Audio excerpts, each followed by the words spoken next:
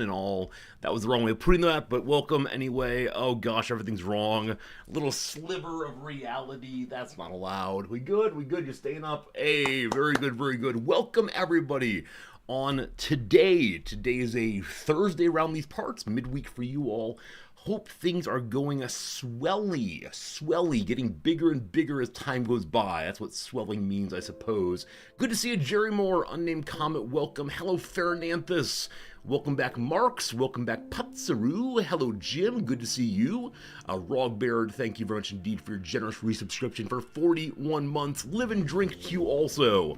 I have no clear water to share with you, but don't worry, I want to engage in water-based rituals with you one and all. Here's my water. I don't know how this goes. Steve, hello. George, hello. What's up today, Dark Crystal? Strawberry Chemist, welcome back. Like the Moon, welcome. If you type in exclamation point intro or exclamation point intro song, you'll get a link to the intro song we've been using for genuinely 7 or 8 years now, by now, I think. Hello today, Mike. Hello, AVD. Hello, Odd Blue Turnip. Dogs, welcome. Hello, Moses. Hello, everyone. Yep, yesterday we played some chess. That went pretty well. Had a good time with that.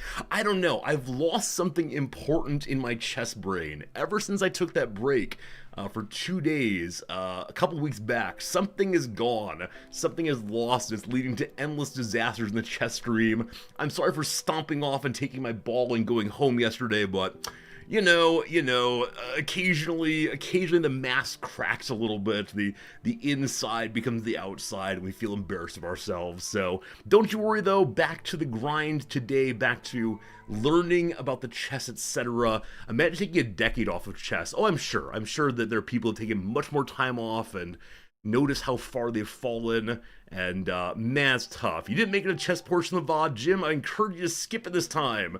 There's nothing there other than pure despair. I think we actually won one match, and we won one round, I think.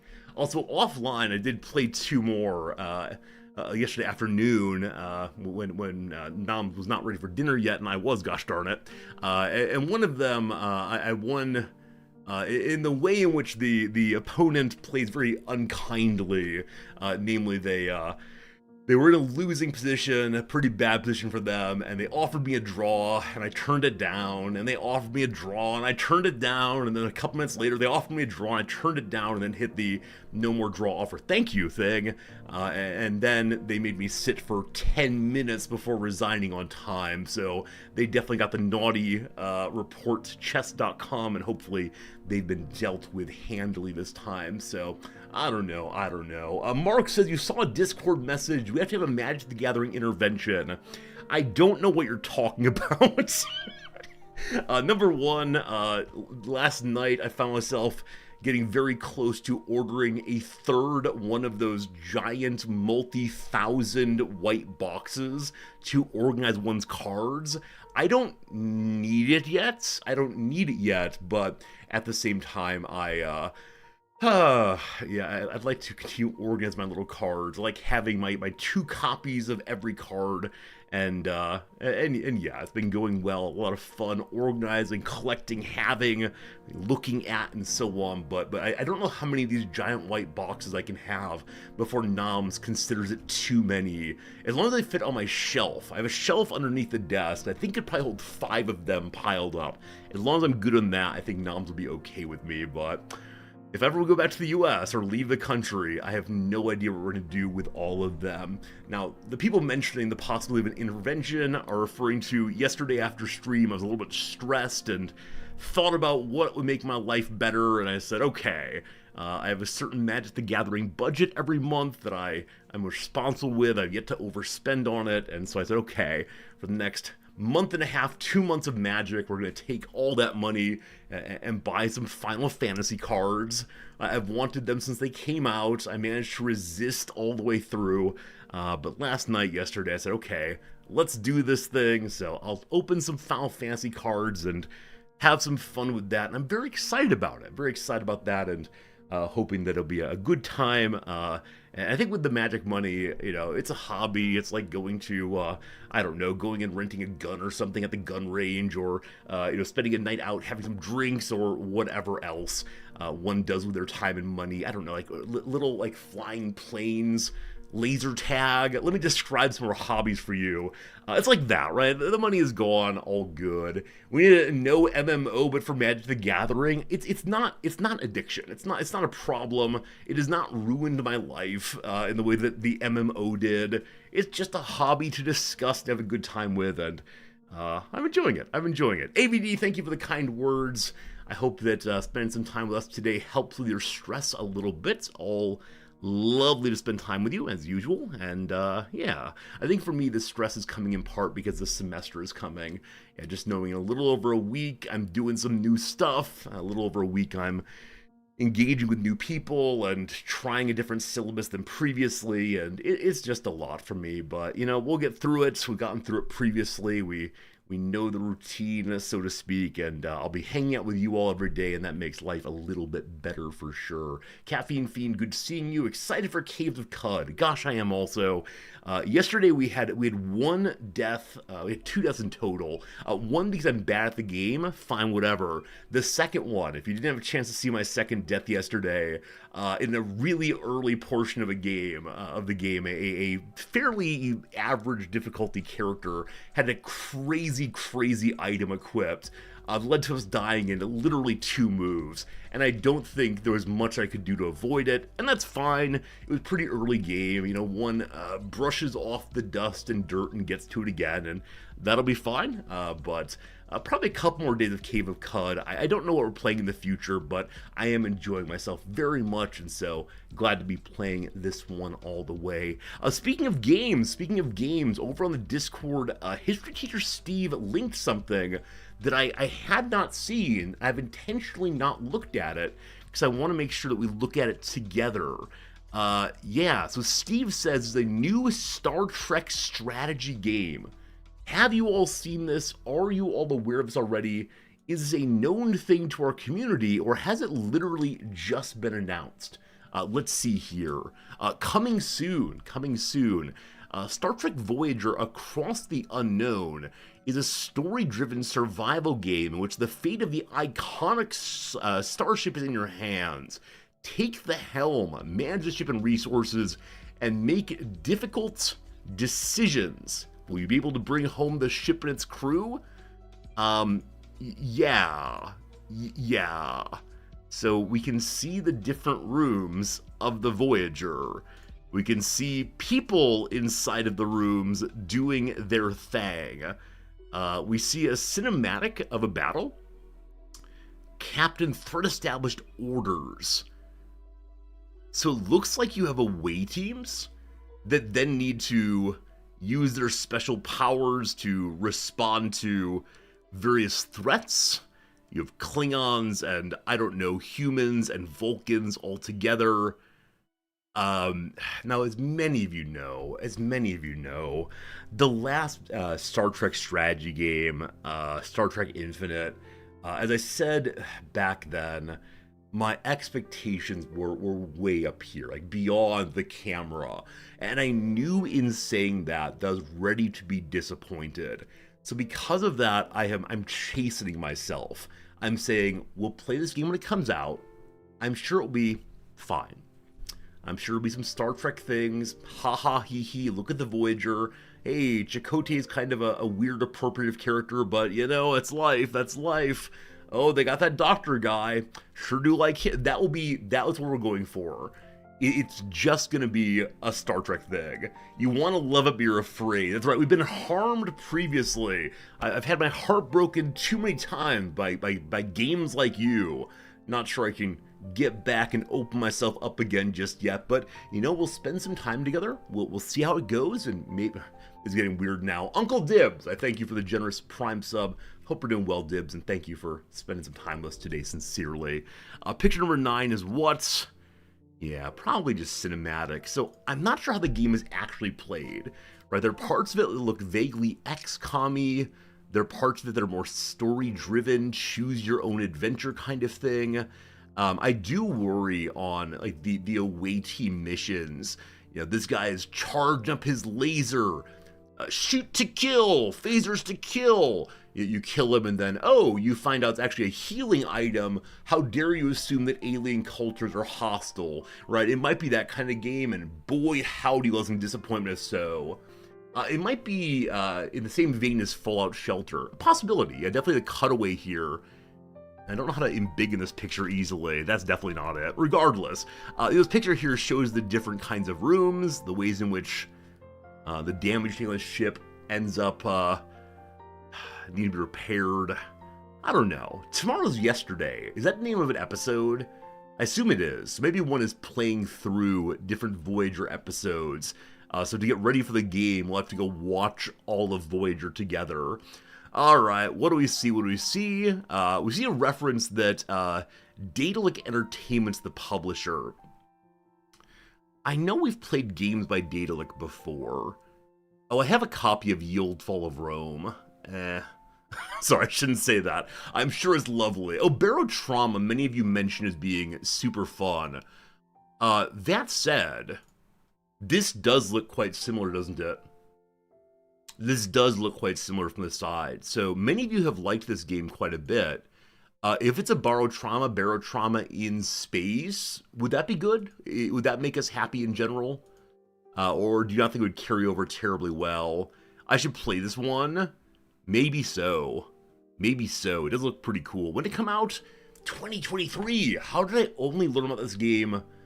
I think like 3 months ago. I don't know what I was playing to learn about it, but yeah, maybe U-Boat was it. Yeah, maybe we should play it. That's the trauma part. Friends, how horrific is it? It says survival horror and RPG elements. Is the horror like jump scares a la Subnautica? Is it instead something involving just it feels bad and your people go crazy, or what? I definitely shouldn't play it 110% horror. Fernanthus, are you just saying I shouldn't play every game until I get to, oh gosh, the only game left is CK3? If so, I'm on to you, but I appreciate your guile. That's pretty good. It does get pretty tense. Okay, I mean, maybe. Maybe we'll play it. I like the look. And at some level, the more I stream, that's what draws me in. Just, oh, it looks unusual, looks interesting, kind of great. Maybe we should play Star Trek Infinite. If you want a horror game, Star Trek Infinite is that one. You know what? I've been thinking for a while of putting like sound effects on tips as a way of encouraging tips because he special sounds. Why don't I just take the Klingon daggers talk money howls line as a tip notification? I'd be so tired of hearing it, but that's a good idea. That's the best idea I've ever had. In fact, I'm getting out a notepad right now to write this one down. This incidentally is my script for today's video. We script in Notepad because they're short videos. What's it gonna be? Right, so we're going to do tip noises. One is Dagger's Howl. And then incidentally, the other one I've mentioned previously is I'm considering taking the It's Raining Men song and just saying yen instead. I think it'd be funny. We'll see. These are the things on the list to do eventually. We'll see. Is that sound clip in public domain? I'm not sure, Dogberry. I doubt that it is in both cases. That said, Paradox is always very kind with allowing streamers to play their games, sounds and all, and so I don't think they DMC Amy over it. We can have a conversation about intellectual theft as a thing possibly, but you know, I just want to put on a good show, golly gosh. If you report me to the copyright police, guilty as charged, surely. Alright, this game is maybe a little bit too horror. But creeping on an underwater ruin filled with horrors. The idea of creeping into things does concern me just a little bit at least. Alright, this game looks fantastic. I will do the thing and add it to my wish list, a thing I almost never do. I should look up a sound clip from Mario's Time Machine that goes, "Would you like this money?" I don't want to be like too sound effecty, sure. I don't want to be too sound effecty. I find that kind of stream a little bit annoying, but let's see. Would you like this money from a Mario game?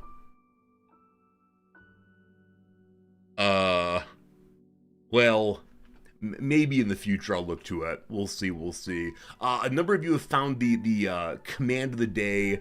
I told you all that I would do this eventually. Friends, officially scheduled as of last night, my 30th of August, which is not this weekend but next weekend, Noms and I are going to do a cooking stream.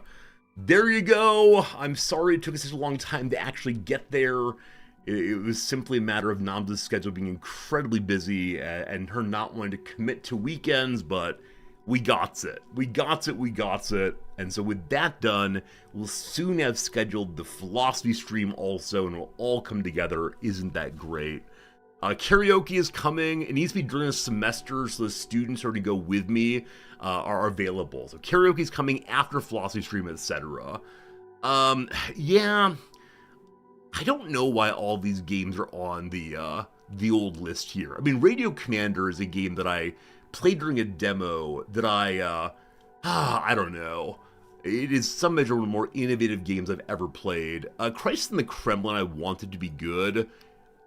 This game, many of you are excited for, playing as a very large cannon operator stuck in a bunker. I suspect that when it comes out, just about everyone is going to be streaming it, which is a little bit sad, but, you know, we'll see how it goes. Espiocracy is a game of maps, but spying instead of warring. Looking forward to it. Mars Horizon, someone probably said I should play. It looks like easier Kerbal. We play hard Kerbal, of course. There's another Star Trek game just announced. Mark, I didn't. What's the other Star Trek game? The Horror at Hyrook. What's this game? Oh, it looks like Cultist Simulator, which I love very, very much, but probably not on stream. Let's build a dungeon. I don't know what you are. Airships Conquer the Sky. For a while, a few of you were saying, Resorty, play this. And I said, I'll look into it. No. The DLC for Mountain Blade 2, super excited for that one. So a lot of things on my wish list are just to let me know when the game is releasing, so that I'm able to mail the publishers and say, hey, you want some coverage? So yeah, the Mountain Blade 2 DLC, so excited. What's Menace here? Now it's coming out eventually, fine. Gilded Destiny. Oh, this is the why can't Victoria 3 be Victoria 2 game? I think it was made by a bunch of modders of Victoria 2 who want their many buttons and sliders and numbers and nothing else. We'll play it for sure. Cybernetics we played, didn't enjoy it very much. The new Oxygen Not Included DLC is not this one, but there is one I missed, I believe. Every Day We Fight. This is being made by someone that I care about. Who dat? Hooded Horse. Actually came out. Yeah, it seems vaguely like XCOM. Though also has real-time exploration, so unfortunately not the best of reviews. And I don't think I've sent a copy of that, unfortunately. What else is here? Yeah, that's about all for right now. That's all you got. Menaces by Battle Brothers. Oh, I see. Yeah, I mean, if Menaces by Battle Brothers people, we'll definitely keep on the list, because we think Battle Brothers is A+ good, yes. The check out Surviving Mars revamp. Oh, good call. I did get an email this morning, yesterday, about something new about Surviving Mars. A game I enjoyed but didn't really get into in a big way. Partially because, as many of you know, the streaming world of Surviving Mars went very quickly from, like, let's make adorable little bases to let's play at the hardest possible difficulty and survive despite certain death. And it was not my jam, and a lot of people came in saying, why aren't you playing that way? And I don't know. It's coming back, remastered, expanded, and even more stunning. Is this more and more what's happening with games? Surviving Mars is not that old. are they just making the same game again, or publishing the same game with the kind of attractive graphics the first game deserved? I sure do hope there's a discount on this game, right? If you have the first one, it's half price for the second one. Because there have been a few other games like this recently. Games released that are really just the same thing, but prettified. And I don't want to like harsh on anyone's work. It's cool to see that it's going to be better graphics and more zooming in and so on, but I don't know. Exactly, Steve. This game did not come out that long ago. I'm nearly certain Surviving Mars was, I mean, it was during my streaming life, and it feels like 4 years ago, maybe? Is that right? It came out 2018. Okay, so a little bit longer than 5 years ago, but still, that's crazy. Oh, they are doing a discount. If you already own it, it's like $20. I mean, $20 is still $20. But I'm glad there is some kind of discount if you own the first one. Yeah, I don't know. Another possibility is they ran into engine limitations the first game, needed a complete rework to move forward the direction. Maybe so. I know that was the story behind City Skylines 2 got the new release of the CS2 to have a new engine that does awesome things, and yeah, that didn't go terribly well, did it? They got their new edition of the engine, but turned away their community in a profound way. Didn't Kerbal Space Engine 2 have the same thing? Like, it's an updated version of the game with a new engine, etc., etc. But in the process of changing engines, they alienated their community to the point that the game is dead. Though, is it still for sale? This is always my favorite thing to look at.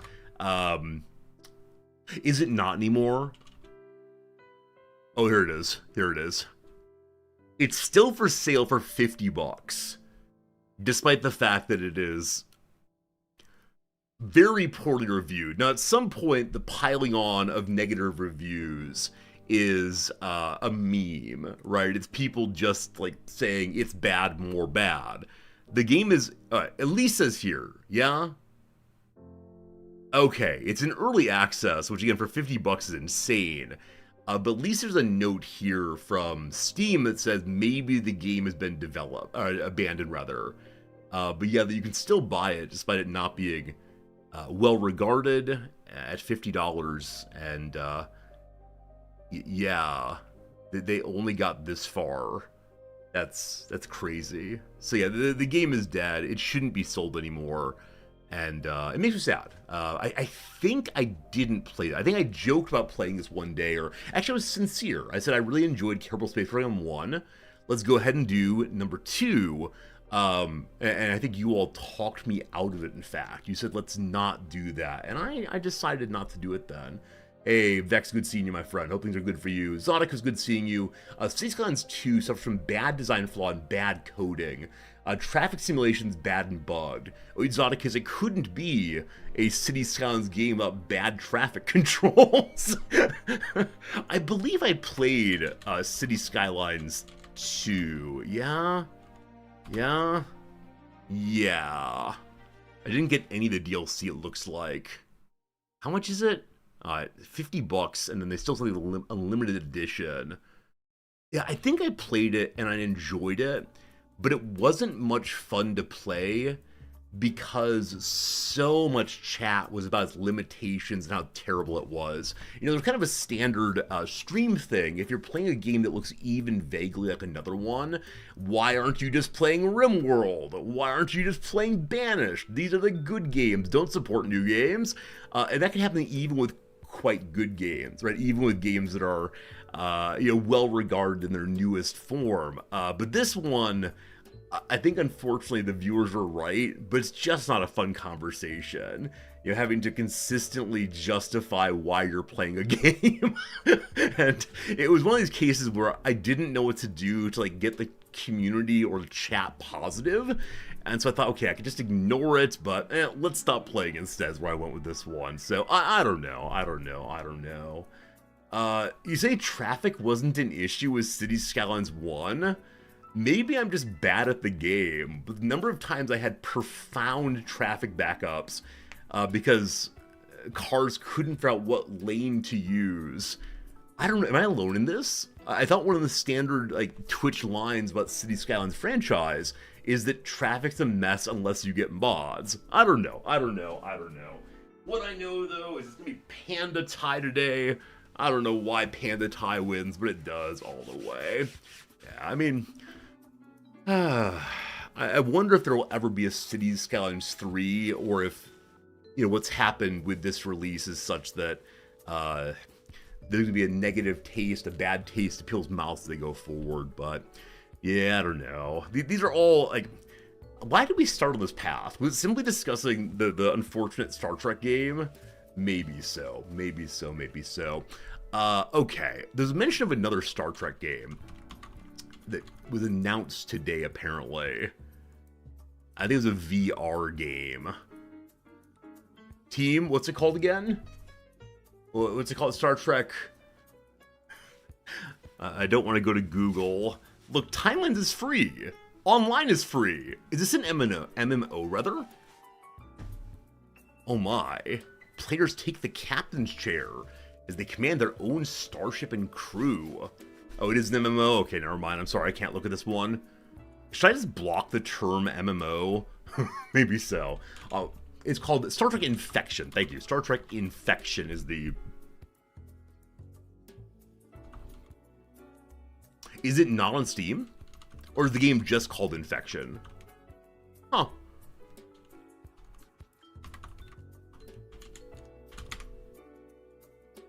It's on Meta Quest.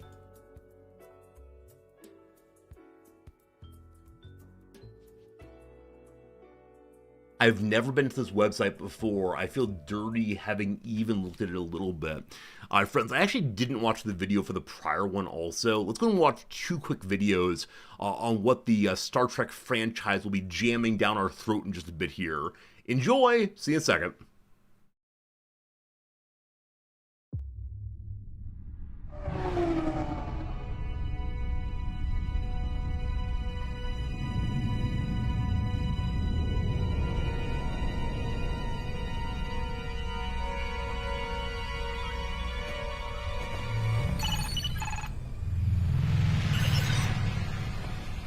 There is a dangerous individual aboard. I have to stop him first.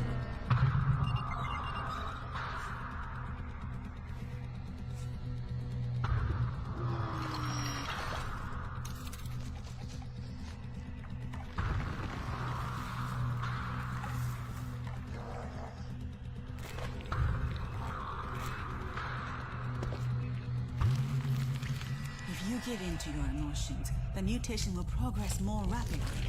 You'll forget who you are. My cognitive functions are affected by the infection.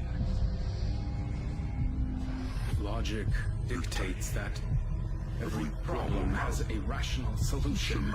You lie, and you hate, and now you're alone.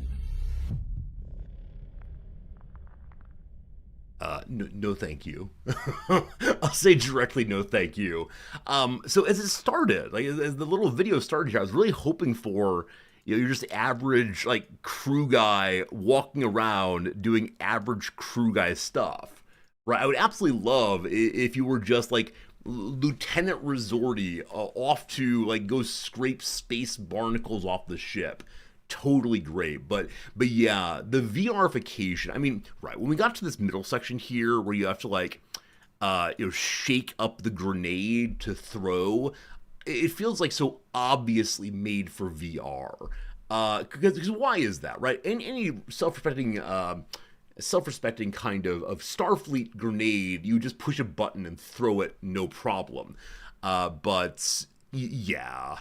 Yeah, I mean, I've never played a VR game at all, so maybe I'm missing the attraction, but it feels a little bit silly here. But again, if you're into VR and into Star Trek, cool, but it's clearly a horror game, and so just not for me.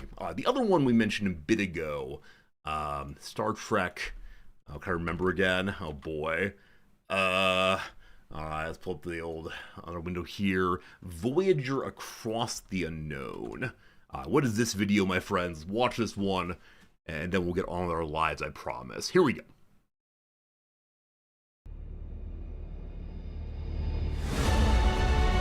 Yes.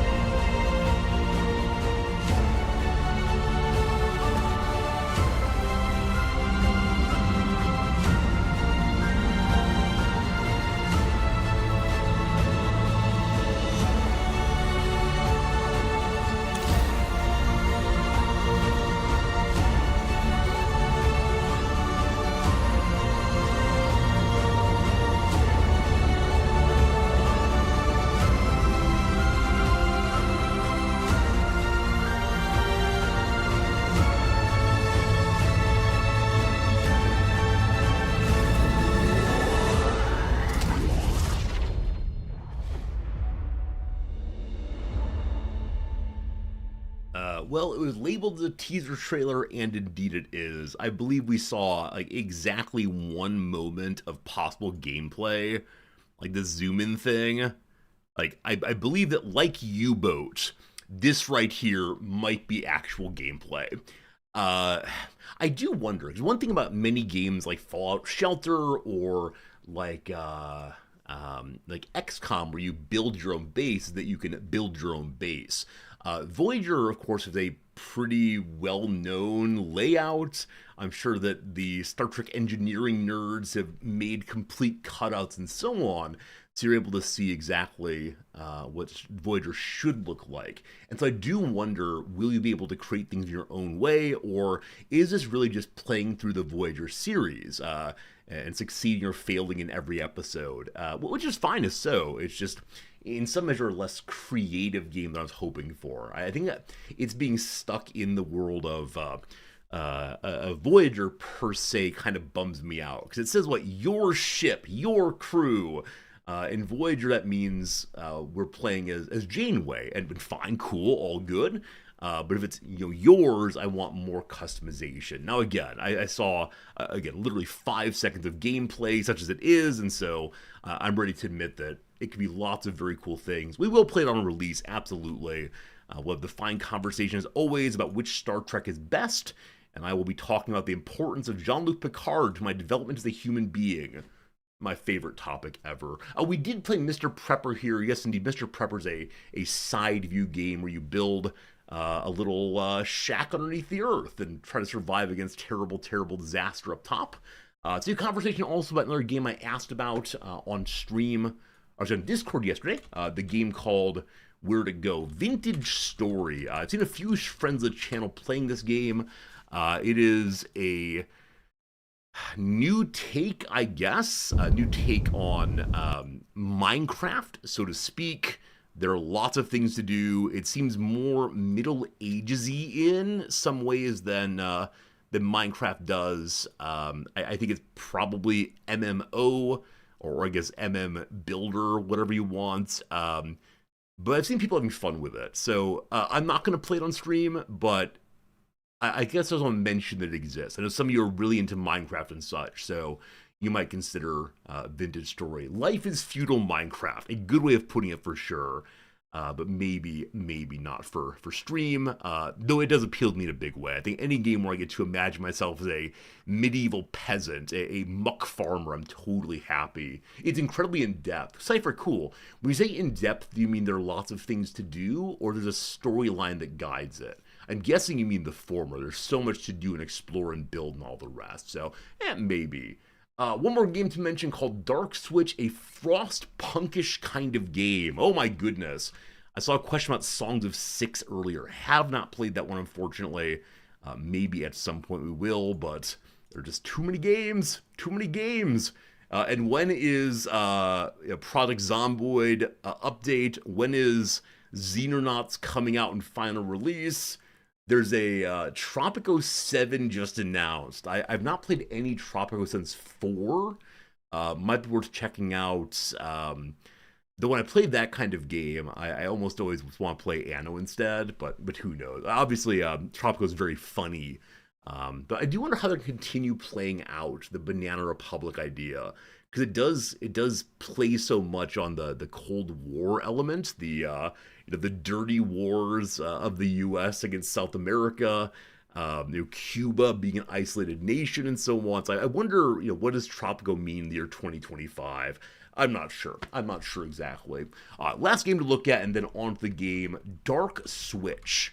Told it's like Frostpunk, hopefully like the older Frostpunk. Here we go. Vertical survival city builder.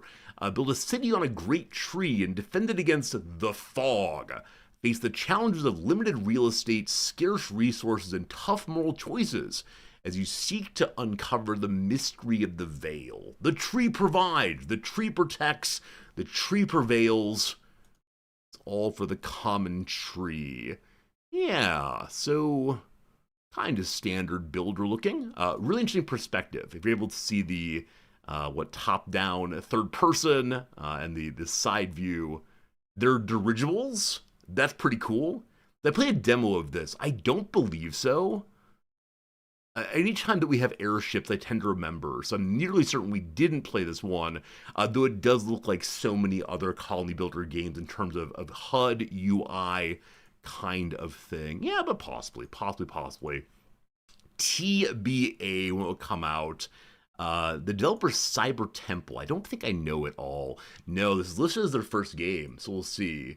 Different kind of Frostpunk. Yeah, I mean, definitely the moral choices seem Frostpunk-ish. This reminds me also of After the Something. No, it's not After the Storm.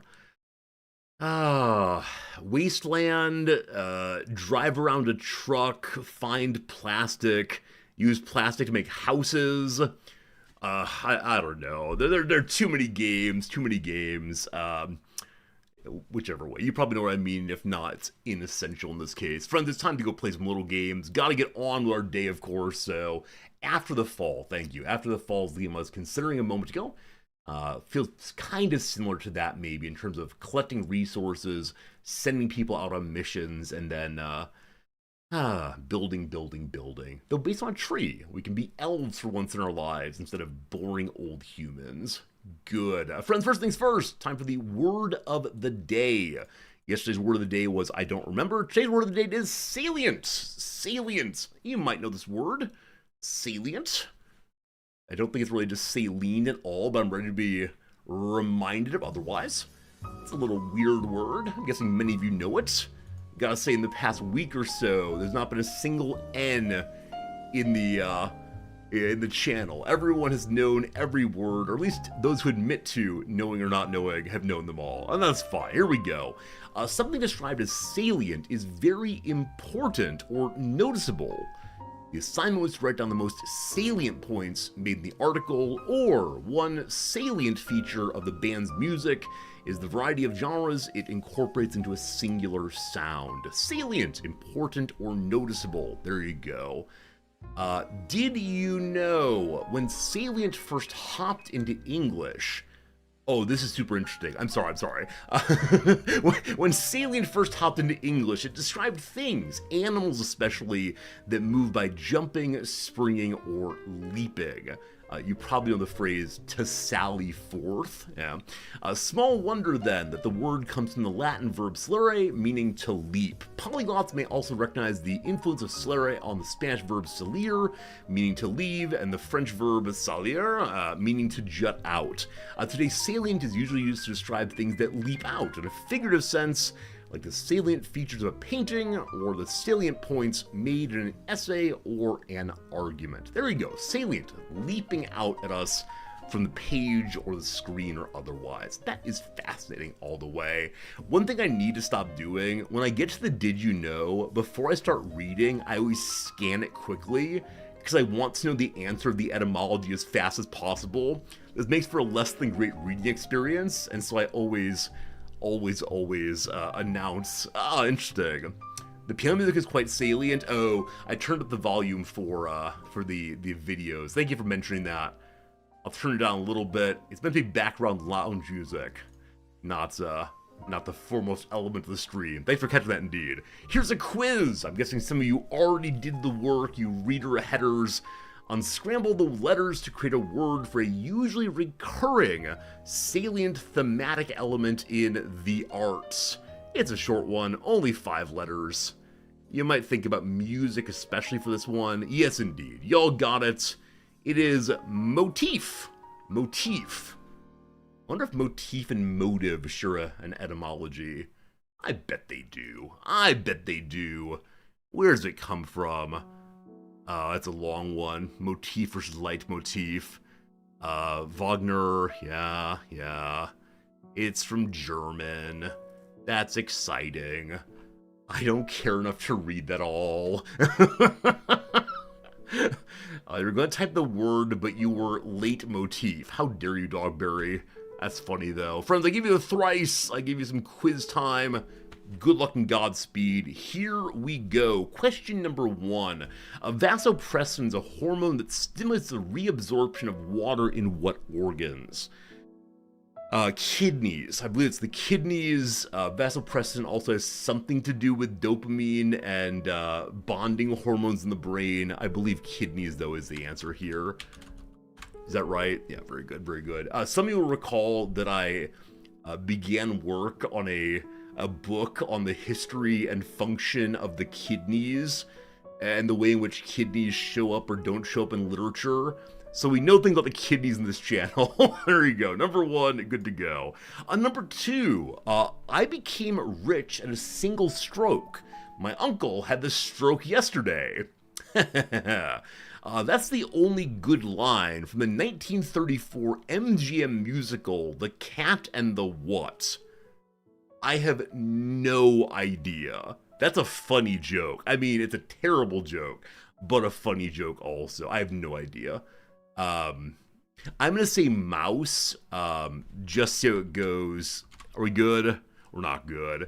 According to the most famous song, Charlie Daniels once waded his soul with the devil and won what kind of instrument? A fiddle of gold. Hopefully they allow fiddle here. Very good. So the cat and the fiddle. I don't know that one at all, actually. Number 3 here would be in a more famous movie musical. In 1971, Tuta Lemkow played the title character on top of a building, playing what instrument? Fiddler on the Roof. I'm guessing many of us know this song here. If not, look it up. It had some wonderful violin playing, I guess. And it's called what? What's it called? The Devil Went Down to Georgia. The Devil Went Down to Georgia. What a great line that is. LL Cool J once famously did a Gap ad wearing a hat from what start-uppy brand that Gap didn't carry.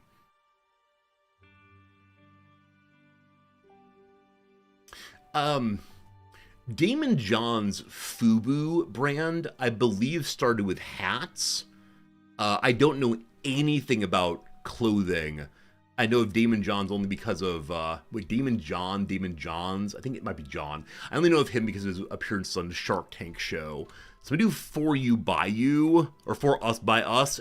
Wow! Wow! John singular. I don't deserve that. That was solely by inference of Damon John starting with hats. My goodness. I'll take it, though. For Us By Us. There you go. Question number 4. Before he followed Buddha around Grateful Dead style, the monk Kundadinya was likewise a member of what Hindu caste? So likewise the question of what class or what caste was the Buddha. I believe he was a Brahmin, but I'm ready to admit he might have been the level below that. What's the level of Brahmin? So the Brahmin is the head of the god. The Castriya, I believe, are the shoulders and soldiers. I assume it's the Brahmin class, but I'm ready to be wrong on that one. Very good, very good, very good. I've had 3 Indian students in my classes here over the years, and they're all from the Brahmin class, and they all feel so unbelievably bad about it. They're well aware of the variety of suffering in their nation and in the in the world, and boy howdy, they don't know how to fix it, and they sure do like their drivers and their maids and all the rest, and man alive, man alive. Alright, we're at 11 points. Wow. We could possibly solve and get the highest score ever today? Is that right? I don't remember now. Last one now. What first lady was criticized for spending $209,000? That's a $716,000 today on a record $437,000 piece White House China set. All right, no perfect score here. Thinking about like the adjusted value here, something inflation. I have no idea. Absolutely no idea. So I could imagine it's Eleanor Roosevelt, simply because it would have happened during the Depression then, and a lot of people are suffering, blah, blah, blah. Though Roosevelt was, of course, pretty well tuned into social issues, probably even more so than her husband. I could imagine it being someone in like the stagflation era of the 70s. I just don't know enough about how inflation works and how monetary values have changed. I mean, Nancy Reagan, insert commentary here. I can't imagine Rosalind Carter doing such a thing. Big old sweetie. I'm going Nancy Reagan simply because I want to speak ill of her, possibly.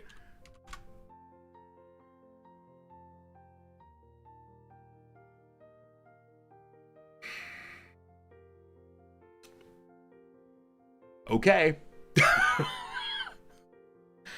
Okay. I'll take it. I'll take it, team. Yeah. Neat. Neat all the way. That's, what, 2 14s in a row? Is that right? That's amazing. Time to speak ill of the dead. Yeah, Nancy Reagan. I don't even want to say she was trying her best. She... yeah, she was an absolute ghoul in a lot of ways, and argued in favor of various programs about crime, about drug use, about sexuality that were very unfortunate. And yeah. All right, up to 199 on social sciences, up to 2.02 on arts and cultures. It's not clear to me that I deserve number 3 or number 5, but gosh. Yeah, back-to-back 14s. How people do? I assume that kidneys is not something that's well... Actually, it is. So maybe it's just the knowledge that the water is needed in the kidneys after filtering. Okay, I'm surprised actually that many people got that one. I think the bowels is my obvious guess. All right, most people got fiddle in number 2. Do wonder how merocentric this one is. Fubu, I'm guessing, wow, most people didn't get it all. I mean, certainly part of, African-American culture, and I have certain assumptions about the kind of people who play a game on geekswhodrink.com, but yeah, cool. Brahmin, yeah, so the people who know the cast got it, those who don't, didn't it? I wonder what the most common wrong answer is on this one. Yeah, it's hard for me to think of it because I knew it kind of instantly. I'm guessing the Untouchable class is pretty well known, as they're a source of much angst for the West for quite a while. I'm not sure. And then Nancy Reagan. Most people got number 2 there. Yeah, cool. Sounds good. Yeah, a good day through and through. Don't you worry. Tomorrow... going real down real quick. We love it. Friends, time for the redactyl. Yesterday was WMD. That did feel great. So today we'll see if today's a happy one, I hope. Put any word you want to in the chats, blah blah blah, you know how it goes, and we'll solve it together. Here we go. Blank blank, both in italics, I believe, so that might be a bit of a help. Guessing it's published, but we'll see what's what. Happy. Nothing involving happiness today. Modern. One modern. Is it French? There's no French. India, not a one. The bassoon, none. That said, Drek, you've missed a few instances of the oboe in the crossword recently. Always good to see the oboe show up. Is it 612? It is not that area code, no. Is it order? 4 orders. So this thing is not literature, but instead a scientific name. Good luck. This is one we'll probably abandon unless a certain chatter's here. We'll see, we'll see. Is suffering with us? None of those. Is it an author? None of those. A process? 8 of those. Latin, you get 1 somewhere. Is it a unit? There's 1 unit. Probably a giant animal, an absolute unit of a beast. Is it a family? There's 2 family mentions. How about literature in general? None of those. A novel? 2. Newton? None. The word master. No masters today. No gods, no masters. Langoon? None of those. Mammal? 2 mammals. How about a species? 12 specieses. Hot boy. the old school. About the time they were using sack butts. The hot boy. Absolutely not, sorry.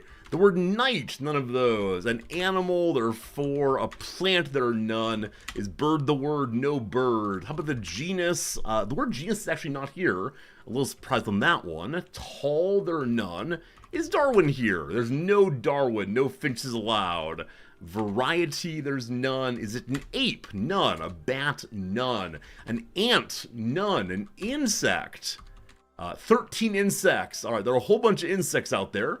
I think it's the case, what, there are more insects on Earth than there are humans. By some, wait, there's more insects currently on Earth than humans have ever been alive. I think it's something like that. A fungi, 1. The dodo, there's none. How about first?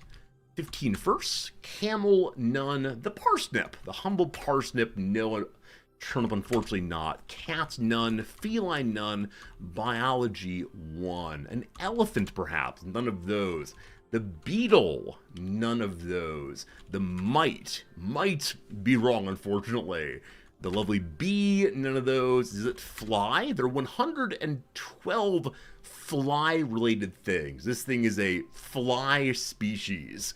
We'll see how fast we can get there, then. Is it a butterfly? It isn't. A rat, no. Does it use a cocoon? It does not. What else you got, though? What else you got past that? What flies do you know? Dropsphila is a very good guess. It is indeed. Can you get it? This is actually a really common one to use, we'll say. Is the word common in it? The word common is there 4 times. Is it a screw? No. A fruit fly. There you go.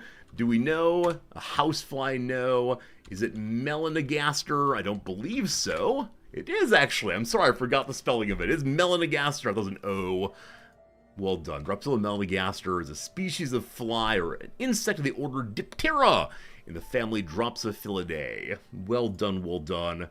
I were to be something very strange and weird, but you got it ultimately. Slow mode's off. Good work, chat. Who got it together? So someone did flying. Shepard did flying. That got fly. Dr. Possible got Dropsphila. Good job. And then Radicus remembered the correct final name of it. There you go. The species referred to as the fruit fly or the lesser fruit fly, or less commonly the vinegar fly, pomace fly, or banana fly. In the wild, D. melanogaster are attracted to rotting fruit and fermenting beverages and are often found in orchards, kitchens, and pubs. Starting with Charles Woodworth's proposal of useless species of model organism, it continues to be widely used for biological research in genetics, physiology, microbial pathogenesis, and life history evolution. It's the first animal to be launched into space in 1947. That's sad. As of 2017, 6 Nobel Prizes have been awarded to Dropsophilus for their work using the insect. There you go. The humble fruit fly and the loyal lab rat doing all the good work for us so we don't, I don't know, attach ears to ourselves and see how they grow. Strange times in Scienceville, but there you go, team. Team, I want to go ahead and do 2, at the very least, 2 of the Rizdactyls. I'm going to start with one of mine, though it is the case there's a very, very, very long list. We are getting more submissions per day than we get through in a day. So we'll have to see if we ever manage to catch up. It's okay we don't, of course. My friends, I have one today, and I wish you the best of luck in getting it. It's something my wife and I discussed this morning that will not help you at all, though. Here we go, team. What you got? Any question you want to, and we'll solve it together. Is it a place? It is not a place. No. Is it an instrument? Oh, it's the elbow. No, it's not an instrument. Is it a Nantrigan? Oh, wait, is it a Nantrigan? Is it Nancy Reagan? It's not Nantrigan or Nancy Reagan. Love it. Is it a person? No. Would it burn when exposed to flame? Yes. Is it a weird human body thing? Yes, it is a weird human body thing. What a question, my goodness. Have I seen it in the past year? Sure. Is it a food? No. Is it Gulchland? No. Is it a weird human body thing? What on earth is that question? What? Is it a useless body part? I mean, largely yes. Largely yes, sure. Though not absolutely useless. Is it French? No. Is it part of the human body? Yes. Is it hair-related? No. It's not absolutely useless, but you could do okay without it, I suppose. How do you read my mind? The appendix? No. The gallbladder? No. No. Is it fingernails? No, you need fingernails. Absolutely need fingernails, for sure, for sure.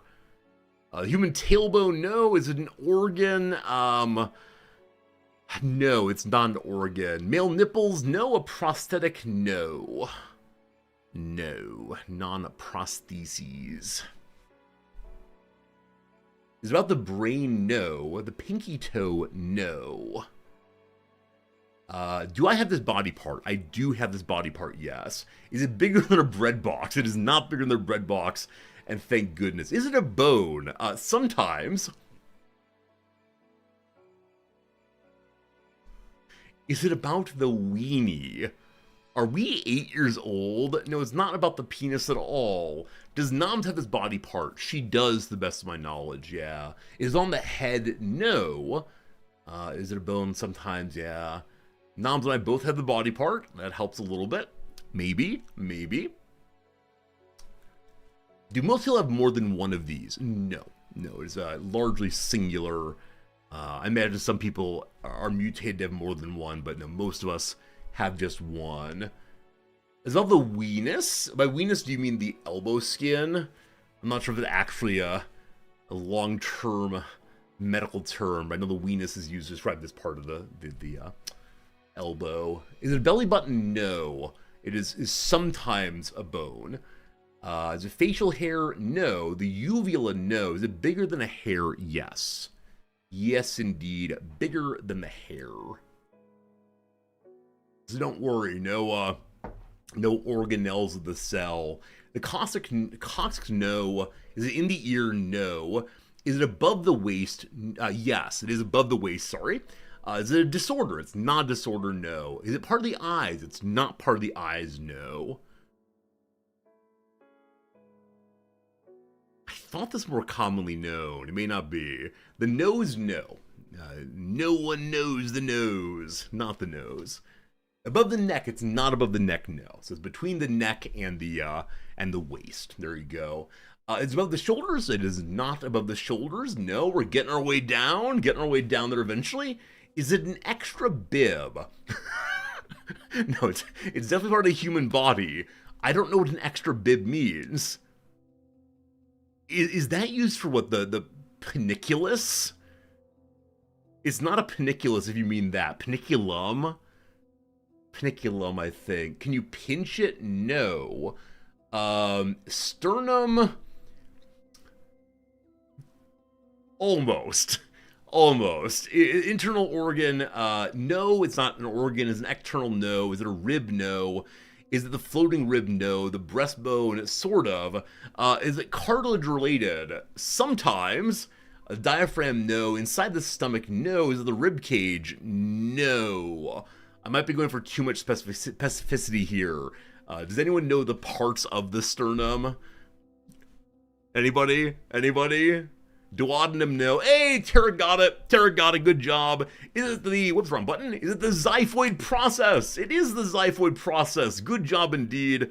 It's just a fun name to have. A xiphoid is inside of you. There we go. Xiphoid process. I guarantee that at least one of you just touched your chest, and I love that so much. In youngsters, in babies, this is cartilaginous. As one becomes older, it hardens and ossifies. There you go. What is it? It's the tip of your sternum, your ab muscles partially attached to it. It's part of what keeps your midsection together. It's called the xiphoid process, and I think it's a very fun name. So there you go. Part of the body you might have known you had, maybe you don't. Let's get feeling our chests. There it is. There it is. You touched your xiphoid. Absolutely. What fun. There you go. You learned something new today, possibly. Let's go ahead and get into ones that are not from me, but from you instead. Noms and I had a conversation about the xiphoid process, wondering if its structural development was similar to the exterior boniness of the larynx there. You know, the Adam's apple in men, and just the exterior bony process of the larynx for women. This part here. There you go. There you go. Questionable things. All right. What on earth should we do today? You know what? You know what? I want to do Slivers Is. This has been on the list for a while. I think it's pretty cool.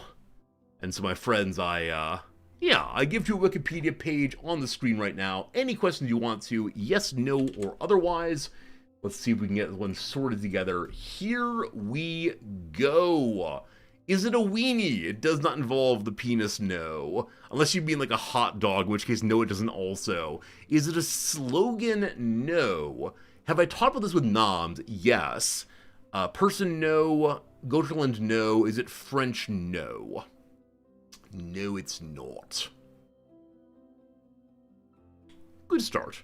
Good start. Is it in World of Warcraft? I don't believe it's in World of Warcraft, no. Is it an event? No. Is it a food? It is not a food, no. Are we pure no's so far?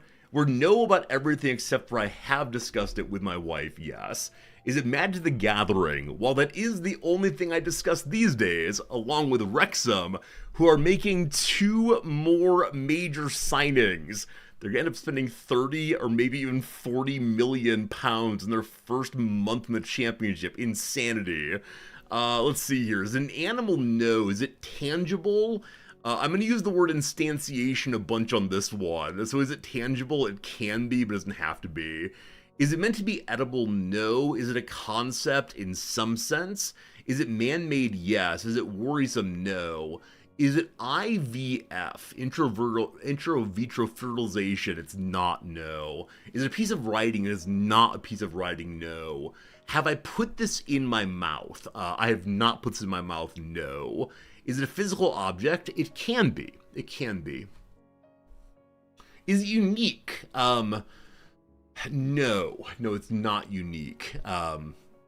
As always, the concept of it is unique. The particular instantiation is not. There you go. Is it a piece of media? It can be. Is it on Earth? Yes. Yes, it is. It is an earthbound kind of thing. Is it a file? No. Is it used for entertainment? No. No. Is it mostly North American? I don't believe so, no. Actually, you know what? I'll say absolutely no, it's not mostly American. Absolutely not. No, no, no. Is it a methodology? Fun question, but no, it's not a methodology at all. I mean, it's... No, I'm not going to complicate things by offering that comment. I can almost guarantee that after this one is done, we will have a new starting question. That will not help you right now, but there you go. Is it mostly used in writing? No. Related to Asia? No. Is it related to European things? Yes, yes. There's 2 ways to this one. One of them is it is European in origin, sure. I'm always interested in seeing how you're going to get there. There you go. There you go. Something involving that. Is it the Eternal Flame? No. Have I seen this? Yes. Did it exist for 1400? Yes. Is it German? No. Is it religious? I'll say it's awkwardly religious from my perspective. Is it a window? No. Is it a perpetual motion machine? No. Did the Greeks know of it? Yes. Is it an art style? No. I'm not sure if I answered it before 1400, but it is before 1400. Yes, absolutely. Absolutely. Has it moved from country to country? If you mean has it moved like a car? No. Is the idea in multiple countries? Absolutely yes. Does it travel by boat? It can.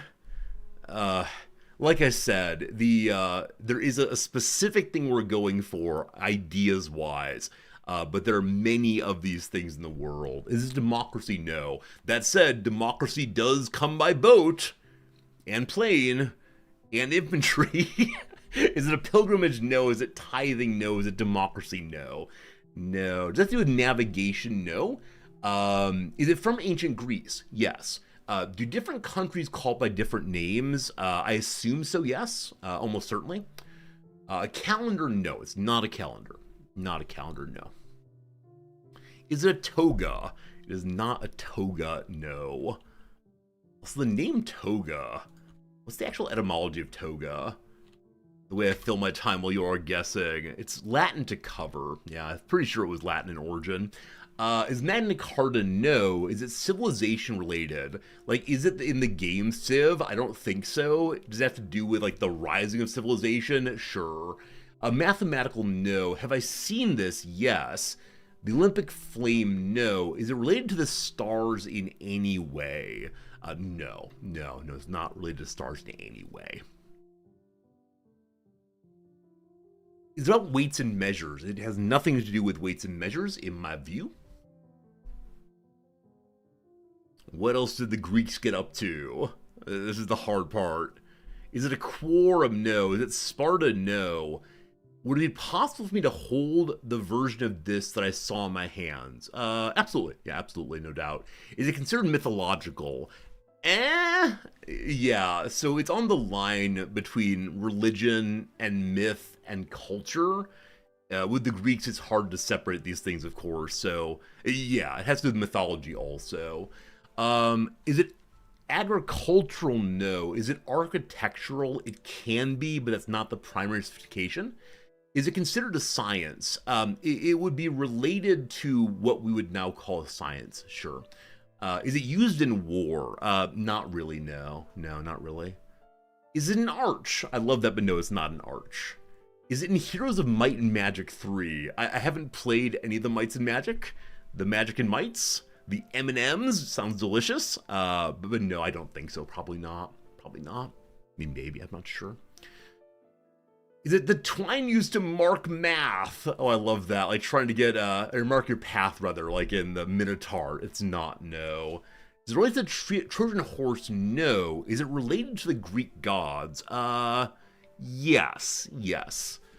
Does it have to do with the concept of the afterlife? It does not, no. Part of the Pantheon? It's not part of the Pantheon. Nope. Nope. I'll mention this. We have discussed this on stream previously. I don't know how long ago, unfortunately. Is it in the Odyssey? There's a reference to something that's nearby to this, but the thing itself is not. Is it Homeric? No. Is it related to healthcare? Marks? Yes, it is. Does it have to do with justice? No. No justice here.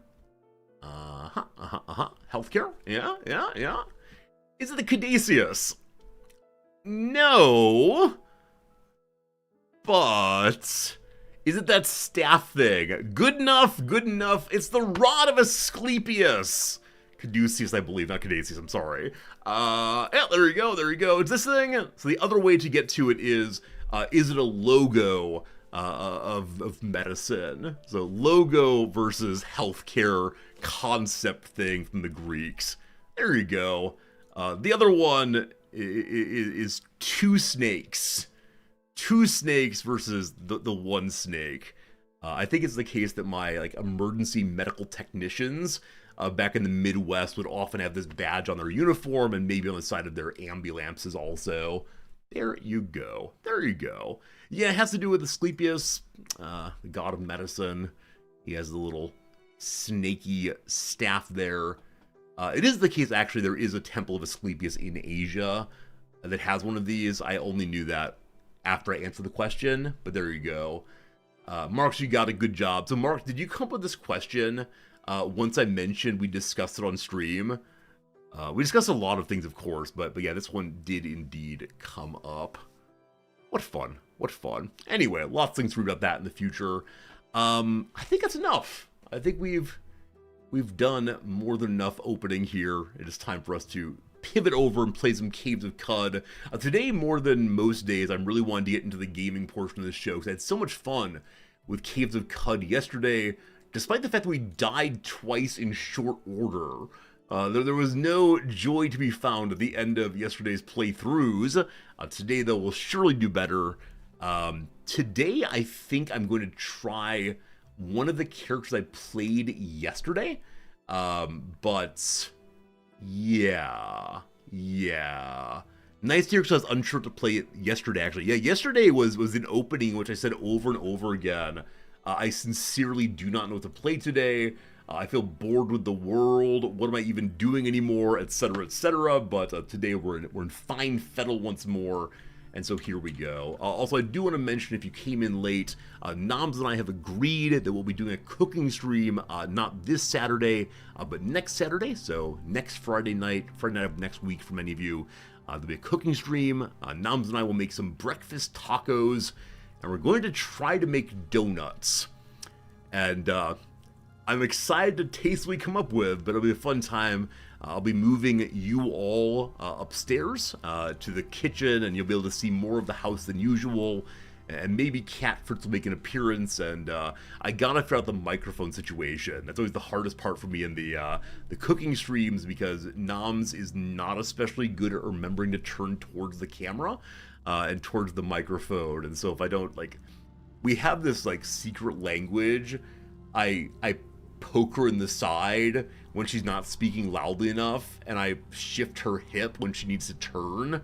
There might be a lot of that on the cooking stream. We'll see how it goes. Do I want some donut advice? Sure, that sounds fine. We'll stream at be at the usual time. I believe so, Marks. It might be a tiny bit later, like half an hour at most, but my intention is to have it at the same time as we always do. That is the goal all the way. Newbie Quddian here. Is a Quddian a thing? Maybe. Caves of Qud. So simple, QED. The temperature of the batter and the dough really matters. Which way do people usually go on batter and dough? Do they have it too cold or too warm? We're getting like a at-home Japanese fryer bucket thing. So that part should be covered. I'm not sure. Let me grab a jacket back in, I don't know, like 4 seconds. Gray jacket, fine. You missed the conclusion of the cat sitter the front door key. She finally gave it back like 4 days after she was supposed to. She probably made a copy of it so she can sneak into our home and steal the cat when we're away, no doubt. Or steal my Magic the Gathering cards. Unacceptable. Anyway, let's get to it once more. We're going to kind of speed run the opening conversations again, because they are going to be the same as last time, as we will be playing the Joppa start once more, as it is the start for newbies, and at least understand it in general. So we're going to do a preset again. I want to go ahead and do Riz Chargy once more. Riz Chargy, the centaur who must stay wet, but has the ability to teleport out of danger and charge back in over and over again. And my hope was we can find them a big old axe early game, because last time we played, we made it to level 4 with still the very starting axe. That was a little bit sad. So I don't know. Riz Centaur, Riz Entar. Perfect. Riz Tar is probably better, but here we go. Those of you who have played this game and enjoyed it, how far have you gotten? What is the like punchline of your most exciting playthrough ever? Did you hit level 100 or what exactly? Roxas says for making donuts, if you're making a pre-made batter, it'll give a target temperature, but generally 75 degrees Fahrenheit what you want. 75F. Okay, I'll think about that for sure. I think we're making our own batter on stream, though I haven't looked into how that's done yet, so we'll see. All right, here we are as always. We have an opening conversation with Buddy right here. We say, "Whom are you?" He tells us about his little city here. We then invite him to tell us for work. He wants to figure out what kind of animal is eating all of his crops. The main story ending of this game is good. I should aim for that. Okay, so when I played on my own off stream, the farthest into the game I ever got was finding some like group of people who live underground, and they wanted me to do some mission to get them into, to let me into their home. I didn't finish that mission, whatever it was. Yeah, there we go. Are doing yeasted donuts or cake donuts? Rock Smash, my intention is to make two things. Number one, old-fashioned donuts, and number two, apple fritters. There you go. This fellow wants to take an item to the far north. As always, I'll tell him I'll do it, and we'll see what trinket he has given us to carry far to the north. It is, this time, a bubble level. So, once again, an item that's used by carpenters and plumbers, I suppose, to hold things at a true level there. Okay, we're going to bounce over and say hello to the trader as usual. I assume he has the same kind of items as always. That leather armor, which gets rid of a negative dodge, I would like very, very much. I'm going to glance through and see what else he has that isn't too expensive. He has the exact same kind of axe that we have, that 5 penetration, 1d2.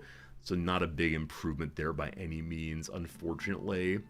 Did a very popular YouTuber do a video on this game? Oh, I assume so.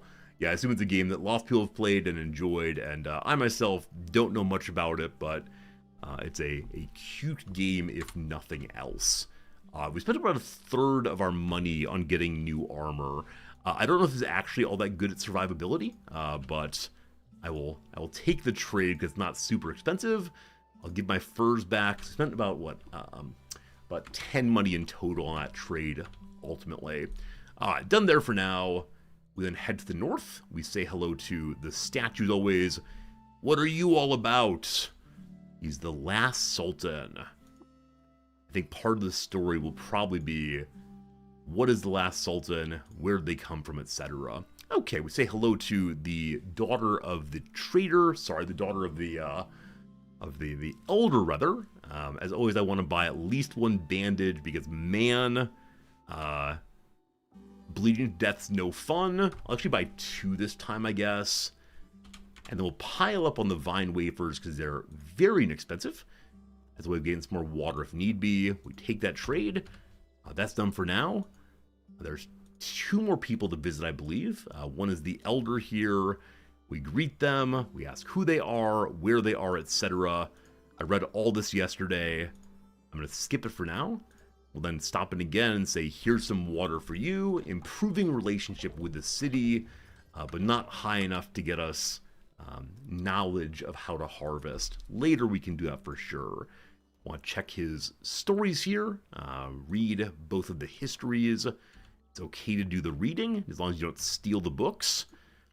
I have done playthroughs where I've attempted to find as many books as possible. I believe they're relatively expensive items, and they don't weigh that much. And it lets me imagine being a librarian deep beneath the ground. And I think that's a fun kind of spelunking to do. All right, last visit. We go over here to the tinker shop. We greet the tinker. We take his garbage. I don't know how much it sells for, but I should go sell it probably. We then say hello to him. He ignores us entirely, gives us a job to go find a knick-knack, and I will go do much the same. Those of you who watch this game as well as playing it, or perhaps instead of playing it, who have you seen play this game who plays it well? And plays it well here, I don't necessarily mean beats the game tremendously, has all the strats, but instead plays it in a way you find compelling to watch. And what do you like about the way they play it? Because I myself know very little about the streaming scene of this game. I know very little about what makes a good stream. I just know I have a good time playing it. All right, got 5 water back. We are done in the city proper. We then head on north to the graveyard and attempt to meet one more statue of a pharaoh. Drid's pretty good at it. Very cool. I mean, Drid's great. They rated us yesterday, so I need to say positive things about Drid all the way.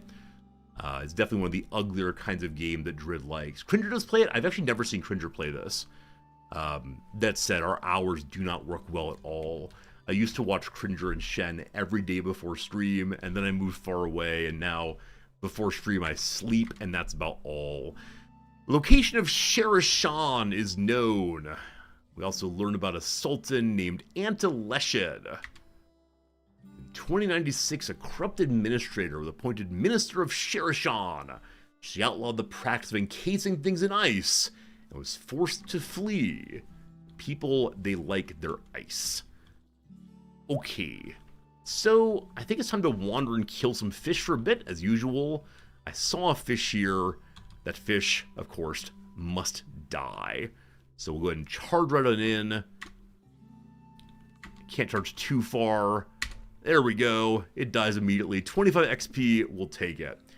I head to the west usually. Today we'll head to the east and see what we find.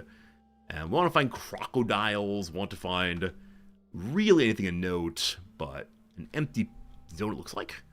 Into the next one then. Uh-oh. Uh-oh. We discover the lair of Leo Degarut, a legendary glow pad. I don't believe that glow pads can move. I think. I believe they're just like lily pads. A leaf disc gleams through luminous veins. It can bite. Now, is it possible that the legendary one has feet, and that's what makes it a legend? Like, should I be running away from this place? Probably. I'm just so curious, though. Also, I don't know if legends are layers that are necessarily underground. Oh boy. A lot of bones in there. I see a fish. What a strange world. They did their legendary everythings. So we're swimming in deep water right now. What's this? Oh, it's just a water vine I couldn't see terribly well. There's blood in the water. We marked this place on our map. Maybe let's come back later. There's the stairs down. Maybe another time, perhaps. And I don't know if I'm strong enough right now to kill lily pads. And I don't know how much XP they give also. The idea of some lily pad having such fierceness that everyone fears it and calls it a legend. Like, what would a lily pad do to lead people to fear that lily pad? We found a crocodile or alligator, or whatever it is. May I charge? I may. We dismember immediately. Someone critical hit someone. It critically hit me for 4 damage. My armor was immediately cracked. So that 2 leather armor is now but 1. I can freezing ray it. I should have done that before running in. We then attack it. We win big. We get some XP, but we have indeed suffered mightily for it by losing 1 armor. Legendary doesn't have to be scary. Maybe it's legendary for its beauty. See, this is the problem. I immediately thought, let's go kill it. If it's a beautiful thing, why would anyone kill it? I should take pictures, or take it to belong in a museum, or maybe it's just nice to know it's out there. Good call. I think in a game like this, I assume legendary means awful. But maybe we can be friends with the lily pads. I don't know. Unfortunately, the fish must die, though. Here we see a dragonfly actually fighting against a lily pad, glow pad. Apparently the glow pad is too beautiful for continuing existence. Same with the fish, unfortunately. I love the idea of someone fishing by jumping into the water and swinging an axe. I'm sure it's been done. I know people do spearfishing, but still. They're Lilliputians. I love that name very much. Sounds Gulliverian indeed. Level 2! Friends, an ad break is coming. I don't feel like taking a break yet because it's a very early game, so we're just going to keep playing a little bit and see what's what. Lilliputians. Alright, the level up. 66 skill points. I believe I'm just saving right now until I can get my cleave to have a chance of destroying armor. That'd be lovely, but we need more points. And then mutation powers. Higher level teleportation is so nice. You have a chance of going to exactly where you want to go. The higher level it is. But carrying more stuff is nice. Better freezing ray. I want everything leveled up. Higher move speed, more carrying. Okay, for the purpose of running away, I'm going to increase the strength of my bonus legs. What's the point of being a centaur if you can't carry lots of things? Maybe even a rider, who knows.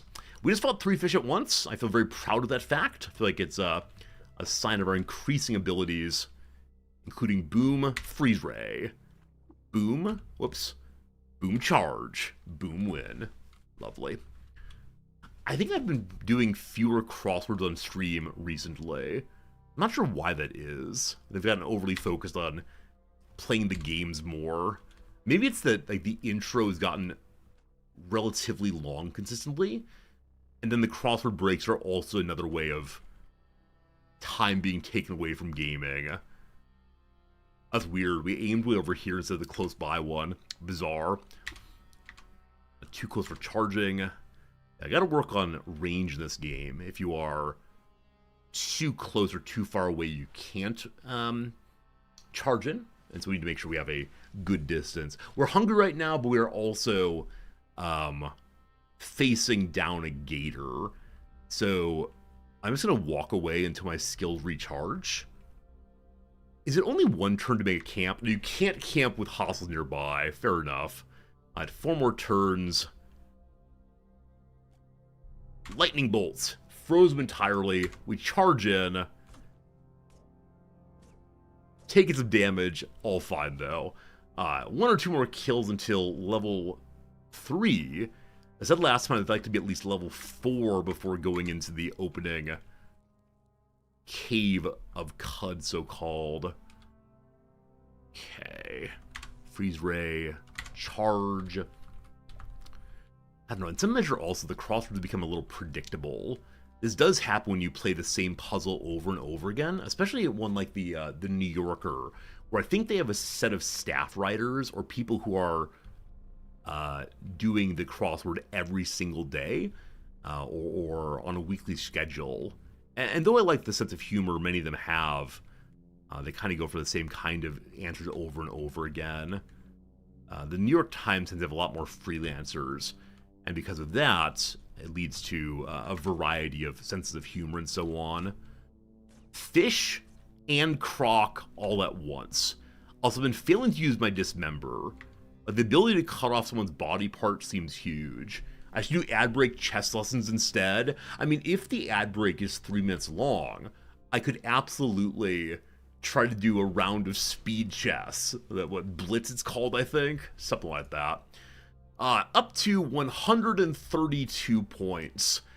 We need 1 more level up for that cleave. Cannot wait all the way.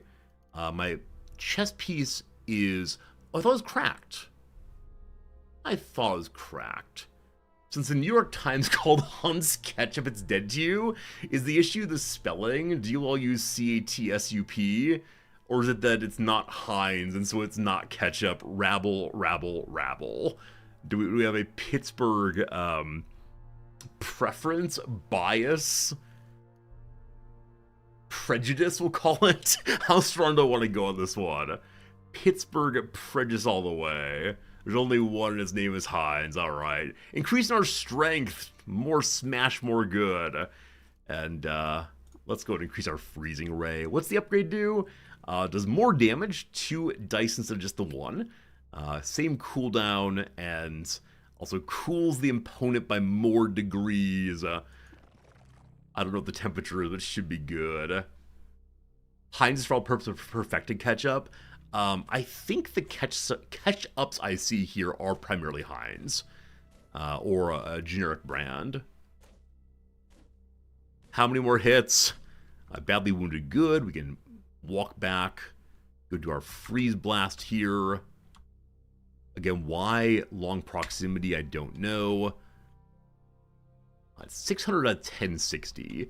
I feel good heading towards the cave now, I believe. You want to try mushroom? Mushroom catsup? Mushroom ketchup? Is it mushroom flavored or made with mushrooms or what? I can't imagine. I don't like mushrooms that much. Actually, I don't like them when they're slimy. The issue is not the taste, it's the texture 100%. Hey, how's it going today, TJ? Maybe free from wax flab. It's true, my friend. We had a playthrough. I don't recall how long ago it was. Probably a few months back. I think I played it offline, actually, in which we ended up having our face turn into some horror that leaked constantly. I want to stay away from mushrooms very much. They're very confusing. I don't know. Ketchup is a style of condiment. Really? I thought it was just a word for a tomato sauce, I guess. Had no idea. Good to know, though. So is ketchup just like a mashed up vegetable with sugar in it? Sugar and water, maybe? Sugar, water, and corn syrup? I don't know what ketchup is made out of. I've never been a ketchup fan. My little brother loved this stuff when we were young. He'd put it on basically anything, hot dogs included. As I've mentioned before, as a Chicago inn, we do not eat ketchup on our hot dogs. Never, ever, ever. But no, I didn't actually know that ketchup was a sauce type. By any means. Where are we on the map right now? Where are we in the world right now? Alright, we want to go to the northeast. We're going in the right direction. I'll find that. I have yet to see an ape. Actually, in the last two playthroughs, all of yesterday's playthrough, we hadn't seen any apes at all. Where in the first playthroughs of this game we had, there were hordes of the things every time. There's a crocodile right over there. It's busily fighting. Let me join the fray. Isn't that a band? I wish to join that 1990s band, thank you. Okay. If there's anything else on the map, we'll look around a little bit. Ketchup is a generic thing, there are no rules. So I can make anything and claim it's a ketchup. I love it. What's this? What are you, cutie? A chitinous puma. Hex plates of firm and mingled fungus fill raise the plane of fur across the cat's back like a meadowed mesa. They're rubbing against each other. Sounds like blades of grass. Alright, chitinous is like a bony armor. Armored claws, 2 of them, and it's currently sprinting. I'm guessing they're going to attack the dragonflies here. I'm going to get involved in this. It says a tough enemy, but we froze it. Good. Charge on in. Dismember. It's still in fine condition. Now, it hasn't done any damage to me yet. Now it has. So it's bleeding. I'm bleeding. It's still fine. And it didn't attack the dragonflies with just the 2 of us. I do have 2 bandages. I'll take the bleed for right now. It's injured. It's injured. I'm at 12 HP. My health went down quite a bit now. Alright, time for us to fly away. Oh, glory. There's another puma that way. That's not great. So we'll go this way instead. Oh, there's more of them. Oh boy. Okay. We got this, no worries. So, bandage, go. Not bleeding. Time for... My freeze rate's up in 10 turns. I'm considering sprinting off the map. We know to the south is safe, so sprint on. Let's go. The animal's coming also. Are you sprinting as well? It's not. Also, we cut his tail off. That's pretty great. Freeze ray is...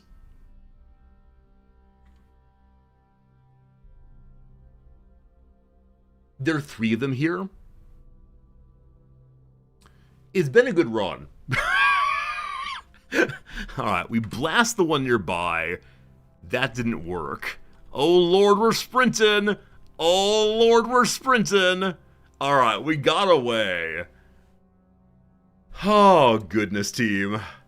That was almost a very unfortunate outcome. We, of course, now go look for the wounded puma at least. Oh, the 3 of them are still together. So I'm very grateful that I have the super fast legs. If I did not have those, then absolutely we would have gotten caught up to there. The one here is somewhat wounded. It's the one that attacks initially. I would like to... Wait, are there multiple ones? Or is that a sign of it, like, running forward? I can't see how many there are here. We're going to dismember again. We didn't break through. We're both wounded. Health below 40.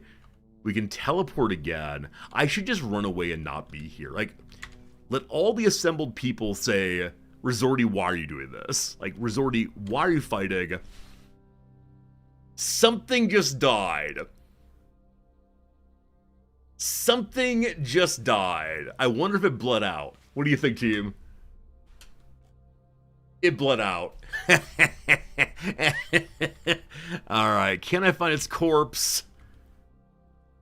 There its hindfoot. Huh. I don't need to find its corpse, of course.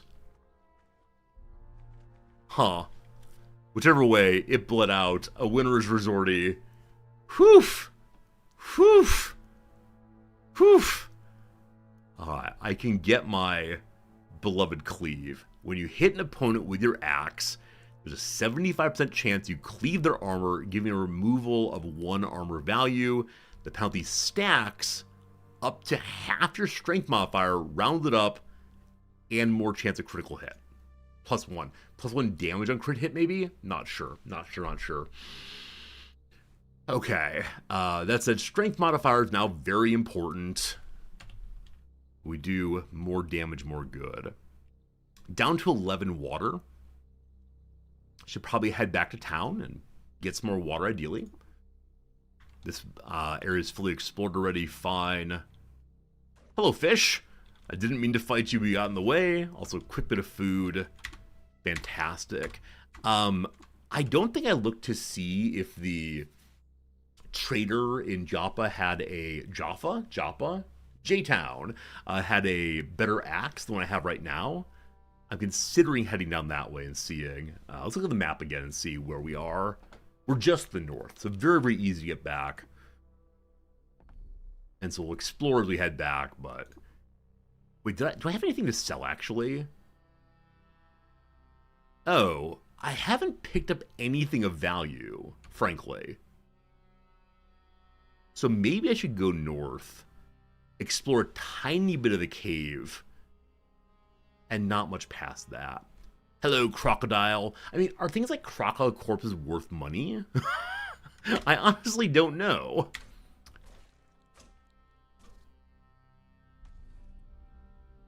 Okay, so I can get... Oh, actually, I can't get the corpse here, because we got meat instead. It's our first time picking up meat. So, cool. Can I make alligator boots? I don't know how to do that. There are a lot of things that one can do in this game that I've never, ever seen. I'm such a Qud baby. I'm guessing you can make clothing at some point, but it is absolutely beyond me right now. Haven't even seen a loom, I'm afraid. Hey, Wooey, good seeing you. Love seeing new Qud players. Thank you. I have played a little bit, but not enough to call myself even slightly competent. Such exploration. Such finding nothing. Alright, down to 10 water. We're fine. Hoping to find a random chest. Crocodile to the west. Crocodile to the west. If my character sees it, I should be able to see it. No doubt we won't walk right into it. See a bunch again? Not much. Back to auto explore until we find it.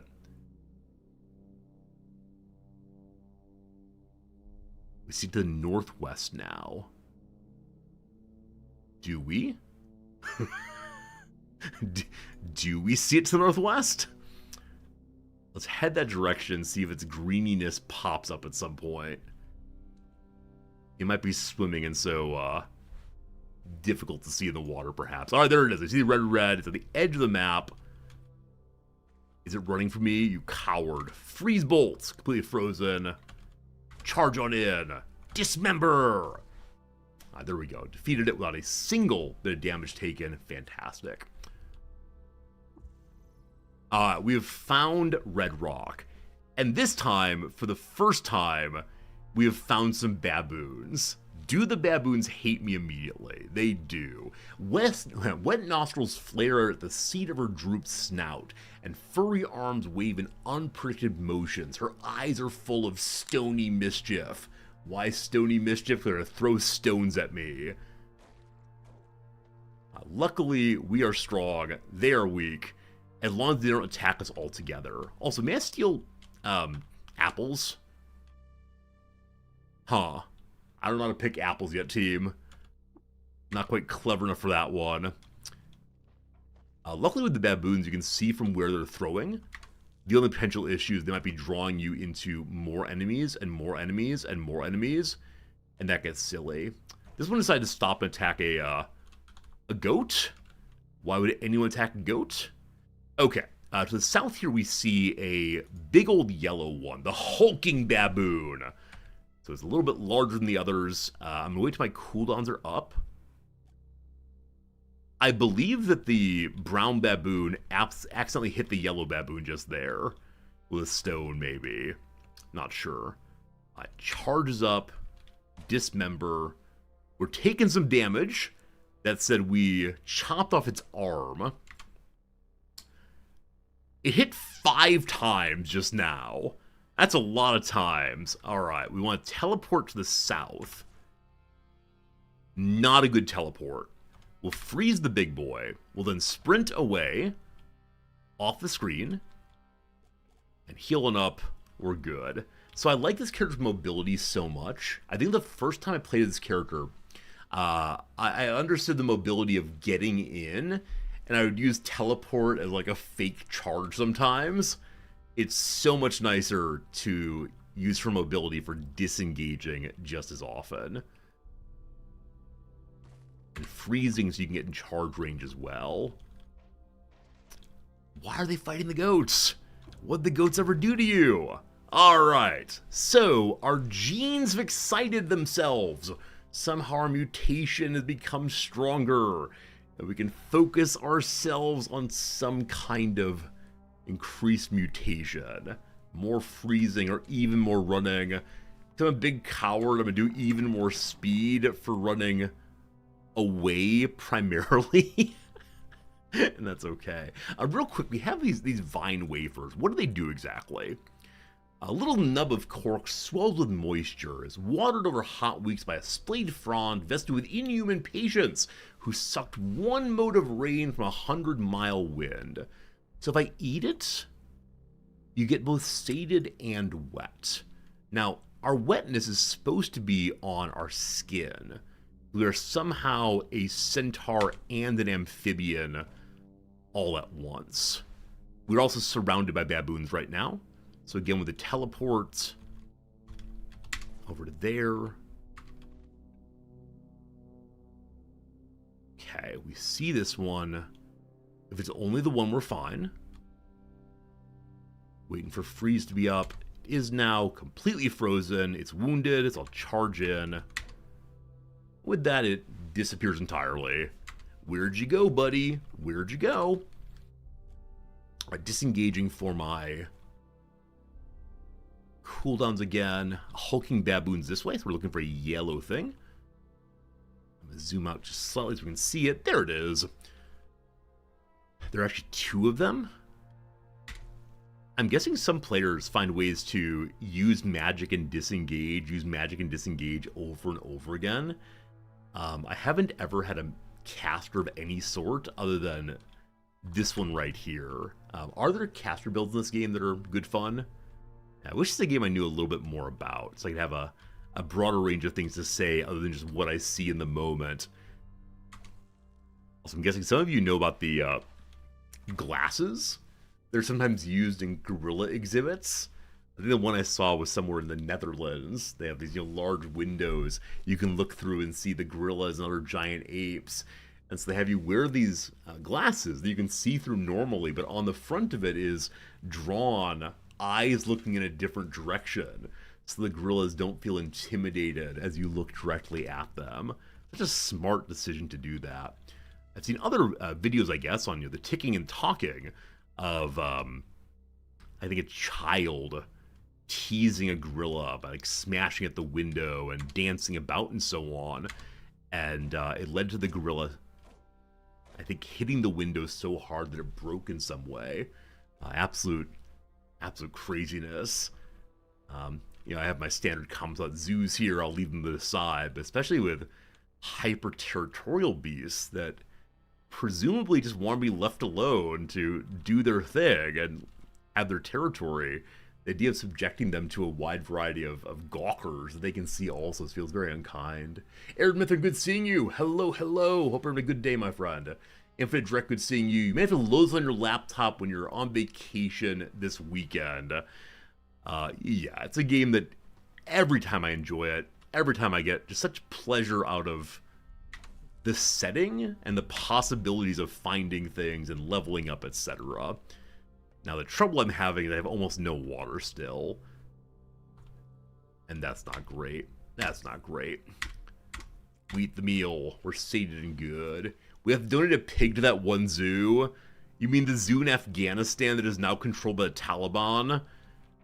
I wanted very much to give a pig to the Kabul Zoo, but then we established that while that may have been possible under an earlier government there, it is certainly no longer possible. Okay, it's time to disengage in a big way. That's fine. Maybe I sprint this time and just run away. Hang out back here for a little bit. Are you the wounded gorilla or no? You're in perfect health. You're in fine health. Freezing rays up. I mean, charge on in and get the kill. At 14 health, I feel fine engaging this. I'm going to pass my turn once or twice. They came into range and got through some damage. Level up. Level 6 this time. Alright. So I'm at higher level than I want to be. I mean, it's always good being higher level, right? Nothing is wrong with that by any means. But I'd like very much to get into the, this is bad, get into the cave. We discover a kitchen of Mukus, the legendary chef. I don't even know what that means, my friends. Mukus, the legendary chef. How do I figure out what this place is? It is not one I know at all. Is it on the journal? It is. Do we know what mucus is? Can we learn what mucus is? Is mucus friendly? We don't know. Time for the cooking stream with mucus. I worry that it'll be to serve man all the way. And I want literally no part of that, of course. We have mutation points. We're at 3 right now. I'm going to wait till 4 next level and see what we're going to get. He seems to be a merchant. Okay, I didn't see that he's a merchant. If we can check that out and find out how that is, we can go say hi. I just don't want to get eaten, etc. Charging strike. Usually they're safe. ... Alright, Mithrin. In you I trust, my friend. When you charge with the axe and hit, if you cleave their armor, they get an additional -1 penalty to their armor value. It's on top of the cleave there. If you have dismember, which we do have, your chance to dismember when charging an axe is double. If you have a cudgel instead, you will automatically daze your opponent. So cudgel and axe together can be powerful now. Or I can stop dumping all my points into Axe. And, take meal preparation or something to have nicer food. Is there anything that'll keep me alive longer? Staunching your wounds. Make sure that it's less likely you'll end up bleeding out. Endurance. Shake off, or swimming, or tolerate the poison. I'm gonna shake off my, my stuns. I'm gonna take intelligence in marshes, so we can find more interesting marsh locations when possible.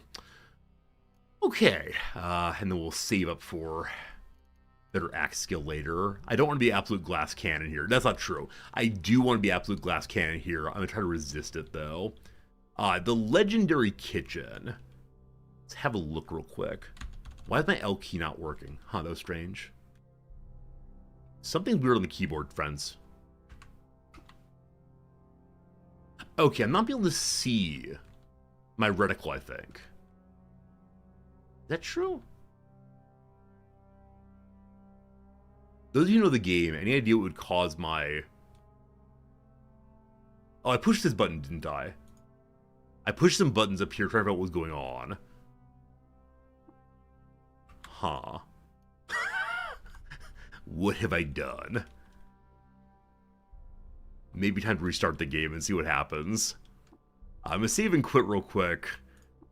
Hopefully I haven't destroyed... Oh no, it's stuck on the screen. This happened once before. I don't know how it happens, but I'm doing Control-Delete and restart this game. We'll be just fine in a moment there. Caves of Go Away. What a weird little bug that is, isn't it? Not sure if it's to do with display or control or what, but kind of annoying. Loading back up. We're fine, we're fine. Hoping the kitchen gives me an opportunity to get some water, maybe. It's also open on the wrong screen now. Is it Alt? No, there's some button to push that lets me change what screen a window's on. Friends, do you remember what button it is? It's opened on your monitor. It's Control arrow, Shift arrow, Windows arrow, Shift arrow, Alt arrow, Control Shift, Control Delete. Windows B, Windows arrow.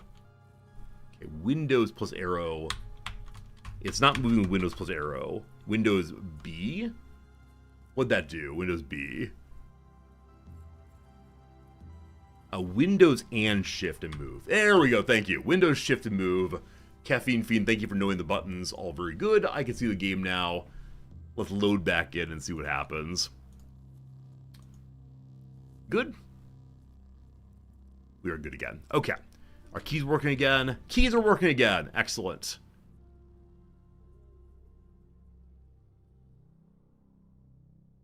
The resolution's different, isn't it? Everything is much smaller, I believe. Is that okay? Everything's very tiny suddenly.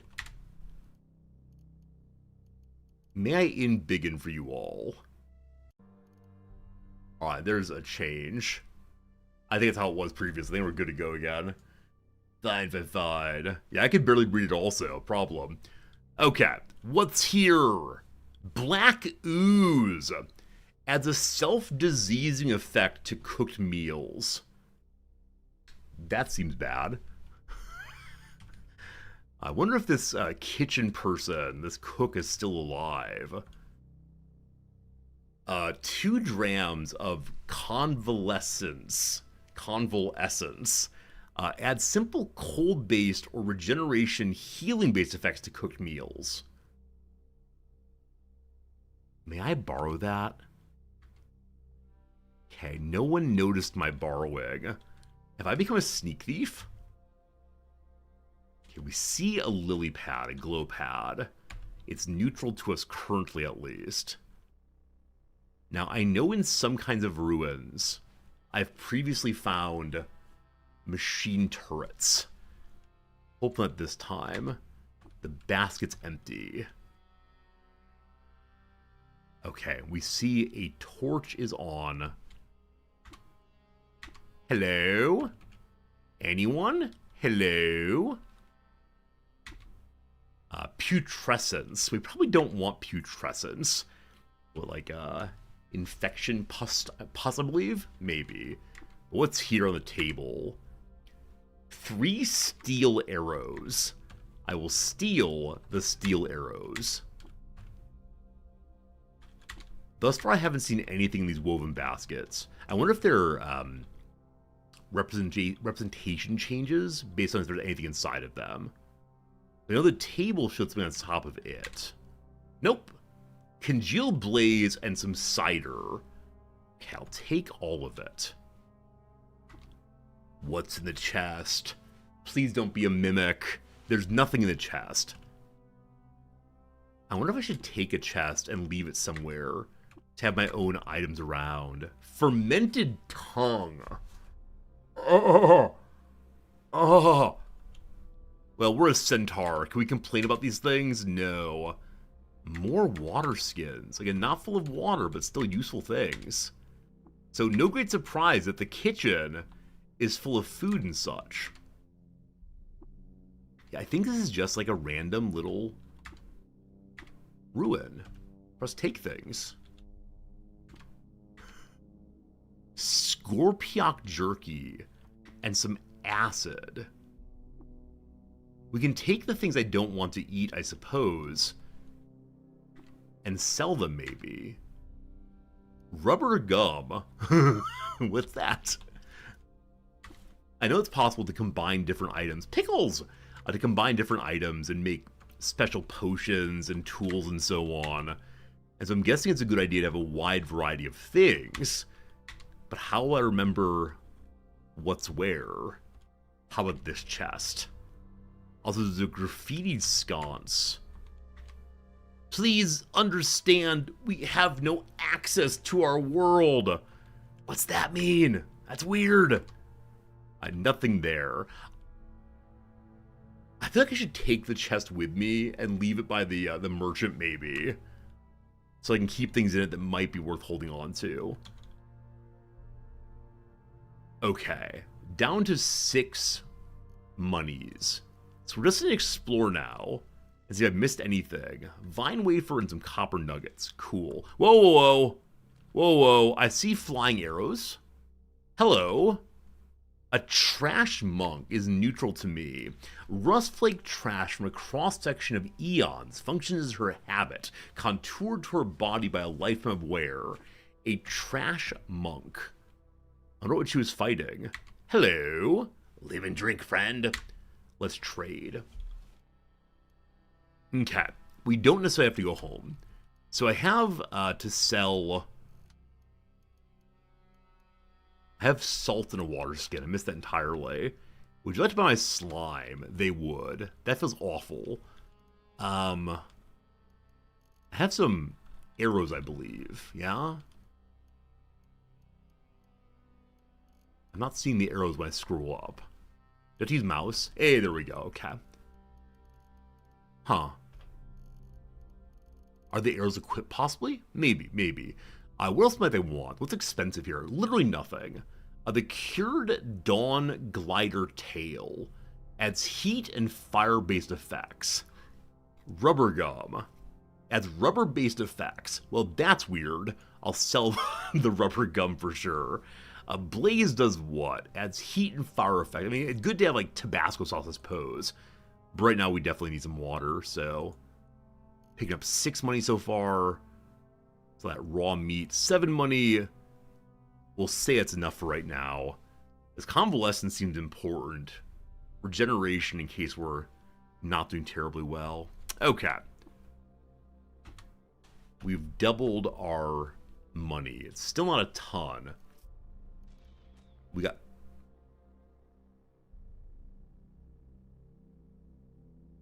I was shot again.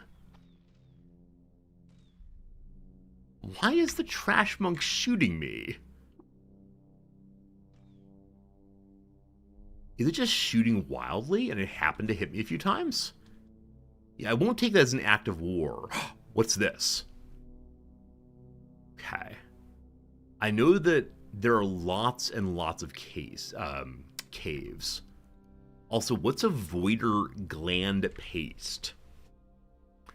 Air shunting archiforms were ground in a mortar, simmered in brine, and congealed. Adds teleportation effects. What? Also, we're finding so many more items as we walk around. The Auto Explorer too strong. Plenty of caves in the game called Caves of Qud. It's true. Hey, more armor. A bow I don't care about at all. Salve and Hulk Honey. The salve lead in regeneration healing. The Hulk Honey is Hulk Honey extract from its injector, thickened in acrid air, bound for culinary use. More strength, more good. A sliced bop cheek adds rubber-based effects to cooked meals. I'm glad that we know what all these things are. I'm amazed by our knowledge right now. We indeed are the Encyclopedia Riztanica. A weird artifact. We need to give a weird artifact to the fellow back at town. I may go there now. Or the farther downstairs one goes, the harder the world becomes. Just one floor. It's a continuation of the kitchen. Maybe? Whichever way we leveled up again. Huh. I want to look at the weird artifact. What are you? I'd examine it. A defoliant grenade Mark 1. A cast iron bulb is clamped by a lever with a pull ring. It's etched with pictorials of withering plants. Dirk Ironfist, thanks for the resub. Thanks for the 21 months. Hope we're doing well, Dirk. Thanks for being here. So if ever we find evil plants, that'll be good. So as it's called the same things upstairs, I wonder if it's as friendly as upstairs. Well, an enemy finally. A giant amoeba. We freeze the amoeba. We charge the amoeba. We dismember the amoeba. We kill the amoeba and throw slime everywhere. Now, what was the amoeba keeping in its chest? Fancy dagger, fancy arrows. No better axe. We still have the very, first tier axe, unfortunately. What are we gonna do with all this food? Can I open, a free kitchen? I love free kitchens so much. I have excess, you have need. Please come and take some. Groups like Food Not Bombs. If you don't know that group, I strongly encourage you to Google it right now. Interesting, not exactly pacifist movement, but a movement that tries to make the world a little better by sharing food as they can.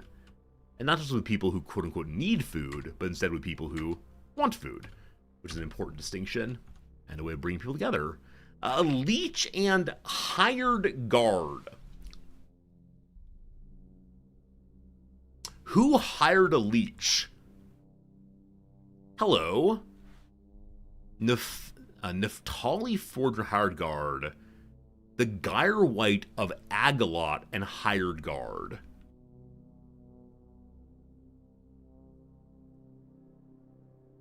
Hello. These are all hired guards. Okay, there's someone who looks different. This is Mukos the legendary chef. Pastes and jams of various colors smear his apron like a painter's palette. Flowers dust his broad dough-kneading knuckles. Admired by the water barons for cooking him a splendid meal. I didn't think you existed. Let me say hello. I can't get any closer. He's hiding behind his oven. He does not want to speak, I don't believe. There's something on the table. It's a club. Okay. If I take things that are owned by someone, I wonder if they'll get cranky with me. What's here? Bronze battle axe. 5 1d2. What's my current weapon? Bronze Battle Axe, 5-1d2. What a shame. Now, as much as I quote-unquote don't want to steal from people, at the same time I do want to steal from people, but only if they have things that are worthy of our greatness. Here's a bookshelf. Here's an armor rack, sorry. So a pair of shoes that do absolutely nothing, and some robes that have been stained with ash. I don't expect that the items will sell for big money. This game, like many others, does have that weight to worth necessary comparison. This game looks very complex. There's a lot going on in it. I think the basic elements of the game are not too crazy difficult. But it has a lot of depth that I don't fully understand. It's possible in this game to do things like turn yourself into a door and never be able to walk again. Because you're, you know, a door. But I don't know enough about it to say much past that. Alright. Yeah, too bad I can't talk to Mucus. That he's stuck behind an oven. It is possible to destroy the oven, but I don't know if it belongs to him. Maybe we'll come back and say later, or say hi again later. But I'd love to say hi to him. Okay. So I'm here for a couple purposes. One is to give you the piece of junk I found. Hello. Hello. I'm going to give you this grenade. He is pleased. I'm a useful one after all. Go fetch me another. So demanding, this guy. Again, I could give him the one that we were entrusted with, but I won't dare do that. We're hungry now, so I have things with which I can cook, but I'm not smart enough to cook yet, unfortunately. We can learn to cook at our next level up if we want to.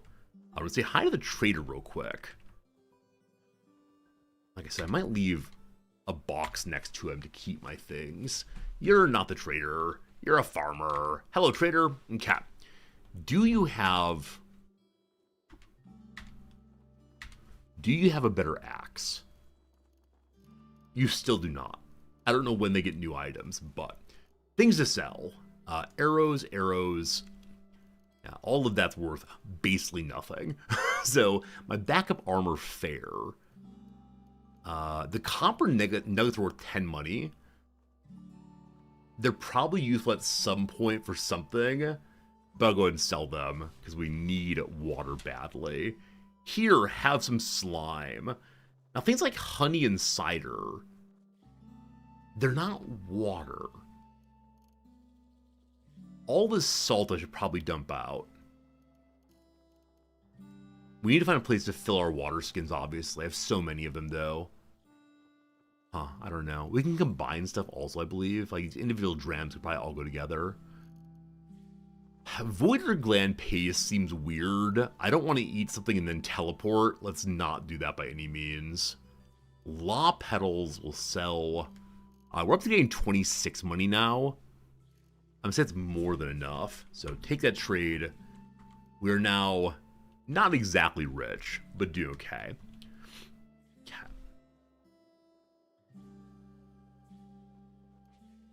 Is it possible for me to combine the ciders here? Pour into another cider container. Does that work? I have 3 empty water skins now. There's some water skins with 2 drams. How many drams can fit together? Another container. 2 drams. Wrong button. Try again. Is this the best way to do this, team? Or maybe I should, like, play that one, what is it? That one game in which you have, you know, different buckets of different sizes, and you pour from one to another. If I put all the drams into one bucket, it'd be easier to pour. I don't think I need a whole bunch of salt. I didn't mean to drop them into pour out, actually. Try again. Okay, you pour salt onto the ground. Good. Good.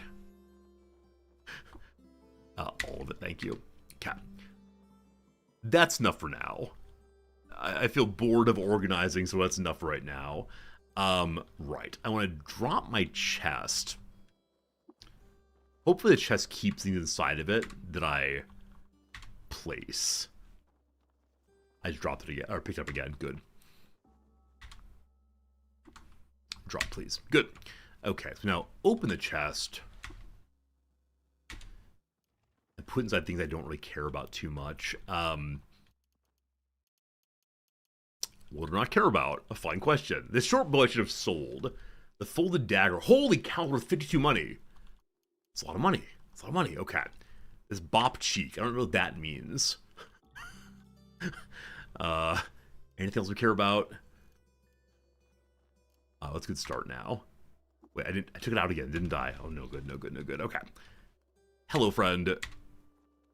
I want to sell to you this dagger after looking at it. Should have done that first. Inventory. Fancy dagger, where are you? Painted folded carbide dagger. Item painted with a scene. The Sultan Yuthri Med. Deep in the wilds of Stargazer's precinct of Darkmish, Yuthri Med stumbled upon a clan of fish performing a secret ritual. Because of her desiccated eyes, they accepted her into the fold and taught her their secrets.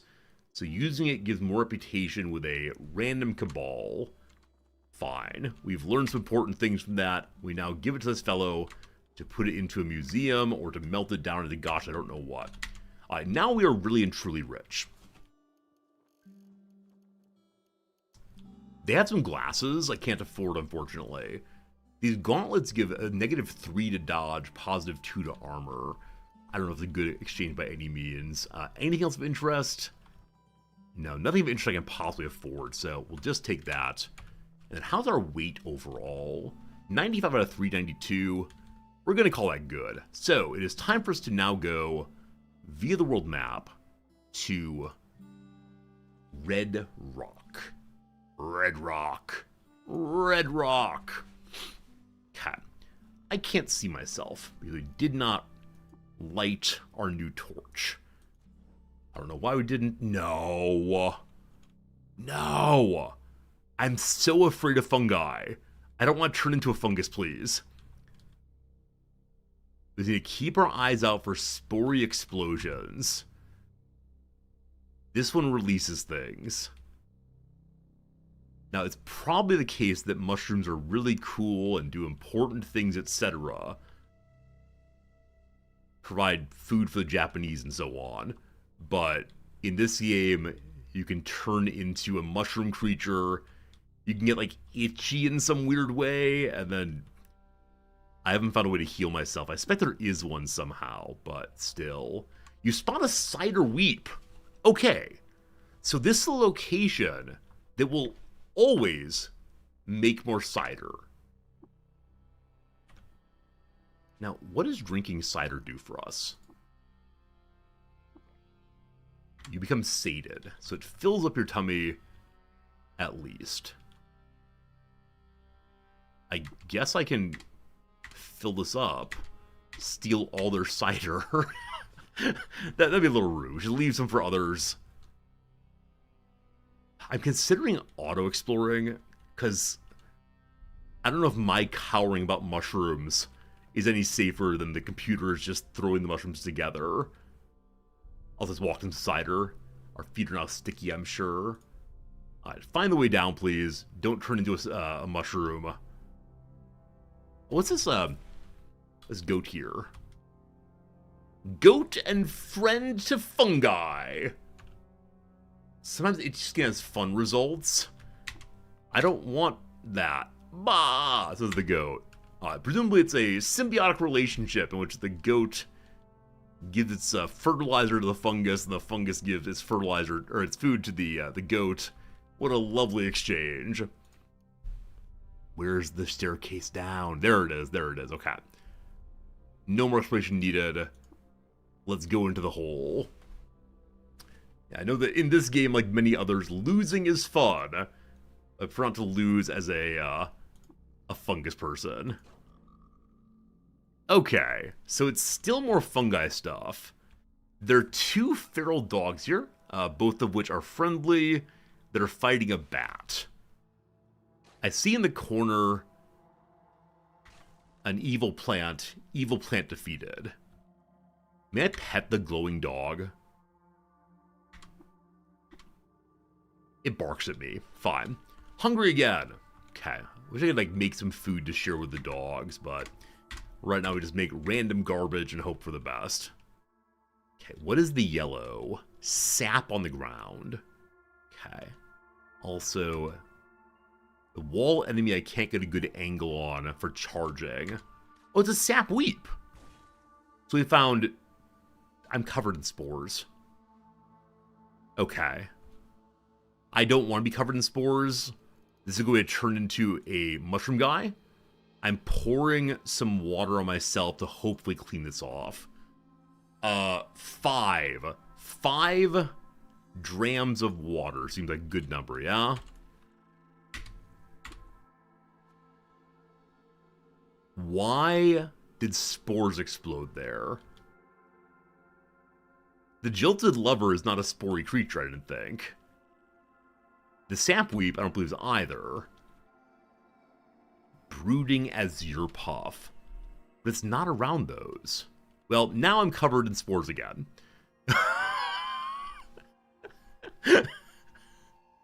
Am I in fact covered in spores? Let's look at ourselves. Itchy skin! Oh no! Team, is there anything to do to avoid itchy skin fun? Does pouring water myself help at all? I'm wasting all of my water, possibly. We're still itchy skin. Alright. Well, what a fun start we got going this time. What a good start. You never found a way? Okay.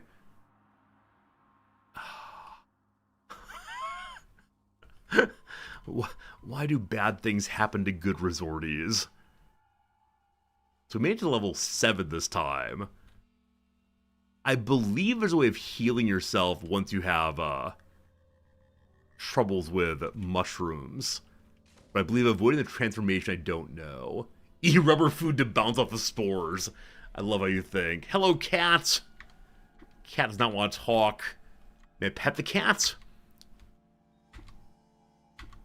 Cat shies away for right now. Alright. We continue to explore among the mushrooms. There's no other way to go. Is this not the Red Rock Cave? Or do I have to fight my way through mushrooms? I'm going to chop down this mushroom, I guess. And see what's past it. I don't think it fights back. Wait, how do I fight this? Isn't there something like key to hold down? Is it control? There we go. We destroyed it good. It's possible I'm in a different cave than the one for the storyline. Because if there's no obvious way down, it's not the right place. I found one stair down right here, but I didn't find a stair down the next place, I believe. Let me check.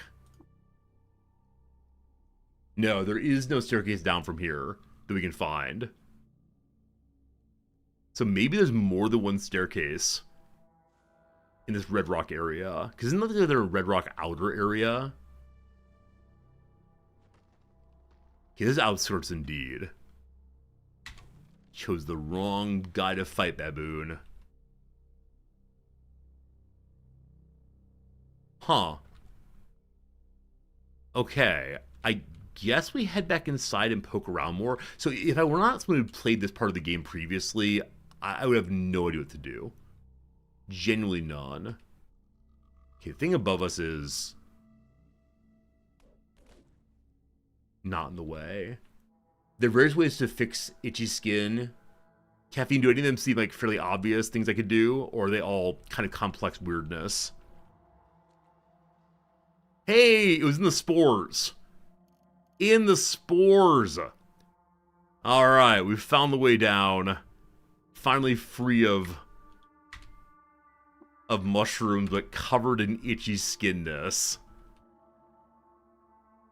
And do any of the ways of dealing with itchy skin have, like, methods I already have? Or do they require going to weird places and doing weird things? I'd love to know. We got some artifacts. Let's get a luminous horse room. As the horses live.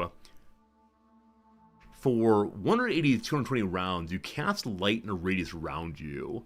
For the first 5 rounds after imbibing it, you gain 0.6 HP per level each round. You cannot be poisoned. The tonic also. Cooking with some mushrooms makes stop having itchy skins. Cool caffeine. Unfortunately, I can't cook with specific things quite yet. Thanks for letting me know, though. If we turn into a mushroom, we turn into a mushroom. What's the odd trinket? A Joppa recoiler. I've gained the ability to recoil. I'm sorry, what's that mean? A cassette is cut with a hexagonal groove and steeped in the right amount of magnetic charge to spool a space-time tether and generate its characteristic hot gum smell. On top, a recessed button snaps the potential and initiates the recoil. I'm sorry, what? So we gain the ability to recoil.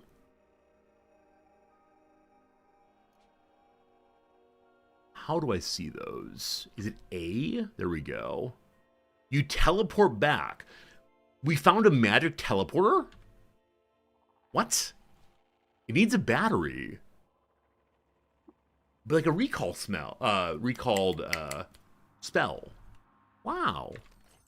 We also have a stun rod. Why on earth? With some random Snapjaw holding a way of recoiling to home. It's like a Hearthstone, exactly right, like a Hearthstone all the way. He must have stolen it off an adventurer. Maybe that's the secret of the Joppa territory down here. Also, we're fighting an armored fellow.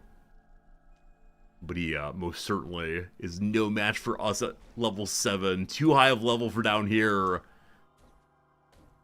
Actually, don't know what the appropriate level is. We found some croc skins! Friends, a pair of moccasins may have croc skin. We equip them on our front legs immediately. So a battery-powered Hearthstone. What's in the box? What's in the box? Nothing I need immediately. Crocodile shoes. Feeling pretty fancy now. I actually had a professor back in grad school who would regularly wear crocodile boots. Other students teased him as Crocodile Dundee, of course. We found another pair of crocsins. So, on front legs and back, crocodile skin moccasins. Centaur is mightier than the croc. Oh wait, they're crocsins. Do we just call them crocs? I have to tell you, and I'm not sure if I should regret this or no, I have to tell you that over the summer, I purchased my first ever pair of Crocs, and I've worn almost nothing other than them for the entire summer. Alright, we found here Oogalooohooboah, a fearsome snapshot tot eater. Does it eat potatoes or eat children?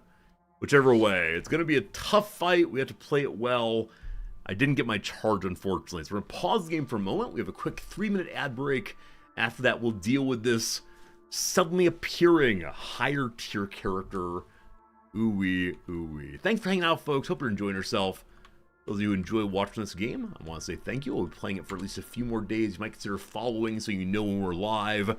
That's what I'm guessing some of you have emergency klaxons attached to your computer, so the minute someone goes live in this directory, you're here and ready to see it all the way. One across Disney Deer's Bambi, probably. A fez or a fedora are both hats. Amount owed. One's dues, possibly? Not sure on that one. Could be a loan also. Nobel Prize winning poet T.S. Eliot, certainly.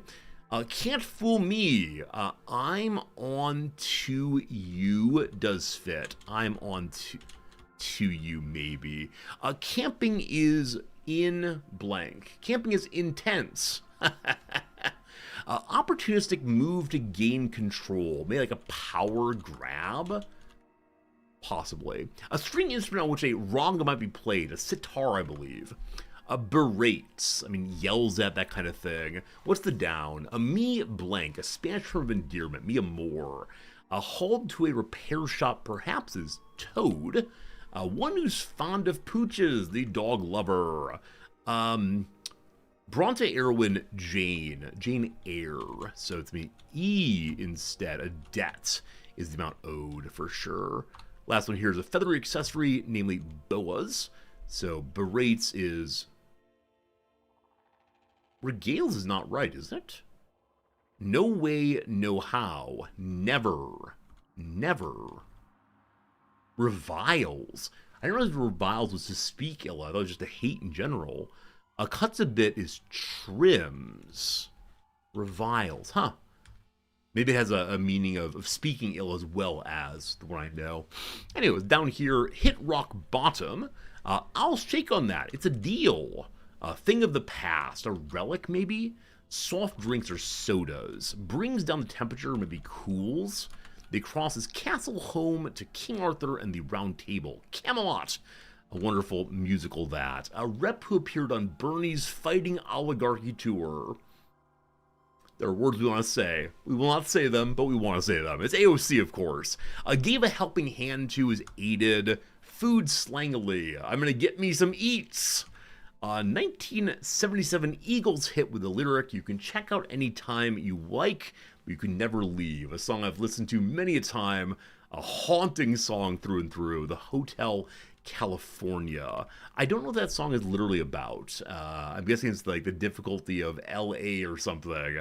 I definitely understood it as being non-metaphorical as a youngster, just this place where spookiness happens. But there's so many things, of course, that stay with us. Regrets, doubts, haunting memories, etc. So, all good. Get some shut eye. Just sleep, surely. Selp, more likely. It's more of an blank than a science. More an art than a science. Taters or spuds. Watches on Netflix or Hulu is streams, I'm sure. Delicate fabric used for bridal veils is lace. Without a sans, possibly.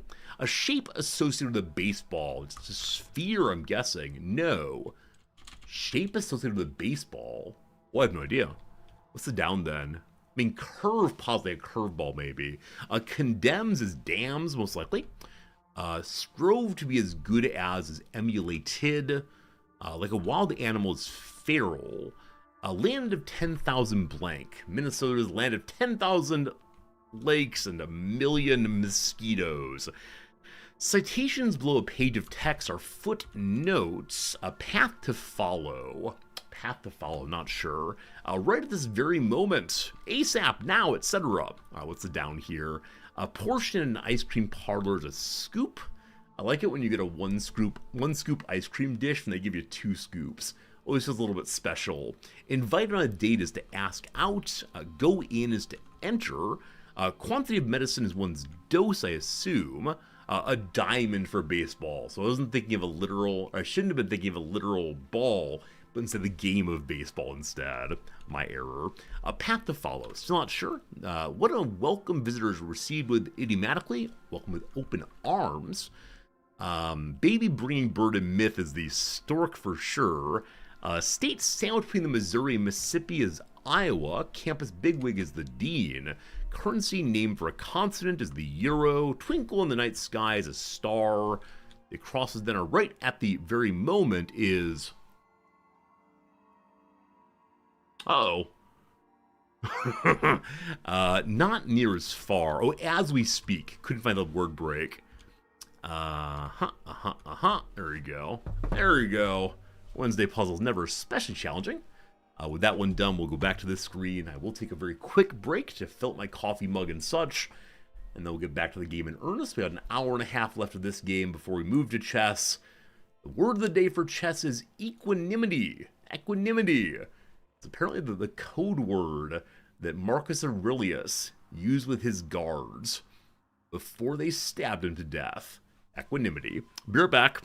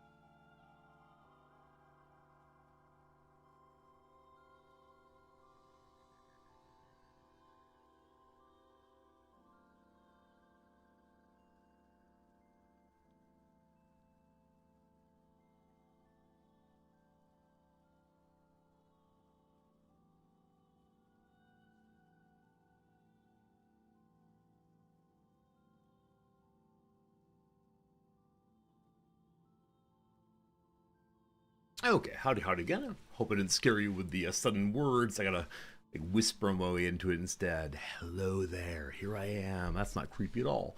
I'll return to our mission. As I mentioned, we have an enemy on the screen right now who is going to be a little stronger than usual, though it is the case that they are still, I think, of normal difficulty to us. Probably not a huge issue, but you know, one never knows. Yeah, average difficulty. We are full-ish health. So I'll begin by blasting them, happily to freeze them for a turn. We can then charge. I'm considering sprinting to charge, but no, I got one extra space from them. We got the charge. Unfortunately, our charge there did not give the bonus cleave. We had a chance to do so, but no luck. So go ahead and dismember straight away. Dismember unfortunately missed. So a number of our skills are not doing super well. That's so we can still run away. We can still, we can still teleport away. We did get a good cleave. We got a critical hit also. She's fine. I'm fine. We're all fine here. So we'll exchange a couple of basic blows for a few turns. She's still fine. I'm lost about a third of my health so far. So this is not going as well as it could have gone. Obviously, it's the case that when you miss, things are not great. We miss again. Health is now pretty low. And I believe it's the case that my armor just cracked, yeah? No. Did my boots crack? Alright, boots have cracked. One of my Crocsons give 1 armor, the other one gives literally no armor. So, I don't know. I think it's the case we should teleport away now. Now, it is the case... Fine teleport. It is the case that our teleport could also be used to get out of dodge entirely. That's down, actually. Up is somewhere else. Now, I have a bunch of items. I don't know if drinking any of them going to battle would help. This allegedly gives more strength. We eat our congealed Hulk honey. It hits the spot. Now, maybe it's only if one cooks that works out that way. Anyway, back to battle. Our charge attack missed again. This character has like crazy dodge or something. Okay, we just chopped off their arm. We've chopped off their left arm and their right arm, it looks like.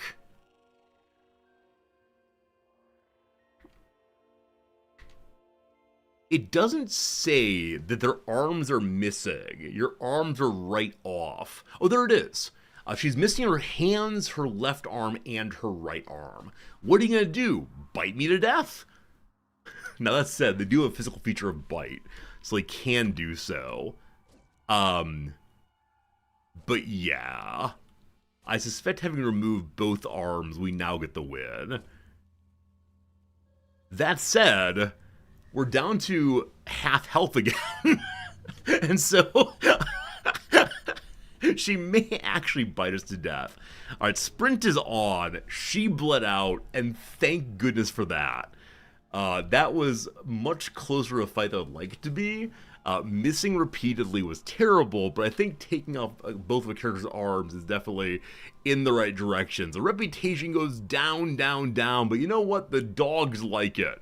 Snapjaw bad, dogs good, and what did they leave behind for us? A couple of bloody trinkets. There's a tunic on the ground also, which is 1 armor, 2 dodge. That probably explains where all the dodge came from previously. So what is this odd-looking trinket? Let's go and examine it. It's a salty, bloody compass bracelet. What's that? A glass lens encages a magnetized needle and sits in a leather wristband. A lower chance of being lost, and we have nothing worn there right now, so go ahead and equip it straight away.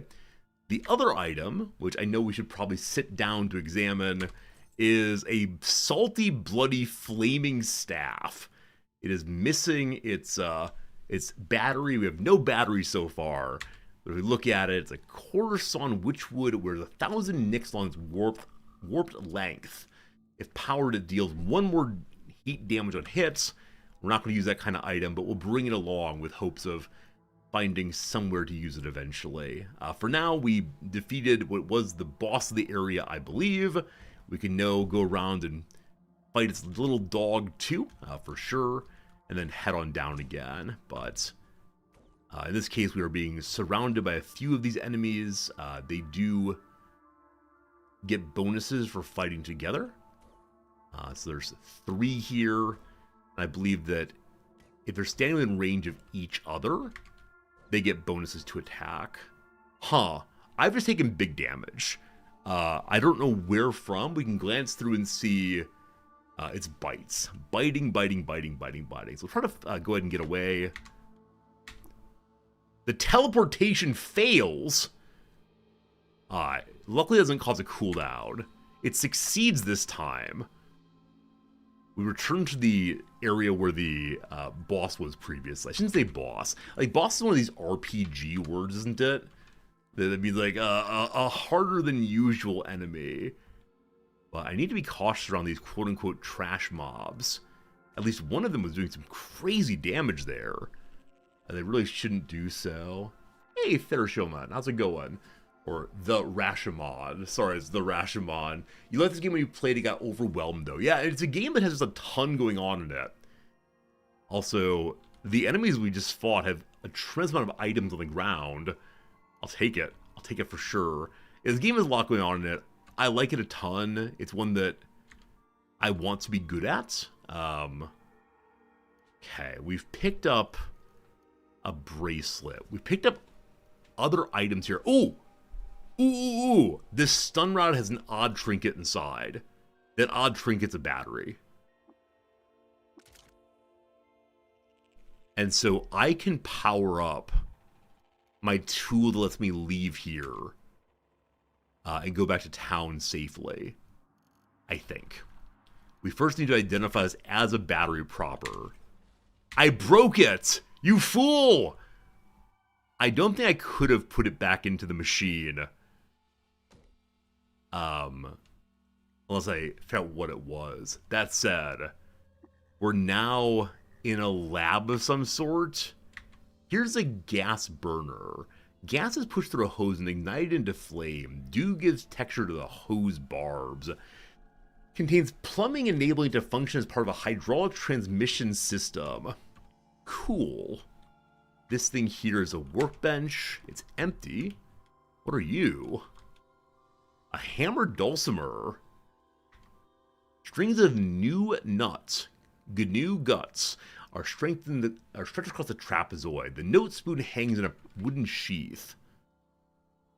Okay, it doesn't say I can take it, unfortunately. I think there's something on top of this workbench. A musket and some random trash. Not our finest day. Here I see strange tubes. What are they? A rolling chair. So we can now sit in the chair as we want to. Nice and comfy there. And I should have sat there before using that battery. Here we have a wire extruder. A glinting spindle of steel is spiraled grooves for stripping wire from raw nuggets and ingots. So it's not powered, but now I can turn nuggets into wire, etc. if I know what I'm doing with that. I think that's all that's here right now. Maybe the burner can burn gas and make it into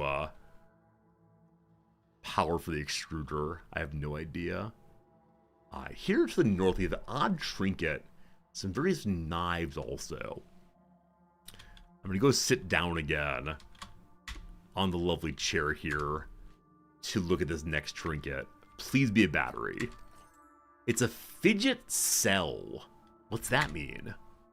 Spinning the stanic cuboid about any of its axes of rotation generates a pinch resistance.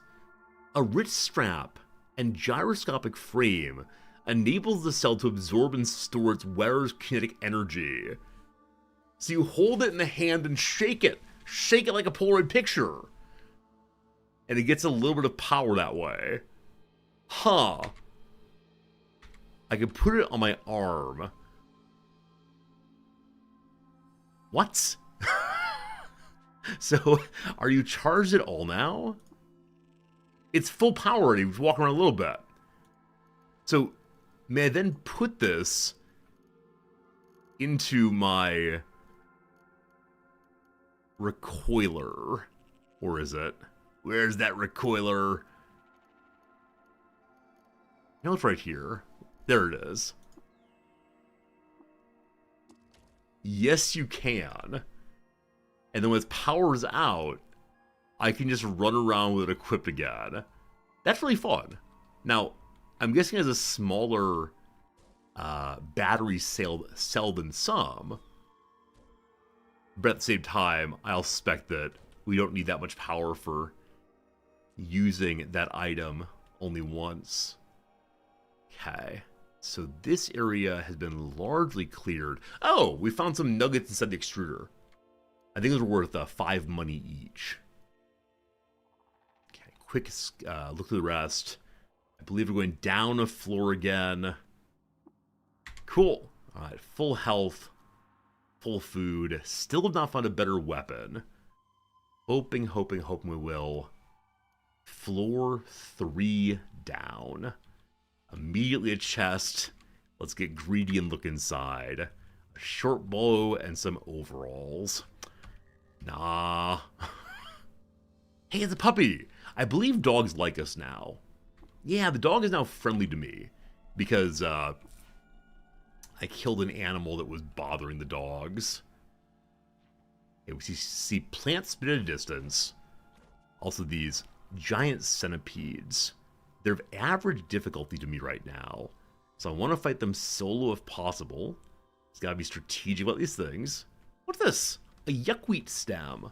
A children cry at the crisp snip of the yuckweed stem, as they have for hundreds of years. They bawl and flail and writhe in their mother's grasp, deaf to reassurances of the plant's medicinal potency. Snipped and crushed, the stem tastes acidic on their tongues, and their faces contort in the children's agony.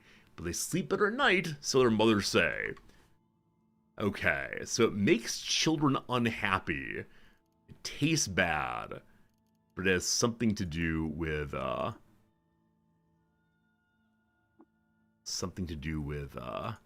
medicine, possibly. Maybe we'll jam it into a stew eventually. Anything can go in this stew. Alright, we see that there's a spitter out there, so I'll go ahead and fight the enemy solo and then move in and fight the spitter. Actually, in that case, it looks like the plant that's spitting hit the enemy we wanted it to hit. Thank you. Alright, now it's spitting at me. My charge is not up, so we walk in awkwardly, give it a couple what fours. Yesterday we died to a plant with a jilted lover.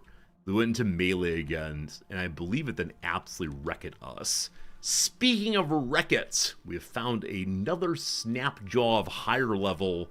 This one only a warlord? If we're fighting it solo, we'll be just fine.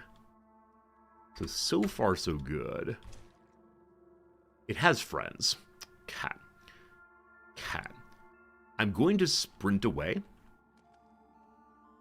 into a more open area if I can find one. Well, amoeba in the way, amoeba in the way, amoeba in the way. Amoeba doing serious damage. It is time to teleport away safely. I don't know why we're not killing that amoeba effectively. Also, I just walk towards him and I have to walk away from it. Okay, it's badly wounded.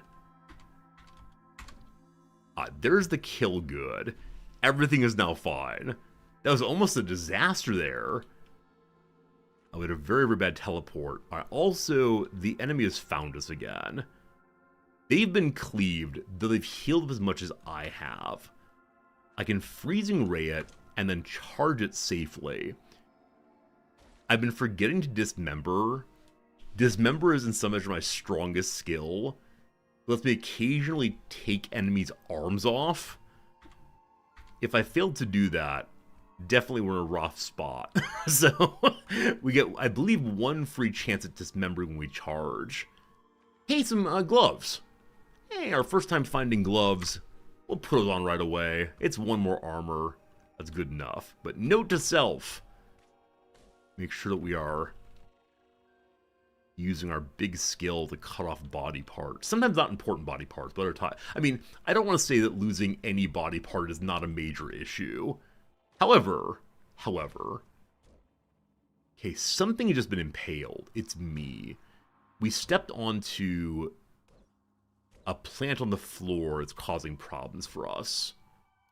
So a little bit of bleeding, but it stopped very quickly. We found an iron battle axe. Okay. We finally have an upgrade. 1d2 plus 1. Our current item is just the 1d2. So we get 1 more damage on every single strike from this point forward. And we found the path down. Another quick run of exploring. Anything we missed? A plant. Kind of boring. Man, we're so close to level 8 also. So yesterday the highest level we hit was level 4. Today we're doing much, much better. And I don't know if that's because I'm playing in a more prudent way, or instead just because we happen to be finding better enemies to fight in a better order.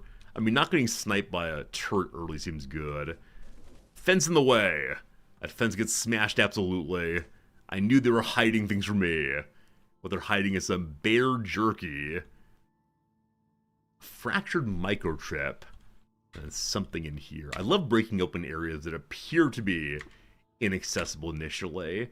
It reminds me of like Wolfenstein in the early days when you can go along the wall and push on every wall and occasionally find the hidden sneaky gold they've been hiding away.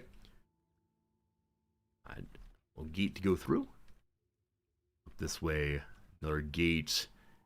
Oh man. Place of bones in which someone was sleeping. Remember when I was a kid, there was that question of like, would you sleep in a deathly haunted mansion for $100? And of course, like the cheeky response is there is no such thing as a haunted mansion. Science keeps us safe, etc. I remember being a topic of real debate, like substantial concern about how one should relate to haunted mansions. I'm guessing it was a major topic in R.L. Stine books, but no, I consistently refused. For the majority of amounts of money that a kid came up with, I refused to stay in the haunted mansion overnight, for fear of what horrors would befall me. Now, of course, as an adult, we get much less interesting questions, don't we? Oh, briefly. A canteen full of algae. A jug of aluminium has been sheathed in olive green cloth for water keeping. Adds plant-based effects to cook meals. Sure. Phase silk, what are you? Spooled thread cut from dual-dimensional hearth mesh of a phase spider. Adds phasing effects. Okay. Yeah, but definitely as a kiddo, I think we were all a little bit more imaginative. And so because of that, we were interested in saying things like, if you had the opportunity to meet the space aliens, would you? My answer to that was also no. I would definitely hide from space aliens, thank you. But I miss the whimsy of childhood, right? Before we all have our like sense of what's right and good and interesting and worth talking about all locked down, conversations just go absolutely everywhere. I think there's a certain joy in that. Like, the child's attitude towards play in general interests me, but especially conceptual or, I don't know, conceptual play especially is what I care about most. You know, does the world fit the way we say it does, and why is that, and wouldn't it be fun too? I think we talk that way much less. Maybe I need to return to youth. I need to spend time with some children. I think in the abstract, I like that idea. In the concrete, I'm less sure, possibly. Hey, Leknish, how's it going? Qud has a lot of whimsy in it. It's true. There's a lot going on here that doesn't quite make sense, and a little bit strange, and, you know, why is the world that way? It is fun. You never get asked as an adult, what's my favorite dinosaur? Thank you. That's the kind of question that one gets asked as a kid. And kids have strong opinions on what someone's favorite dinosaur ought to be. I think it's the case that I like the Stegosaurus, but for an adult reason. This is the problem, right? I like the Stegosaurus because the club it has on the end of its tail has a name, and its name is the Thagomizer. And why is it called that even by paleontologists? Because there was a cartoon by Gary Larson in The Far Side in which he referred to it as a Thagomizer because it smashed Thag. And that's amazing. But no, as a youngster, I loved the Brontosaurus, which I understand doesn't actually exist anymore, or never actually existed, whatever. I like the Brontosaurus because it's a very long neck, and it seemed wise because of that. I've always been attracted to the wise animal. But do any of you have opinions on favorite, I almost said favorite dragons, but no, favorite dinosaurs? Any opinions there? Or is this topic now passe? Drake, good seeing you. Sometimes you have to, your wife, you have to remind yourselves that your 5-year-old daughter has to be let to ask fun questions. Yeah, Drek, I agree with that. It's very easy to look at a kid and say, why do you not know these things? But of course, we don't come preloaded with cultural knowledge, certainly.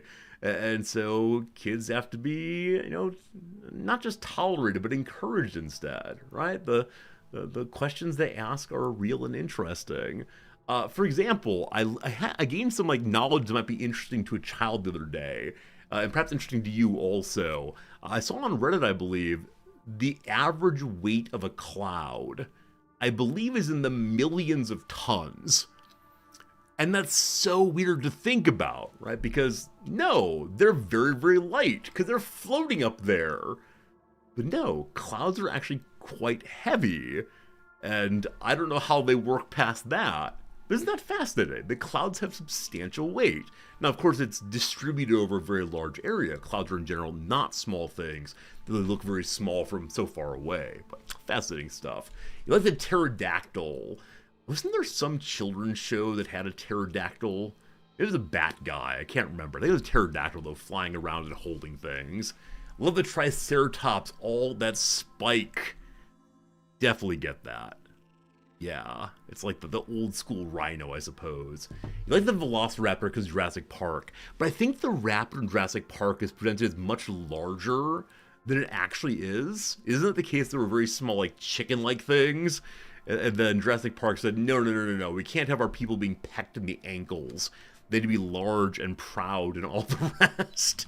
Anyway, we found the thing. We found the thing that is eating the crops. A defanged Gershling. Saliva pools in the cavities where its fangs used to be and drips onto pallid leg things. It shudders in capture of pristine ecstasy lost to space and time. It lets out a proud and piercing whine. It sounds terrible. Glad it doesn't have teeth, though. We must defeat one of these straight away. All of my cooldowns are unavailable. I'd like to go back 4 more steps so I can charge it at least. Here we go. We cleaved it once. We now dismember. We removed what? Its right hind leg. Very good. Now just normal exchange of blows back and forth. It is wounded. I am wounded. It has been fully defeated first. Fantastic. We must take its corpse with us. Mission accomplished. Lekinus, you love asking people what their favorite dino is because it lets you be kids for a bit. Yeah, what are other prototypical children's questions? Questions that kids, what do you want to be when you grow up, I think is often one. And the older one gets, the more that question changes in meaning. I think a lot of people respond with, oh, I haven't grown up yet, I'll never grow up, in the Peter Pan kind of way. I don't know. What superpower do you want? Yeah, what's his name? Who's the comedian who played the PC in the old Mac versus PC? John Hodgman. John Hodgman has a great little short story on This American Life, in which he talks about people who want to have flight versus invisibility. He talks about the flying people as being noble and helpful and generous and good. People on invisibility being the crouching, hidden self-pleasurers of society. And it's a very, very funny routine for sure. John Hodgman there. Rorgasm, it's good seeing you. Good evening, my lord. What would you do with $1 million? Unfortunately, this song, If I Had $1 Million, has completely poisoned the discourse around what I do with $1 million. All that comes to mind is Kraft Dinner and Crazy Elephant Bones. Alright, we got the corpse. We can now return home as heroes. But wait! Another defanged Gershling.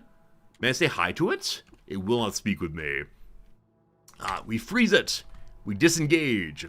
Charge! Dismember, all very good. Level 8 for us, all very good. With $1 million, you buy a modest home in a decent town. True enough, but $1 million doesn't buy you what it used to, unfortunately. Do I have 4 mutation points? I have 5. Let's buy a mutation. Can I buy a vowel? Here we go. 3 possibilities. Number 1, cryokinesis. You chill a nearby area with your mind. Incidentally, the superpower I want is probably invisibility. I don't know. Like, being able to touch other people and heal them comes to mind for, you know, like, I guess this is like, I want to be Jesus. Is that a superpower, being the risen Lord?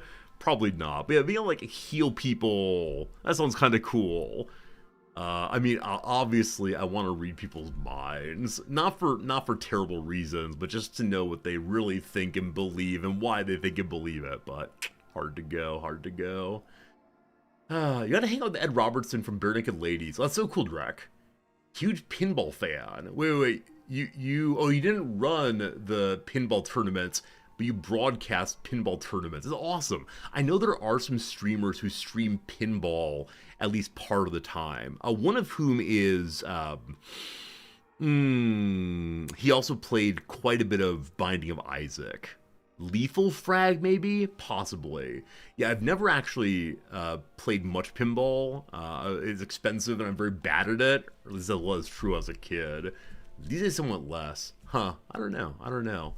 There's a character like that in Worm. She's guilty 24/7. She can't spend more time healing people. Yeah, Baldwin indeed. If you had the power to help people so directly, and you touch the wound and they're healed, wouldn't you want to do that all the time? I don't know. You ran a TV show for the Professional and Amateur Pinball Association in Pittsburgh. You've had the most interesting life of anyone, my friend. Running TV for pinball. I love it. Bella Costney, hello. Drid, welcome in. Drid, thank you for the raid. Earlier we were talking about people who stream this game particularly well, and your name came up, my friend. So people enjoy watching you play Qud. Today you're playing Millennia Altered Destinies again. Very cool. Pharaoh, thank you for that shout out. I appreciate it. Drid's a wonderful streamer, plays a wide variety of games, including some like we play, mostly ugly games, but a kind of beauty in that nonetheless. Alright, 3 mutations, all interesting at least. So number 1, we chill the area nearby with our mind. Chills affected area over 3 rounds, dealing damage and freezing things. Friends, does anyone know, are we damaged by the freeze? Or does it only affect hostiles? Just not sure. Number 2, burgeoning. You cause plants to spontaneously grow in a nearby area, hindering the enemies. So, some kind of, like, nature's grasp operation. You can be damned by it, okay. Qud won a Hugo? Wait, Lucknish, really? The Hugo Awards for sci-fi? Qud won one? Wait, really? That's a thing? I didn't know video games could win these awards. Amazing. Alright, last one here. Disintegration. You disintegrate nearby matter in a 7x7 around yourself to structural and non-structural objects. So all of these are AoE. I don't know how to think about any of them. Like, the idea of exploding around oneself is amazing. The idea of being exhausted afterwards is delightful to me only insofar as we have defeated all the enemies. The idea of being exhausted, it makes sense, right? You're like, bad times. That said, doing 1d100 plus 20 damage seems like we might make some walls fall down on top of ourselves. And while it's good enough for Samson, it's not good enough for me. I think I'm going to choose cryokinesis. Yeah, I agree. It aptly goes along with a freezing ray. I like that very much indeed. We become the frost tar. The Sen snowflake. What woke nonsense is that? Cryo pauses enemies and can possibly hit you Burgeoning is chaos incarnate of plant death, and disintegration can kill you with stun. Yeah, Lekanish, that's what I was thinking. That last 3 rounds, if you don't win before, that's pretty bad. They all seem ridiculous. I'm doing cryokinesis. We've gained the ability... Chill, yo. Chill. Okay, I need to reorganize my abilities. I might need your reminder how to do this, team, if you remember. Because I need to move up, move down, do it. A dude and a cat. I want to know about your cat. A new follower, I apologize. Shouldn't call you out. But I love the idea of thinking about a cat. I have a cat. His name is Fritz. He's a very needy boy. Okay, so things like butchering corpses, not important. If I move you down, you go off the front page, I think. Maybe. Maybe not. I want to put Freezing Ray and Chill together. That sounds pretty chill. Make camp, while important, is not page 1 important. Did that change them? It does. They're all still on page 1. That's okay. That's okay. You've been feeding a stray cat outside, pure white with a raccoon tail. Is that actually a cat then? I would invite you to please take a photo of that for me. I'd love to see cats of some sort or another. My charge is 6 now. That's throwing me off, comma man. So I'm going to go ahead and move charge up. Possibly into job number 2. I expect it's the case that no matter how these are organized, it's fine. As long as one remembers them and does not push the wrong button at the wrong time. I know from prior playthroughs of this area, there's a golem of some sort in here. And if one sees the golem, you get special conversations with the boss man. The elder, I believe. I'd love to do that. Lekanish, thanks for the follow. I'm glad you're enjoying hanging out with new player me. We have about 45 minutes left today of our, Qud content. We'll be playing chess after that. And today I'm going to be a big winner. There it is. A wet gyre white of Ogalogt. Is it gyre? Because I think like gyros, heroes, euros. Are you a Euro white? I don't know. It's very confusing. I think that Lewis Carroll used gyre in his Jabberwocky. No clue. Anyway, a figure is marked by star orchid robes as a votary of the gyre and reveler in the metamorphic numen. Is this related to the numinous, that which is beyond human understanding? Nails filth black flash from out her sleeve in a gesture poem to say that plague is but transmutation, death the ladder to life, and the existence of children proves the prelacy of raw growth. Children, a renewable resource. A rank and acrid smell clings to her. May I speak with you? Hello? A plague is what burns the core out and lets the berries grow. Let's trade. Alright. They have some spectacles. So despite being a very strange creature who believes in the, creative destruction of Schumpeter, surely they are willing to have a quick exchange of this and that. I broke that. You may have it. I need to bring at least one trinket back for the Tinkerer. I hope that the identified ones will work. The stun gun or stun item at least. Here, I'd like to give you some swords. Keep the stun rod for to sell. Or for to give away. Bent metal sheets, not sure. Okay, anything else? The beaded bracelet's worth big money. I think it's a trade item of some sort. And, you know what? That's enough. Thank you for the lovely, lovely trade. But now that we've seen him... Yeah, now that we've seen him, we're able to go tell the Elder of the same. Anything else in here right now, or have we done our duty to explore well? I see a few more plants firing. I'm not really sure how much XP we get from dealing with them, but every little bit counts. Charge is now 2. No charging while swimming. We walk it instead. All right, this thing on the ground here is a sheet metal sheet. I believe they're worth a little bit of money, but not enough to be worth our time to stop and grab right now. Lekanish, 1,235 hours of this game. I currently have 59 hours in it. I would like to play it so much more. And so this week, we'll do so. After that, I'm not sure. I know that I have...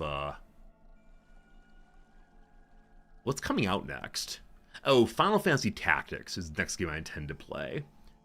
Past that, I'm not sure. We have, EU 6 is coming out soon. Sorry, EU 5. Although we're still bleeding, I just don't want to waste a bandage. We're fine. Yeah, I need to go ahead and put together a calendar of all the upcoming stream events and games to play and so on.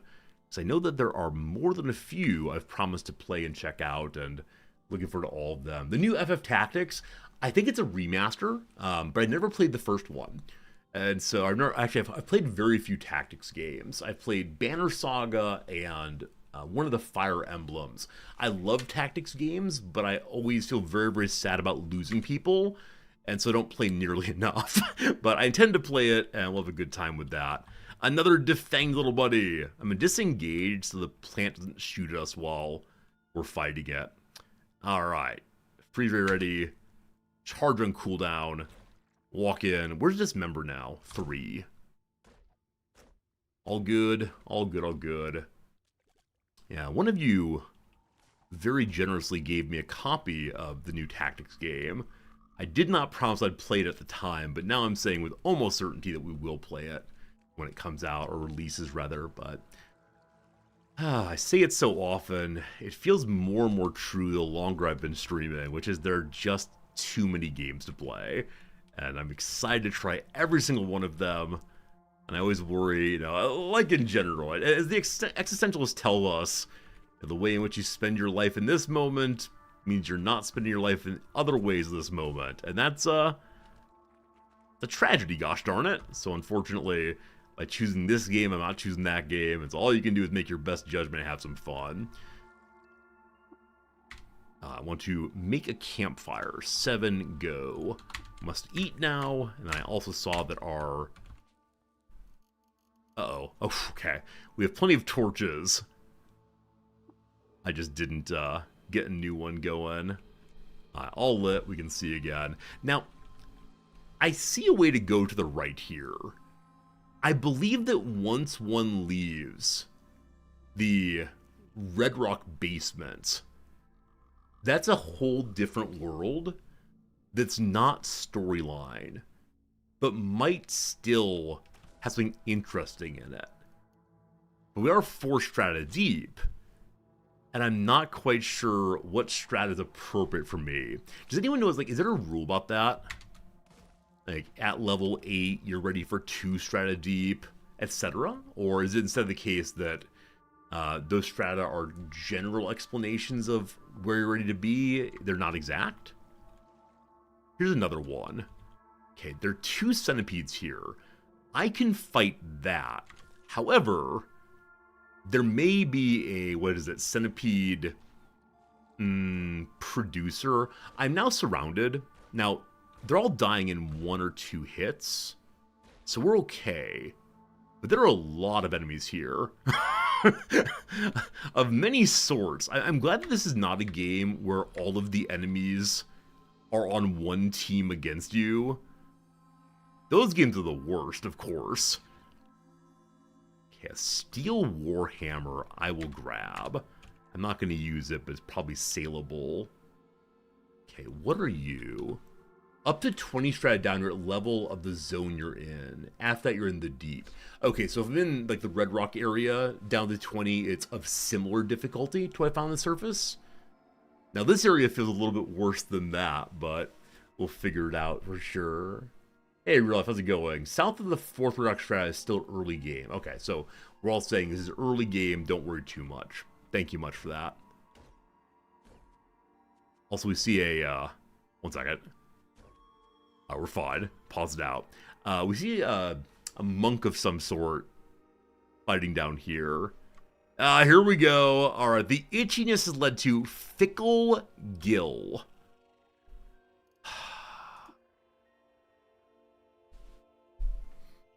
I can't hold a torch anymore. Oh. Our Red Rock area, both the surface and the area just below, was covered in mushrooms. I don't know what to do about this. So, tiny spore motes fluttered down from fleshy gills that twitch on striated skin, trapped inside another 1,000 spores, waiting to be jostled free. I now have a cudgel on my arm. What's cool about that is that my,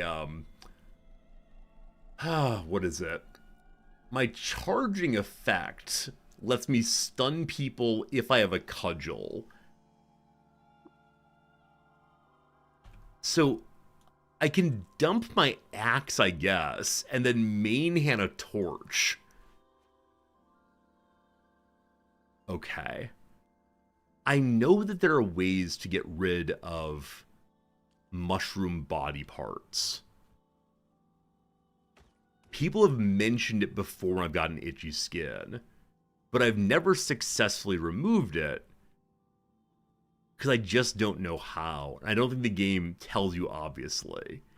Am I right about that? It's a non-obvious solution to being a mushroom person. If it's an easy thing to figure out, I'm okay with trying to figure it out. But if it's not easy to figure out, I'd like maybe I should ask for some help from you fine folks to figure out together. Because we're built entirely for axes. It's different every game. The book will tell you. I looked at the books on the shelf of the Elder. Let me ask this. If I go and hunt around the opening city, will we figure it out? I've spored the enemies. Very good. Or does it require me to go somewhere else, do something else that, again, would not be obvious to a newer player? Like, is this just the way in which the newer player gets to learn mushrooms bad, good luck?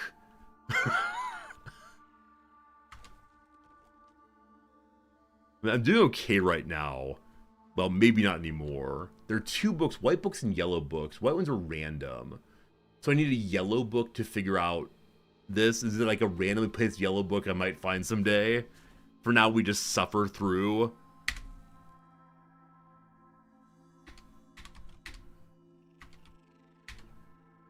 Okay, you're injured. Can't dismember. I think I want to, like, fight on the surface. Or maybe find, oh, what is it? I think there's a headlamp I found. Has a specific name. Okay. I've not been told if it's in the starting city yet. Yesterday a cannibal killed us because they were carrying a mini turret. I didn't like that at all. Alright, you're frozen now. Charge! Okay, club we don't care about. A horned chameleon. So many enemies here. Haven't used my chill yet. Should I go look for the corpus thing? Should I accept some backseating here? Or should I instead say we're just mushroom person until we die?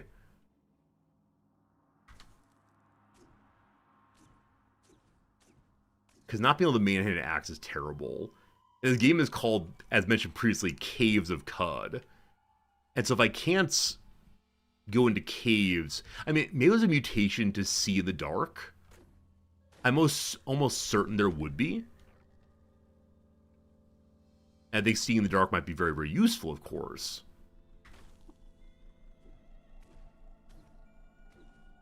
Yeah, maybe seeing in the dark is the way to survive this thing. There's a guaranteed place to find that book. Let me ask one more time. I'll take a direct answer to this one 100%. Is the guaranteed place to find it one that I'd be able to find easily? Or no?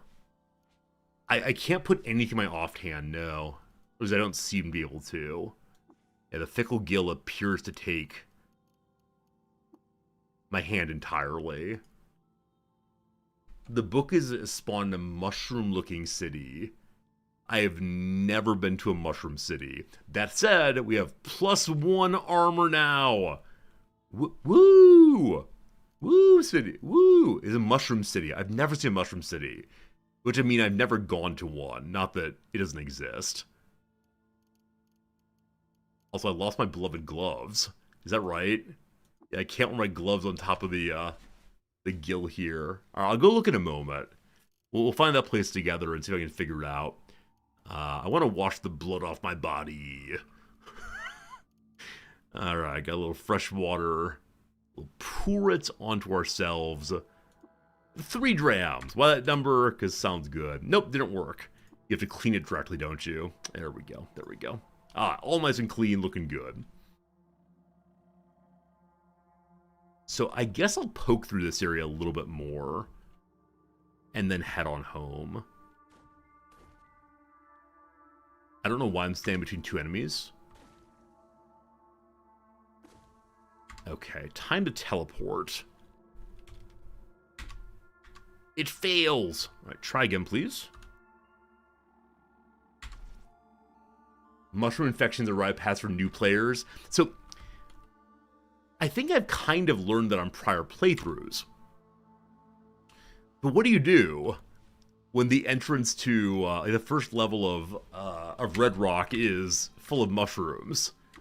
Do you just not go to Red Rock? Say, okay, Red Rock not for me this playthrough? Or do you curse your bad luck and say, I'll get you next time? You can shoot the mushrooms. Thank you. Thank you for teaching me that. I love it. Hey, El Turtle Hermit, good seeing you, my friend. I'm sorry that your speaker's on the fritz. Very, very sad that. Thank you for teaching me it's possible to clear mushrooms in a way totally unexpected to me. But great. Once this map is fully cleared, I will then teleport back home, I think. And then go visit mushrooms. I hope the peasants aren't afraid of me because I'm made of mushroom now. But maybe it's a right and holy thing to be a mushroom man. Feed all the people everywhere I go. Good. Had to explore everywhere. Had to quickly get impaled. That's all. I'm going to use my recoil. I am transported! It's my first time ever using one of those. So, does my recoiler still have enough power to do it again? No, it's drained. So I'm going to remove the cell now. And attach it to my arm while I run around a little bit. Where is it? Where is it? Too many items. I can close things, can't I? I can close some of these to find them more easily. Is it a artifact? Trinket? There it is. Energy cell is called. Equip it. Let's get running. Hello, friend. I completed your mission. Live and drink, Rizentar. Any news from Red Rock? I found the vermin and bits of gnawed water vine. Here's the corpse. Oh, don't like the look of that thing. Best bring it to the Elder Huts northwise of the path. Alright, I've not completed the other fellow's mission because I've not made it to the spire yet. We will talk with the Elder right after this ad break. Friends, a quick pause. We'll get back to the game in 3 minutes. Between now and then, we'll do a little crossword puzzle so that you will not miss a thing in the game. Hopefully have a good time. See you in 3 minutes after the ads. Appreciate you a whole bunch. This is yesterday's puzzle. Shouldn't take us too long, we'll see. Friday's Blank Future, a student-organized climate change movement. I have no idea. Fridays 4 future I can imagine for a litter of reasons. What's the down, though? Taking big step, maybe striding, and that makes 4 work. New York Liberty Star Sabrina, I do not know WNBA, unfortunately. Neon Genesis Evangelion, and Cowboy Bebop for 2. These are both animus. Charlie XCX song, whose title completes the lyrics, "You always said it's okay to cry, blank cry."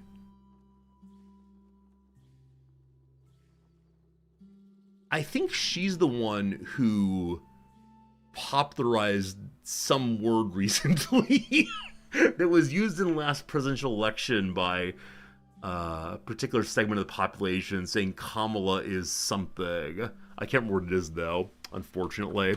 All right, Hang in the Balance. Hang in the Balance. Penned? They penned. Oh, they brat. Yeah, Kamala's brat and so on. One might close with Snap. A secret handshake. Ooh. A hairstyle that gives the illusion of dampness. A wet look, I don't know at all. Put together, kempt probably. Okay. Blank long bow, soup dumplings, I have no idea. Relinquished, seated probably. Utter a mantra. Repeat oneself.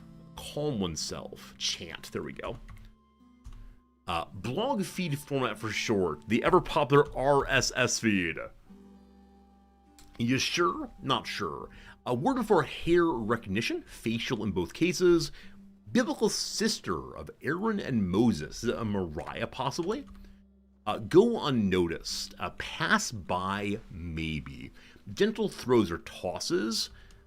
What on earth is this? Oh, the soup dumplings. Term sheets and indexed. So it might be a Zhao, possibly? I don't know who this sister's, unfortunately. Beyond my ken. I like some whole grain bread. Oaten, I hate, we'll see. River of the Himalayas. Not sure, not sure. It's okay to cry. Sob cry? Seems unlikely. You sure? Is it? There we go. A question from a latecomer. It's what did I miss? I mentioned earlier that I have a student this semester who's missing the first 2 weeks of class. What did I miss? Wait, it doesn't quite work. Anyway, it's the, what did I miss? Like this, I believe. This is the, intro song to the second act of Hamilton. Suddenly Thomas Jefferson returns from France, all foppish indeed. A consequence of Claude Pour is acne. Words on a Maymay, depicting a man and his sleeping partner. It's like, what is he thinking about? And the other person's thinking about something completely unrelated to their partner. Not sure. Address opener is probably www. Wake, possibly. A scorch on the grill is to char. Tiny birds are wrens. Is it an Indus River? So I cry. The Indus River indeed. Wake up, babe. A schleps is lugs. Vegetarian brand in the freezer aisle. Is Edie's vegetarian? I don't think so. Is it? Miriam. Amy's. There we go. Amy's indeed. Hamilton destroyed the Pittsburgh whiskey industry? How did Hamilton do that? I do not know.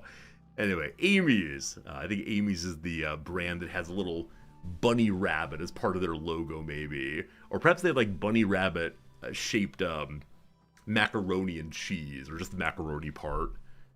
Oh, very good, very good. All right, puzzle done. So I need to know this one. Zhao Long Bao, soup dumplings. I know the bao part. It means, like roll.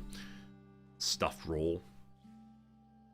What did I miss? Oh, very good, very good. We still have the Monday to complete from this week. How much more do we have on that one? Yeah, kind of getting started. We'll see. Very good. Have you seen the Pixar short Bao? Yeah, I found it very strange. I know it's about, like, children and parents and so on. Among the various Pixar shorts, it did not impress me as much as others. But that might be a me problem. Hamilton convinced Washington to put down the Whiskey Rebellion. Oh, I see. The various early tax rebellions. Got it. A suggestion earlier that an alchemist, the Right of the Elder, might have the book. The alchemist here is, the Elder's daughter is her name. Hello, what do you have? Please show me your things. A sap mask, a bandage, and some witchwood bark. Nope, nothing unfortunately at that point. If only. What's my favorite Pixar short? I'm not sure I have one, unfortunately. I wish I did. I actually don't remember which shorts are Pixar and which are not. Nothing on the book table. Okay. I believe we looked at these books already, and they were just like the history of the place. Yeah, we already read those. Alright, I'll go to Mushroomville in a moment. But first, I have the corpse of a pale spiderling. Do you want to check it out? Oh, warded, foul smell of sour gum, moon and sun, a Gershling. This is a Gershling. What's that? A creature of plague, my friend. This one covered in slick and musk off the bilge hose of sleeping Argolot. Agogot, no idea. In the cave under the cloaca. But here, Gershling this far west, there must be hundreds for one to reach, and does the gyre widen again? What's that? The plagues of our great grandees many time over, salt, darkness, phantom frog, Gershling. My friend, do not like to sour the air with a harsh word, but this tiding bites my liver like acid, mass Nema for an elixir of yuckweed. We could talk to his daughter, maybe. I talked to a strange figure next to the Gershling. Dyed robes, flashing gesture hand, and ranting about pipe milk. A gyre white it must be. They worship the Gersh Nephilim as gods. What are those?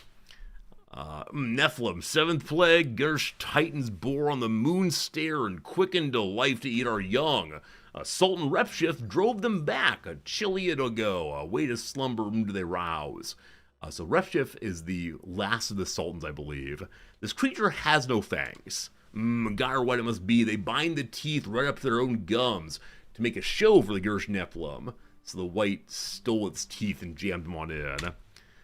I'm sorry to cause you pain. No, friend, your finding is rich in value to us. We're poor farmers, and sharpen our vine reapers is all we can do.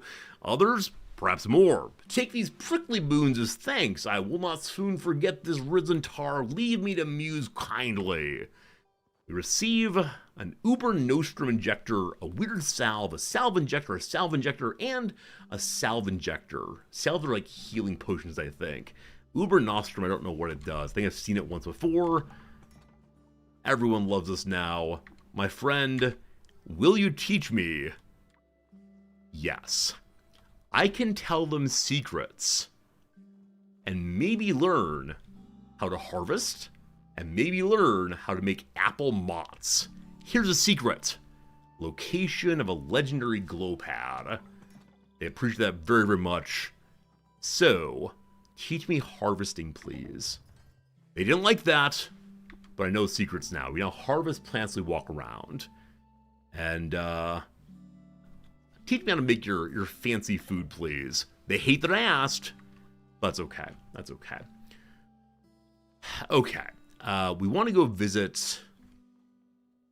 Actually, I wonder if the warden likes me more now that I've done the thing he asked me, the elder asked me to do. I can give him some water, I guess.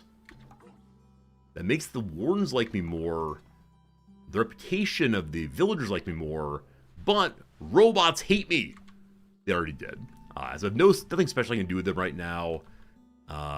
Someday, maybe I can ask them to join me. I've never had a party in this game. I don't quite know what it'd be to have more than one character, other than a little overwhelming, possibly. Alright, down here we say hello to the Tinkerer. I brought you another thing you wanted. I will give you the Stun Rod. Impressive you. Maybe you'd fit to poke around the workshop and swap scrap with me. I've been waiting on an apprentice, so unfortunate about scrap. What with that disbowelment and all? Take a seat there. Now to screw the nut on the bolt with an explanation. I'm on the cusp, you see, a grand discovery. The weird wire conduit is near assembled, and once it is, we'll be able to chat with anyone in instant time, from here to the id freehold. Before I can finish, I need wire, as much as you can find, at least 200 feet. You should be able to scavenge it from the rust wells. The rust wells sound terrifying. That said, he's creating, I don't know, a telephone maybe, or possibly a radio system. Ah, very cool. Is there a chair here? He's probably sitting in it himself very well. I'd like to look at the thing we were given. The weird artifact. Please don't break it. It's a fix-it spray foam. I want to look at these two things I do not know. Number one, what's a fix-it spray foam? And may I spray it onto my mushroom hand? An aerosol can blown full of fulminating caulk. Maybe we can repair something or stick our finger into a dike, perhaps. Number two is this Uber Nostrum thing. A glass tube and hype needle deliver tonic directly to the bloodstream. You recover 0.6 HP per level. At the end of the 10th round, you're purged of all short-term biological debuffs, and you regrow up to 1 severed appendage. Is being a mushroom man a biological debuff? Or is it stronger than that? Karnak, good seeing you. Thank you for hanging out with us as always over on the YouTube. YouTube viewers, you're real too. Okay. I don't think it counts the biological defect, as I have no effects on myself. I have a feature, but not anything past that. I'll really do some trading real quick. And when the trading is done, I'll then go find that mushroom village. Fungi are not cured. Womp womp. Womp womp. I say womp womp. Alright, may we trade? Oh, he has new things. Oh, artifact. An artifact costs 1,400 monies. He surely knows what I do. He surely knows what he has, but I don't know what it is. No fancy axes, unfortunately. Too bad, too bad. Oh, sorry, Rocksmash, for missing your question. We have played Kenshi a few times. I like Kenshi a lot. It's a slow game, but it's one I'm a big fan of all the way.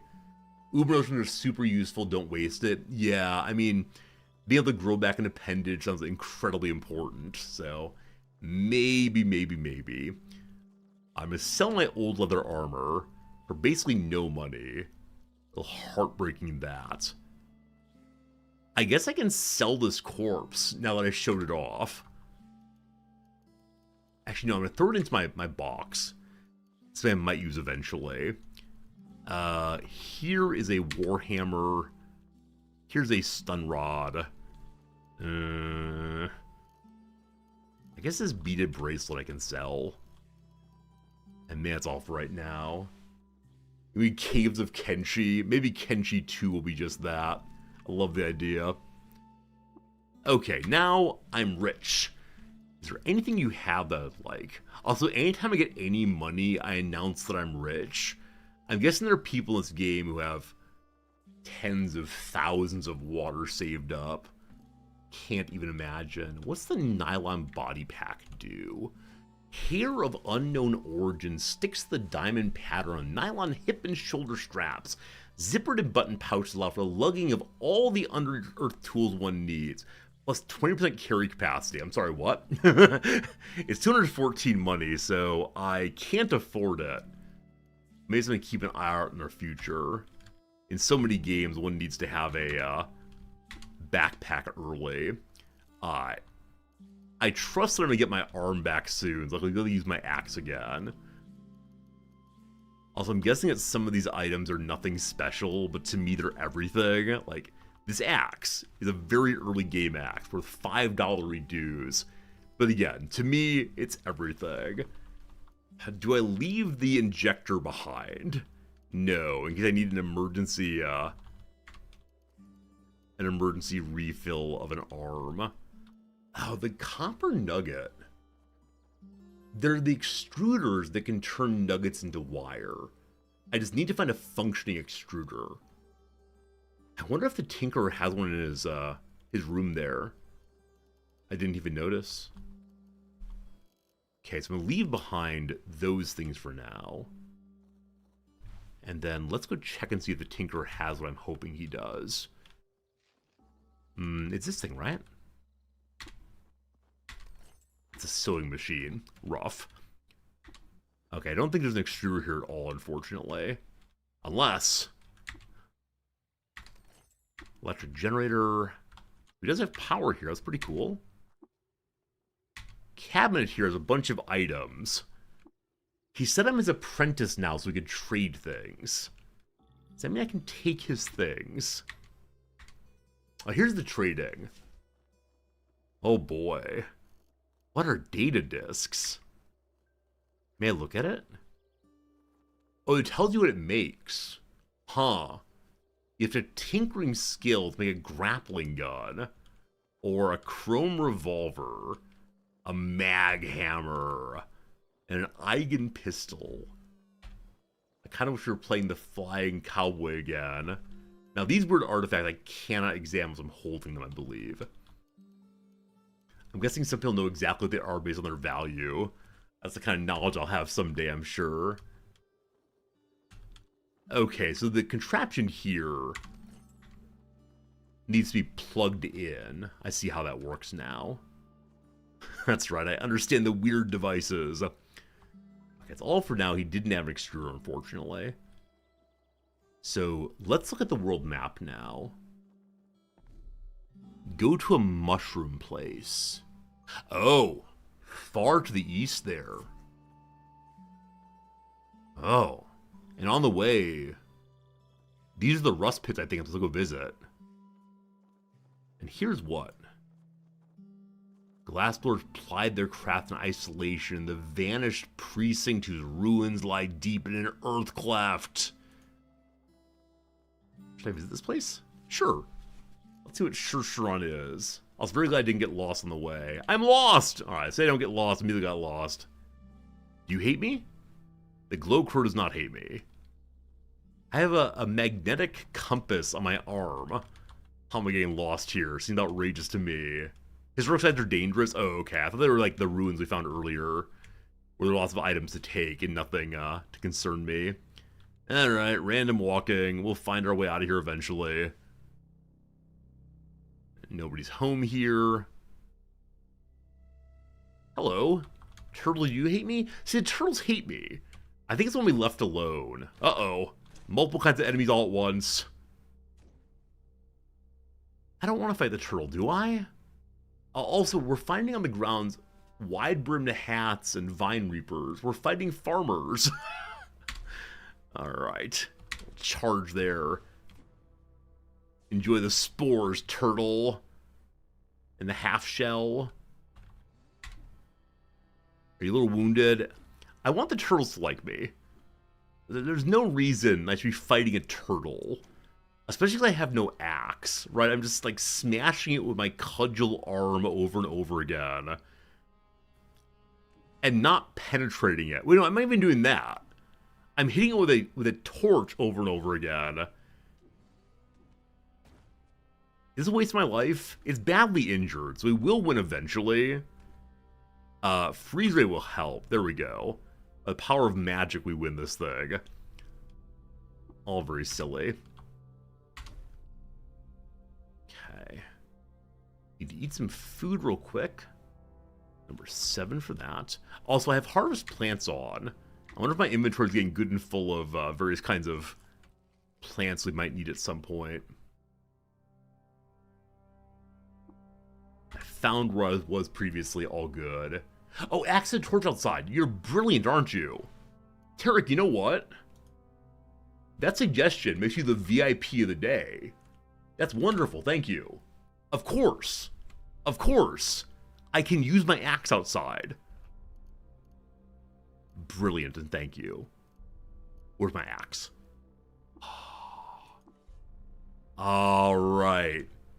Alright. Each time you die, you can learn a little bit more for next time. Absolutely. I don't mind dying. I'm playing in hardcore somewhat intentionally. I try to play hardcore in most games I play, but in this one it feels especially good. Who wants some? Oh, I see a chest. How much of this game is just, oh boy, what's in that chest? Oh boy, what's in that chest? Are those my spores? Those might be my spores. Who's up next? God. Yeah, the joy of loot indeed. Keep coming around the circle. Keep coming around the corner. Carbide hammer. Oh, if only it were an axe. I think it's our first hat. Yep. Now we can change being Hammer Guy, MC Hammer Guy, but I believe it's the case that it's two hands, I can't use it, unfortunately. Does using a mask help one not get spored? I guess it still goes in your arms regardless, so no mask for me right now. Okay. So we return to the world map now and head on to Mushroomtopia. I smell roasted boar nearby. What is it? I discover a goat folk village. It's nighttime. Okay. A plant just exploded on me. I see... Ah! Whitefinger, the goat folk shaman to the north. That's hostile. Hello. A braid of roasted frog skin stretches taut over swollen pectorals and fastens a satchel to his hip. His hooves are stained with an unclassified mixture of blood, and spittle flies from his bleeding mouth into a tuft of scraggled chin hair. Alright. The apes hate him for putting salt on their fields, and the crabs hate that he ate all the fruit. He has really good items, and I don't want to be here. Hey, Wonder Pip, I'm doing well. How are you doing? Sprint online. Also, I need to see where we're going. Actually, we don't really need to see, do we? Do we? Run away! Okay. I've made it to this little city here. So, I've been told that this city will allow me to get rid of our mushroom problems by looking at a book. Hello. Hey, thank you, Pip. We dress this way every day. It's a good time. And thanks for the follow a moment ago, all you lovely people. The Warden Indrix. Hello. A second Warden. The Goat Folk Pariah. Oh, earlier we engaged with the Goat Folk who might want to kill us. This one, though, might be cool. Why are you a pariah? Speak nothing to me of that name. You're warned. I imagine all of the wardens as being like Mr. Worf. I need a job, man. Graw, there's but one task I know to offer. It is most treacherous. In all likelihood, you will perish. Is your interest waned? Hello. Hello. Wonder Pip, I play, I don't play this hardly at all. I'm under 100 hours. Actually, I want to know about the job. The river just south of the village that runs an easterly course into the jungle. Along its bank lies the Goatfolk village. There resides a mighty shaman, Mammon Soul Drinker. He's in possession of a talisman of great power, an amaranthine prism that refracts the psyche of its handler in much the same way as This is a very long sentence, my friend. As Marinuntu has explained to me, a common prism refracts light. The thing is cursed, traveler. No man or goat may safely wield it for long. You must travel the village and retrieve the prism from Mammon by any means necessary. Do you understand? Okay, so it's the case that I will be the Frodo. I will be the Sam. I'm too dumb to understand how things work, so I can carry it for a while. I'm not going to ask him why he doesn't retrieve it. I'm guessing this is his former clan, so it's somewhat obvious. What else should I know? Here we go. There is. Firstly, Mammon will likely have several goat folk under his enthrallment. They'll protect him at all costs. Secondly, take care to stay out of Mammon's reach, for his power is most potent when he lays hands on you. Well, I have my frost bolt. That's not going to work. Finally, once you recover the prism, do not under any circumstances wield it. I needn't warn you of the consequence you return to me bearing that charm. That's all. Are you willing? Sure, why not? Not immediately, but someday. Now, of course, I worry that if I bring this item to the warden will wield it and go fight against all of goat kind. Maybe. What's this thing? Is this an outhouse? Oh, Columberry. It's a place to put ashes, right? Something like that, maybe. Something to do with doves. I see books. I see a friendly albino ape, I believe. Mayor Nuntu. A toga wraps his hulking bright fur frame. A broad brim shades his wise and wide-set eyes. Is it possible for me to play as an ape? Is that a thing? Because I've enjoyed playing as Centaur, but playing as a giant ape and just Oonga Boonga smashing around could be amazing. Now, if this is the mayor, I assume he can talk. Be ape still a muse wanderer? Welcome to my village. Cha kia kia. Have some mulled and mushroom cider. I'm not going to point out this is an albino ape. That seems very rude. So, here we go. Have you heard of Gershling on Qud's surface? The water vine farmers of Joppa confirm it's true. As far as this Joppa, you say? Oh, grim! Yes, we found the remains of pale things in the mouth of Svi. Does the gyre widen again? Is there work to do here?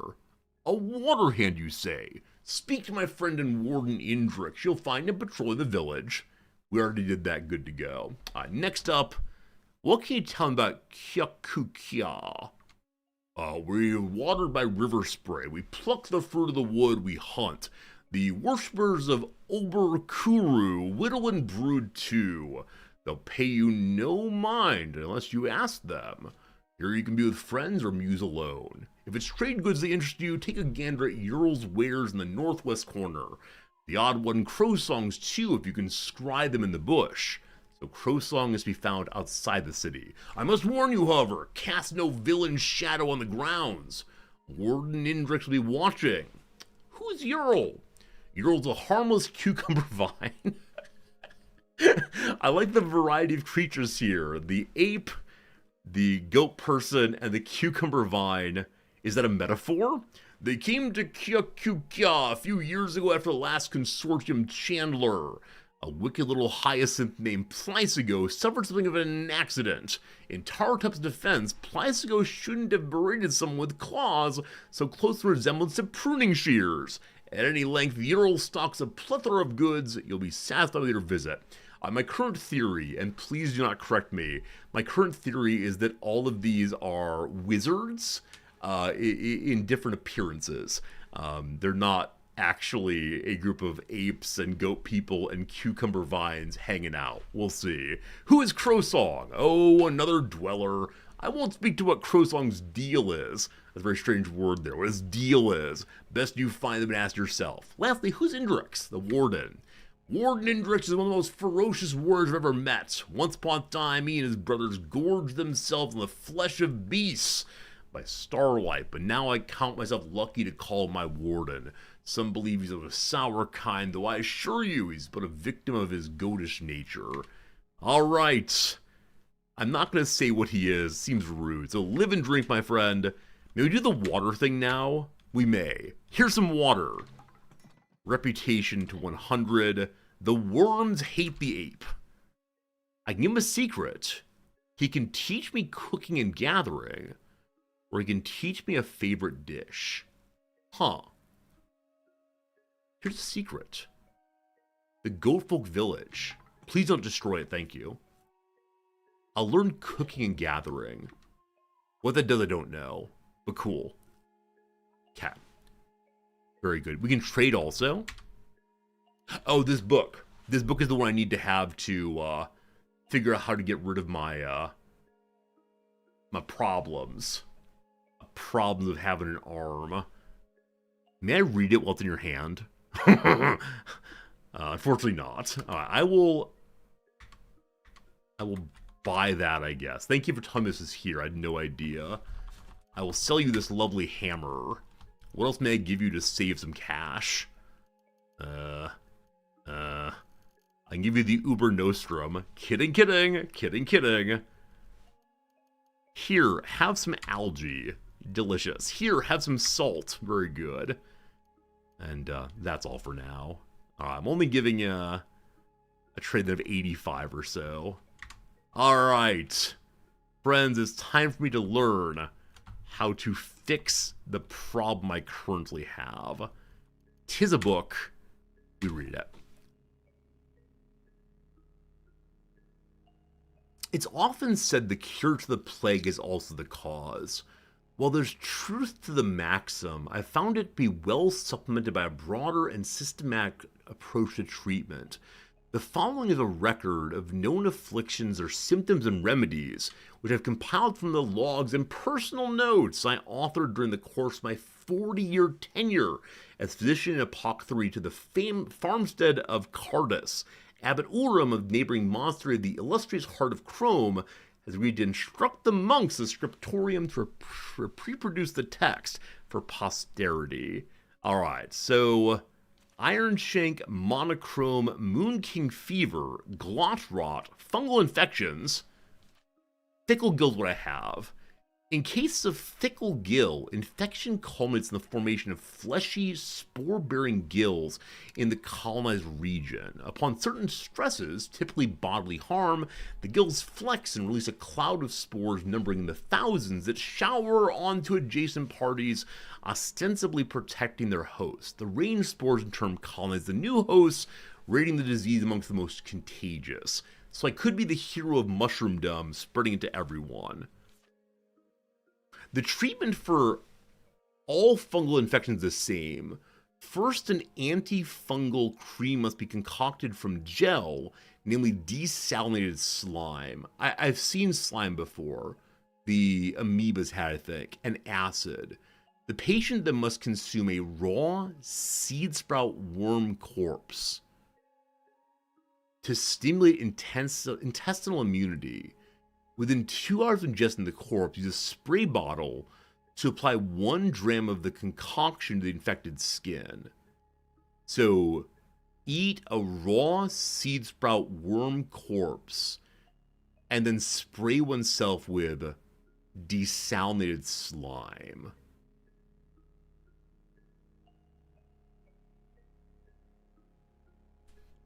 I may have sold some slime earlier.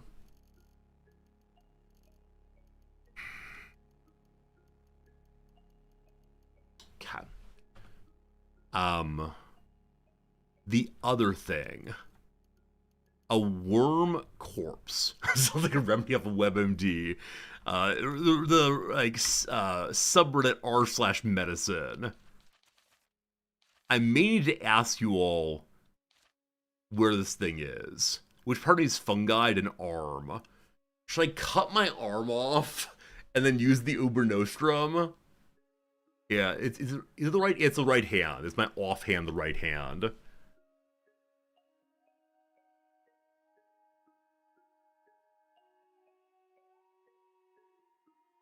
You can get gel and spray bottles from apothecaries. The seed sprout worm is hard to find. Is it worth doing this, team? Or should we restart? Or should I try to become Mr. Super Mushroom Guy? Not that I know what being Super Mushroom Guy is. But. Frivolous Lies Volume 1. So much screwed up the Humanoid Kings. Braising falconry and dried law petals. You put a dried law petal and a boar jerky together. You drop below 20 HP, you become immune to fear. There's a skill under medicine that lets you cut off a limb. Then use the Ubernaut to get your hand back. If I know how to cure it, if I come across a corpse. So the only trouble, like on the one hand, I'm totally cool. On the one hand, I'm totally cool with saying we'll eventually find that corpse awesome. The trouble though is I can't use a torch. And so in areas that are dark, I either just don't go there, or I just punch things with my spore arm, which is 1d4 damage, and never use any of my axe skills. I think that's the hard thing for me. Like, we're spec'd into let's do axe stuff. So I need a different way to solve things, possibly.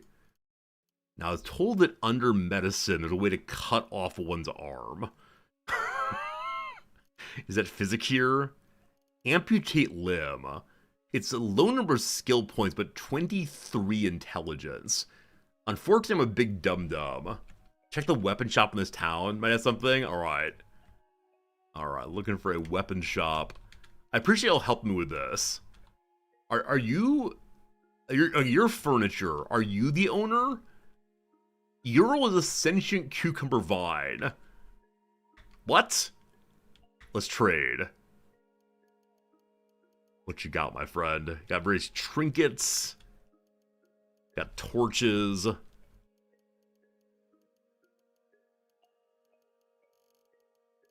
Good old Ural. Alright, unfortunately, they don't seem to have the thing.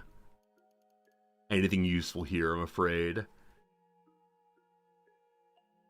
Yeah. Yeah, I don't know, team. I don't know. I mean, we can continue on and see how much damage we can do with just our arm.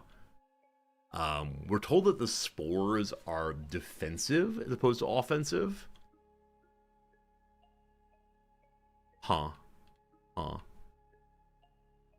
See, I'm now worried that everything in this area is actually a person to talk to. An ice frog. Wait, what are you?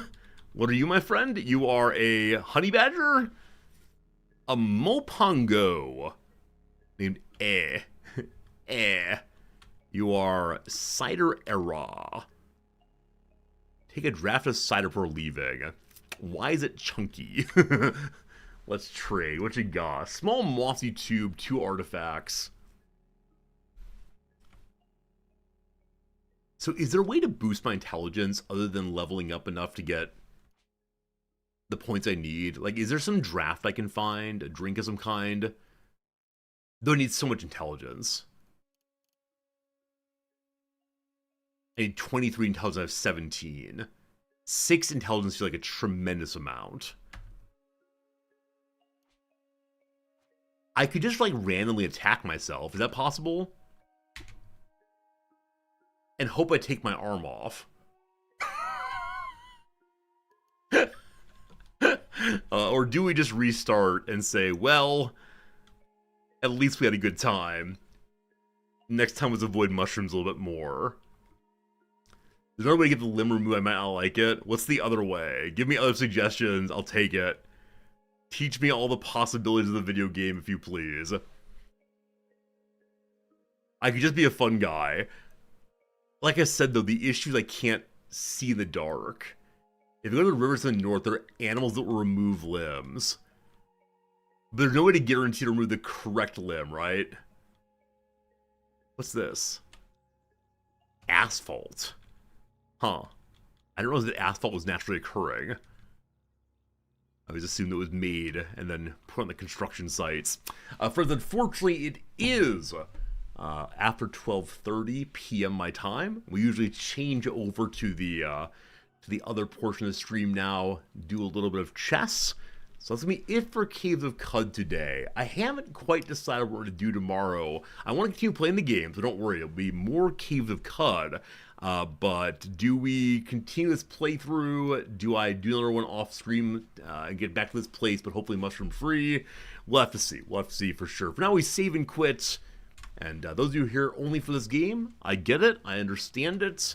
We'll be back to it again tomorrow, I promise. But for today, it's time to move to this screen over here and to pull up a different game. What's that game called? The game is called chess.com. It's time to get good at a game at which I am bad. Our elo is down to 463. We were at, like, what, 524 last week? It has been absolutely terrible thus far. So, don't you worry, team. Don't you worry, team. We definitely didn't rage quit off of stream yesterday. We would never do that. Never, ever, ever. What's today's chess title for that portion of the stream? Trying to improve, bad but kind, learning. The word learning sounds like growth mindset, and that's what we like to see. Also, if you weren't here for the intro, my wife and I will be doing our cooking stream, not this next Saturday, but the one right after. I promised you we'd do one sooner or later, and so next Saturday cooking stream is going to be a great time. You figure out how to get the microphone upstairs to work well. We'll figure it out next few days, but chess directory. Here we go. Thank you all for being here. And I promise I won't rage quit today all the way. What do I cook this time?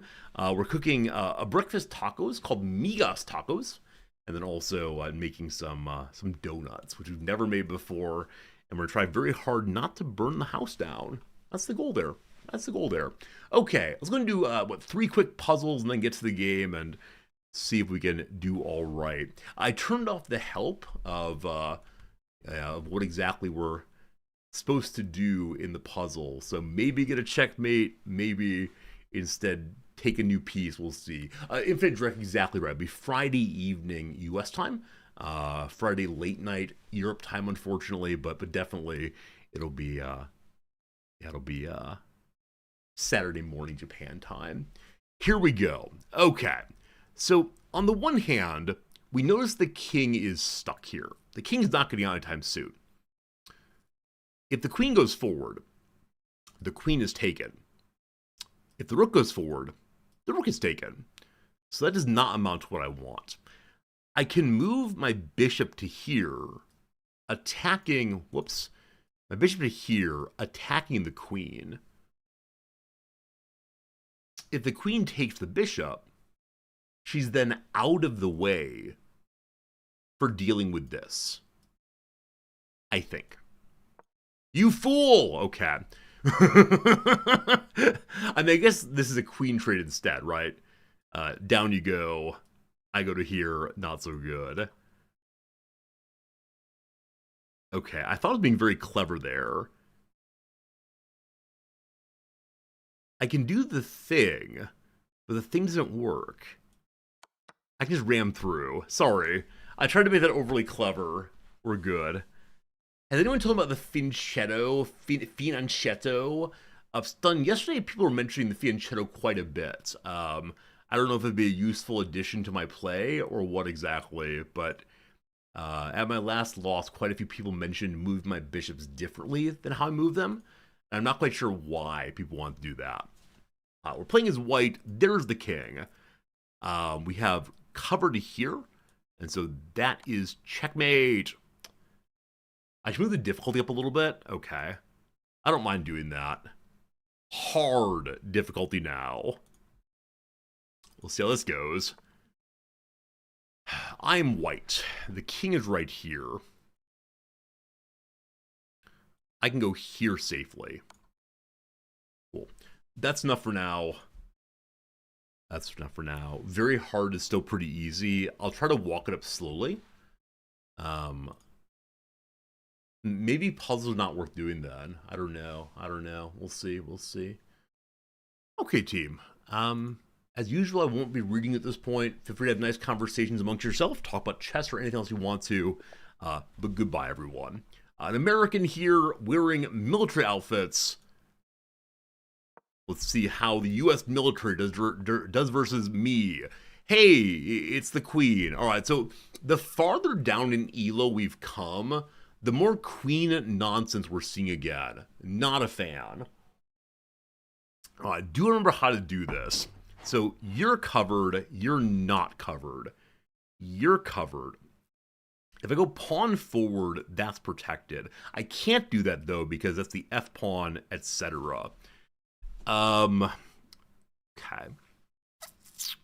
If I go pawn forward here, that's protected. At that point, everything is protected. My knight can come out instead to protect this. I think this is the preferred move. I think it's something I don't do regularly, but I think that's better, maybe. We developed a piece. Okay, so this player has decided that the way to play the video game is to put everyone in on F right away. Thanks, I hate it. I really struggle, friends. I really struggle here. Okay. The knight going to here protects the F-pawn also. I might need to get the queen involved at some point soon. I'm not sure. But for the moment, that will work.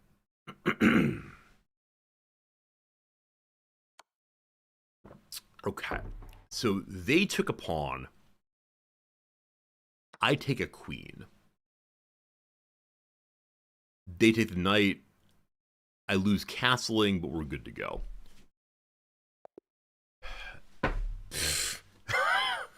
Lakonish, have a good night, my friend. Thanks for hanging out. I hope to see you tomorrow for some more Qud. Should be good. Like I said, the farther down we get, the more we're seeing, I don't know, what do we even call it? Like trick openings? Hope openings? I'm going to call them hopenings. Hopenings. Because they work entirely by hoping your opponent doesn't know what they're doing. Not late. It's good seeing you, not late. Thank you for the resub for 97 months. That's only a few days. Don't you worry, my friend. We're all still young and attractive and good. Not late. You're awesome, though. Hope you're having a good day. And always a pleasure, seriously. Always a pleasure.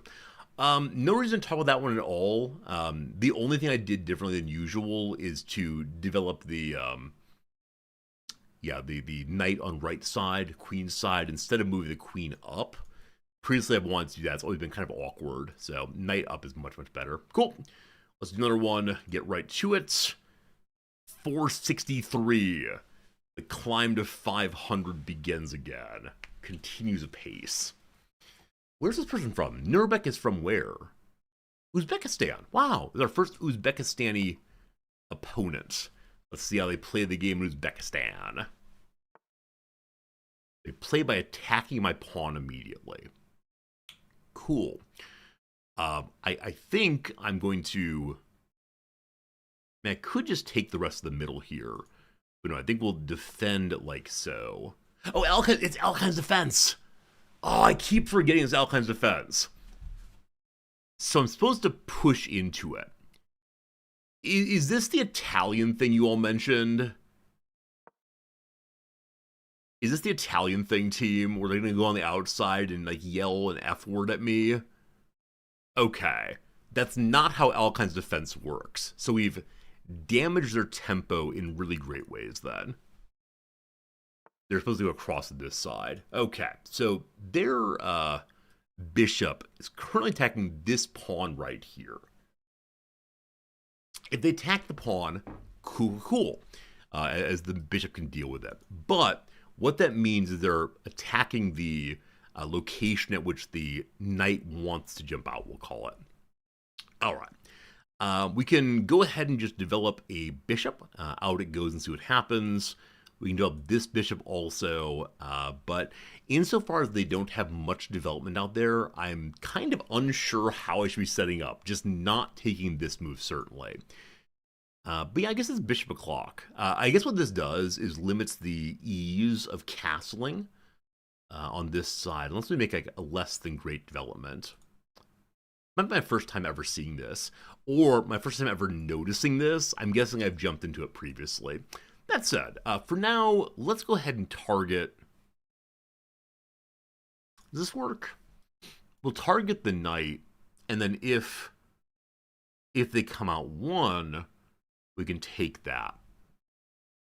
The other possibility is send the queen out to hang out there and see what happens, but that's less than great. Yeah, let's go ahead and do whatever I just said a moment ago. Let's move our bishop to here. Cool, I've made a move.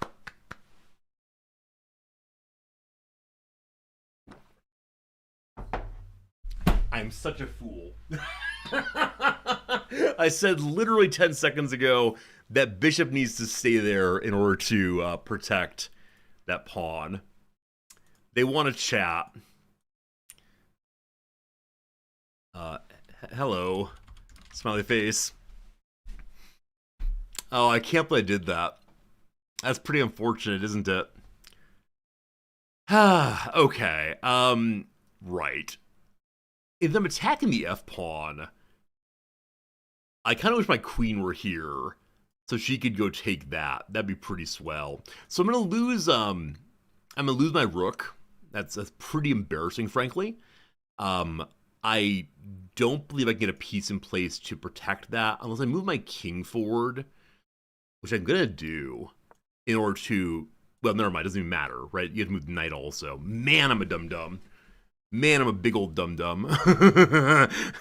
All right. How do we deal with this now? I think we're just going to take our loss.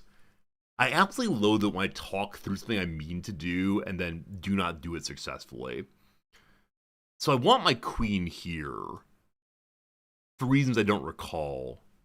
Right. But the queen can't go there insofar as the bishop here. So what can we do? Oh, it's so bad. That's so bad what that is. I'm profoundly annoyed with myself, friends, as many of you know. I don't like where the king is, obviously.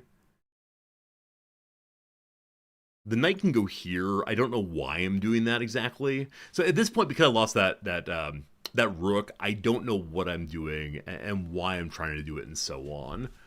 We're just pushing things now and hoping for the best. Man, rough. What would be strong right now?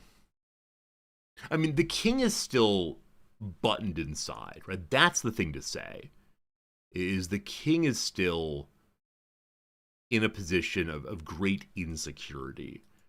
So I can get an attacker here and a piece to cover it. That'd be amazing. Now, the knight to here does cover that. But what attack I use? Move faster. Unfortunately, this is my speed of play. When I move faster, I lose rooks. Smiley face. Okay. So, I can push forward here with an intention of trying to get him to take that. Okay, I need my king out of the way so I can get my my bishop out again. So king friend, you're gonna go back home for now. Oh, it's so bad. I'm really annoying myself still. Okay, you can take this. I can then take that, and that'll be a-okay. Unfortunately, their pawn line is still as it is. The knight's kind of useless for right now. If I can get him working my queen up to, well, not really to there. How do I attack you? How do I attack you safely? There's not really an obvious way to go, right? Because they control the diagonals. There's no straight-on attack because of that. Huh. Okay. I mean, this is an attack on the king. And I keep pointing out, I need to find a way to do that without getting caught out by this. If we move forward one, interesting things happen, right? They attack, I attack. It'd be an interesting exchange at least. Now, this is no longer protected at all. That was a bad move.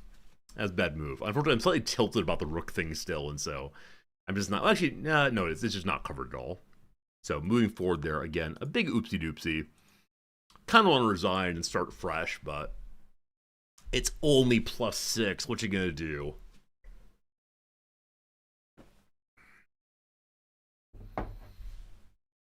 At least, excuse me, at least I did well on my, on that defense against the queen last time. Okay, didn't fully expect that, to be honest with you.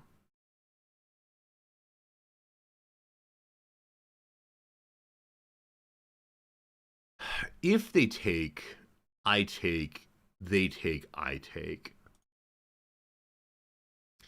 So we'll double and then undouble. I guess the problem is I'm giving the king more ways to go to get out, but if they take this way, I can trade queens. They didn't.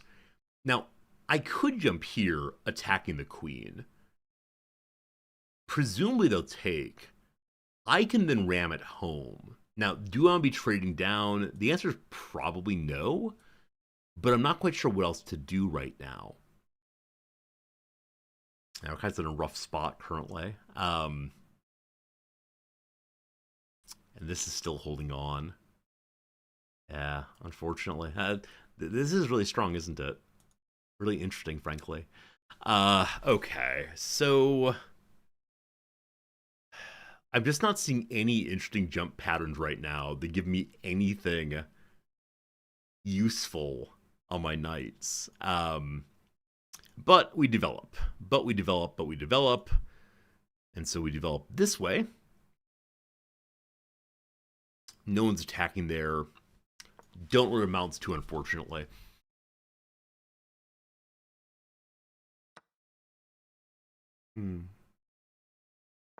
Yeah, that's the pawn that's been hanging for a while. I mentioned that previously. So I'm probably going to resign in a second-year team. I just don't really see the point of carrying on given the current state of things on the board. Yeah, they're forking my my good friends here. I can move the queen to here, and they're both protected then. She's not being attacked there. Now, it's still a good trade for him, of course.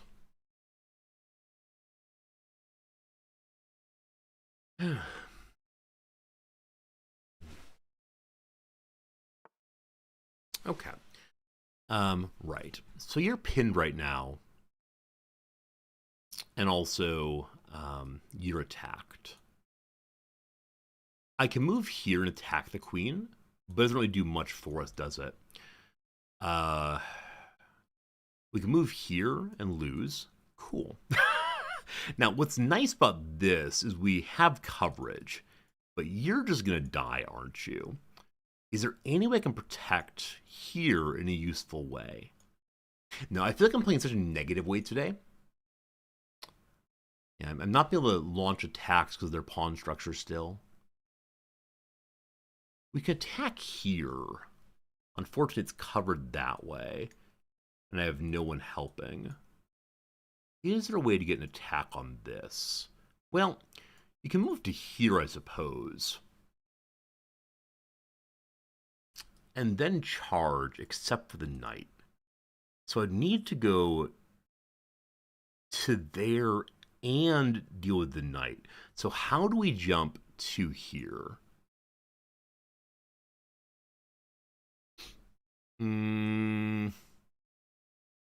Just not a quick sequence, is it? So here, and then here. That'll attack the king, just not from the correct location. Yeah, I don't know. I don't know. Huh.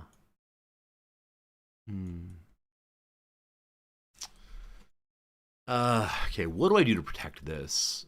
I think we just don't, unfortunately. And there aren't really checks, except for this, which we discussed is pretty stupid. I don't know. I don't know. I guess I can try to set up a punishment. So I can move here, and if they decide to take this, well, then I lose this. If the queen comes down, she's not protecting that, unfortunately.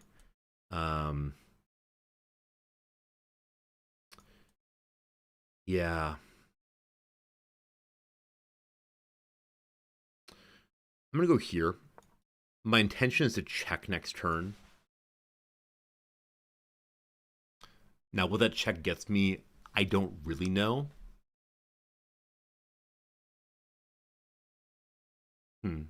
Oh, a rook. Sorry, it's a fork. Completely missed the fork. Got overly excited about what the queen's doing. Now, we're going to lose our knight here, but that's a good trade. That's the kind of trade that makes us happy. Now, I do want to move the king forward at some point to protect this way. Oh, that's pretty bad, isn't it? Yeah, the fork didn't quite work out this time. Okay, that's too bad. Yeah, I'm just not seeing things right now.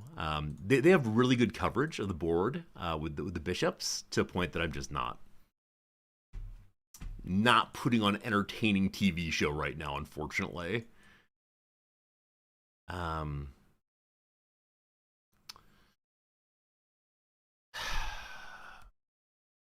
all covered. It's all covered. Oh, the humanity. All right. So if I go here and they take that, my white bishop can then see the king for a check. But, so I go here. They jump that. The queen can attack. The knight still, unfortunately. If I get a rook behind her, it might help. So I need to move the king. Okay. If they go here, it's currently covered. So my intention now is to move the rook to, well, that's not great. I can move the rook to here. I'm considering ignoring what the enemy is doing and pushing here, pushing here. In we go. Yeah, so I'm going for a incredibly non-functional checkmate as sort of a desperation move. I suspect we just lose, but gosh, wouldn't it be cool if it worked? This is me trying to solve the puzzles. Let's go, puzzles. Let's go. Okay. They're not attacking anything right now. Good.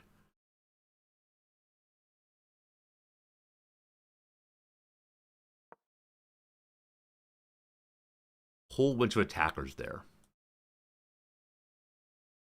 So current plan is bishop goes in, king can't take. Bishop goes in. I mean, king could move away. That'd be unfortunate, but I'm hoping they take with this. And then we do the thing and hopefully we win. Let's see. We'll see what happens here.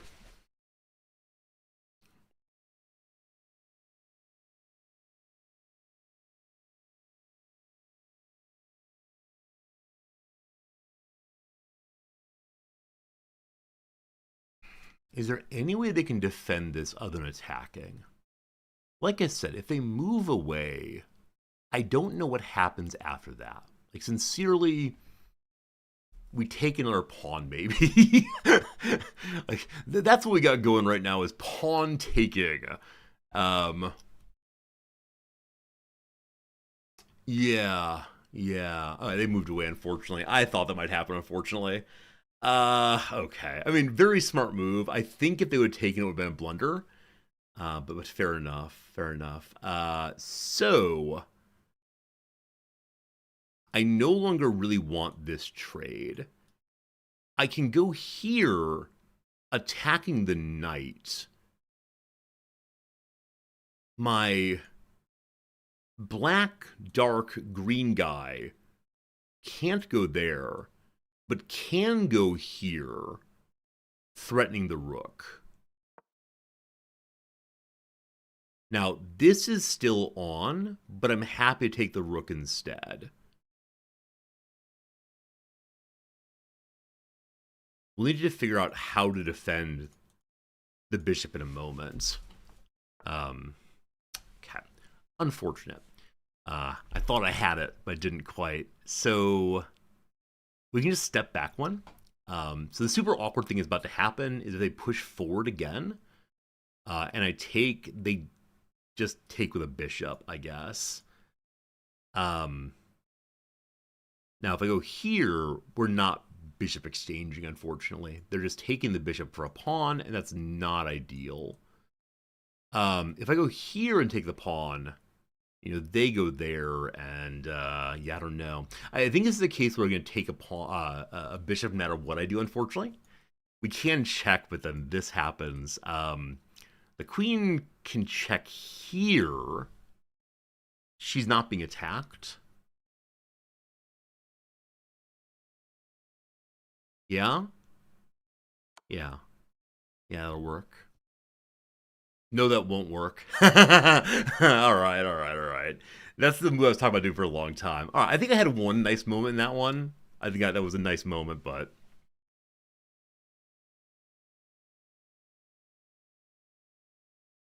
Hmm. Hmm. Huh. Huh. Huh.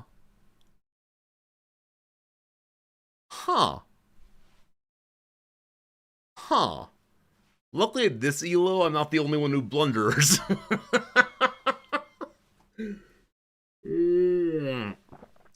Blunder for me, blunder for you. Blunder, blunder, blunder, let's make a blunder stew.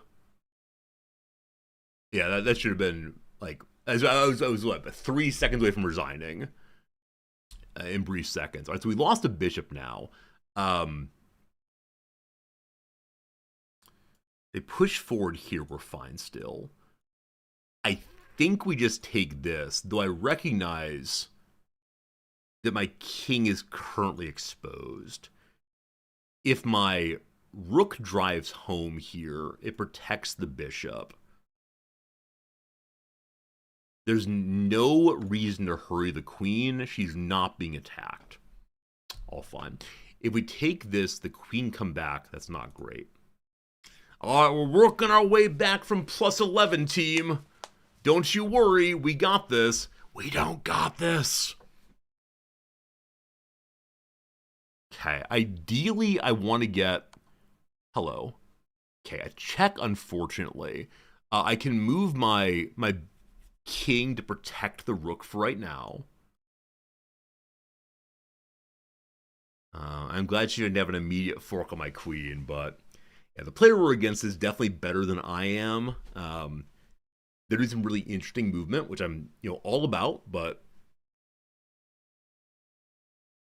I'm going to be very careful on the way out here that we don't take the knight, because this goes both directions. I don't know if you knew that one. Both directions for sure. We're getting to like a little tight area again. The game has been so expansive. We're playing across the whole board, and then very, very tight now. Which is like, obviously the rest of the board matters, but they have their rook pretty well jammed in still. So I don't know. We can't take that safely. The queen's only safe move is this. I mean, she can go here, but if she does that, she gets a knight and then has problems. Except...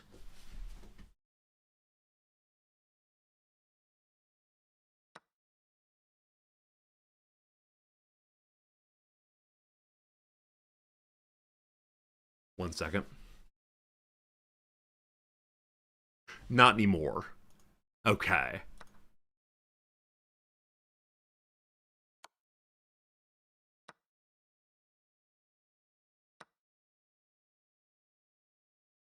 Had she gone here and then there?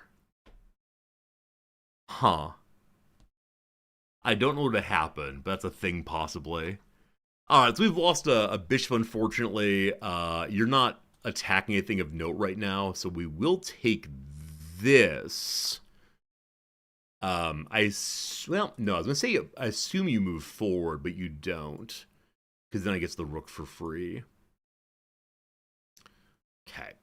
If the queen comes... Unfortunately, a check.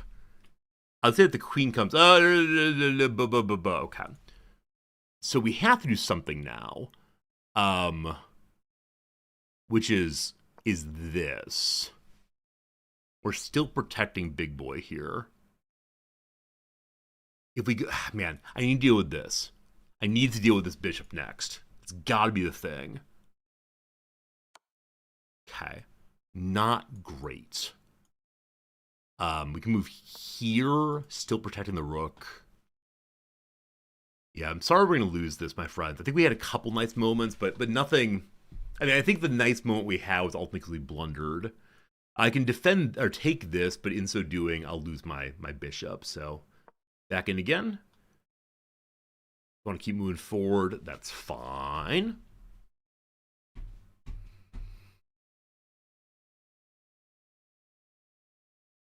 So if I go here, it's unable to move, and so we can take it straight away. That then actually opens the possibility of laddering, doesn't it? Huh? Oh, I can't take it, though. I can't take it because the queen's here. I need to bully the queen away somehow. This might be the way to do so, because the rook covers. And these are moves I possibly should have done earlier. I don't know. I don't know. I don't know.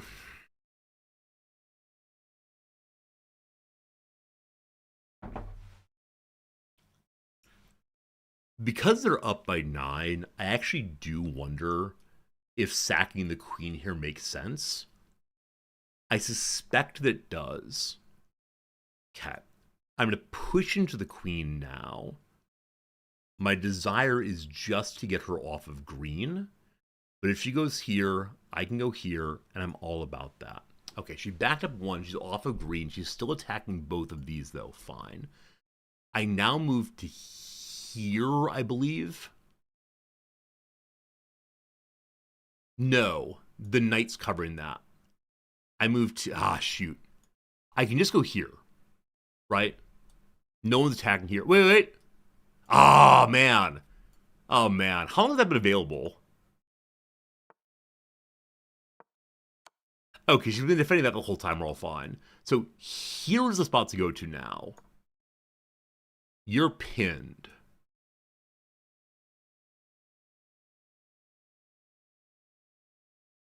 Okay. How bad is our situation, team? It's not as bad as it was a few minutes ago, at least. That's something. I thank you all for hanging out with me. Like I said, I'm sorry it's gone this way. Okay, so the knight is now protecting there. Legit. If I push in, the queen takes. But possibly so what? My king can clear this, but in so doing, we'll lose that. So I think I either push on the outside to deal with that pawn, or I step in 1. Now, they'll take on this side, presumably.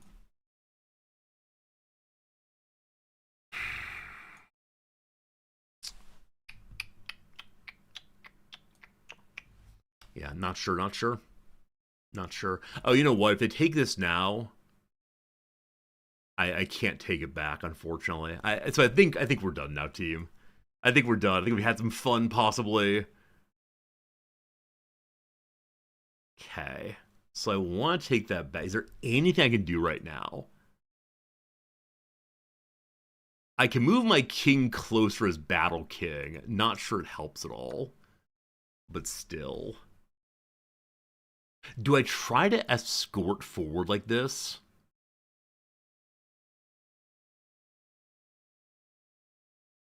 I guess we try to use our queen to escort this pawn. I think they're so focused, right? Hello. I think they're so focused on checkmating that. Okay. This is not great.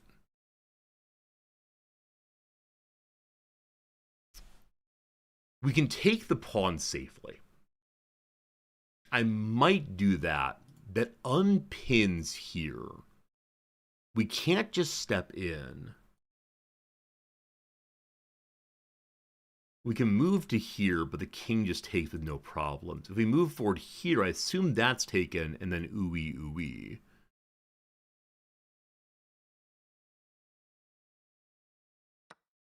Not sure. Not sure, team. Not sure. There's now one fewer defenders. Okay, cool. Glad they found the way out of it. All good. Yeah, too bad. Really poor play by me. I apologize for that, but yeah, like sincerely, it's some of the lowest play I've had recently. Allegedly no blunders, but that's just not true, unfortunately. Yeah, not good. What do I think about fianchetto? I don't know what that means, Stun. You keep using this word. I don't know what it means. So yeah. I mean, I just screwed up repeatedly. Like, clearly, I said emphatically that this bishop protects this, and then I said, we develop peace in this family. It's b6 into b7. So this is the fianchetto move. I mean, seems like a good move. I don't know what to say about it other than it seems good. It's probably not a way of playing that I'd like to do right now. It feels awkward to me. I see how it's very, very strong, like no questions on that, but yeah, I mean, I suspect if you don't immediately stupidly move your bishop away, it's not nearly as strong as it was a moment ago, right? I think I said something that immediately undid it, so good job to them. Okay, I see how I can like move you forward and attack their rook also, but I was annoyed enough myself that that's kind of the whole game. Like, yeah, I don't even want to talk about it, frankly. Let's go to new number one. Let's make sure we don't have bishops. Blah, blah, blah words. All right, time for another one, team. Hope we're doing well. Hope things are good. Hope everything's nice. On to do some stuff. All right, you're from Pakistan, correct? Cool. Pakistani person. Let's see how we do against them. Sure, like to stop making the mistakes that I say not to make and then make immediately. Let's see. Okay, so they go ahead and move forward. Not quite my plan, so we'll just hang out there for now. Let's go ahead and move a little pawn forward, I guess. Is that right? If I move here and they take... Yeah, I don't know how to think about all that, so just normal play then. Just normal boring play. Leonardus variation. All right, they're attacking there. So, right. I can develop and attack the F pawn. The issue, of course, is that this is not defended. So, I can move my queen to defend it, I guess. Or I can just develop to here and defend it straight away. Less aggressive than I'd like to be, but still, you know, functional, we'll call it. That pawn is doing nothing right now, I guess. So I'll go ahead and castle. They're going to castle also, though. Is there anything I can do better than just castling here? Yeah, I don't think so. Okay. Where's this thing going to go? I wonder.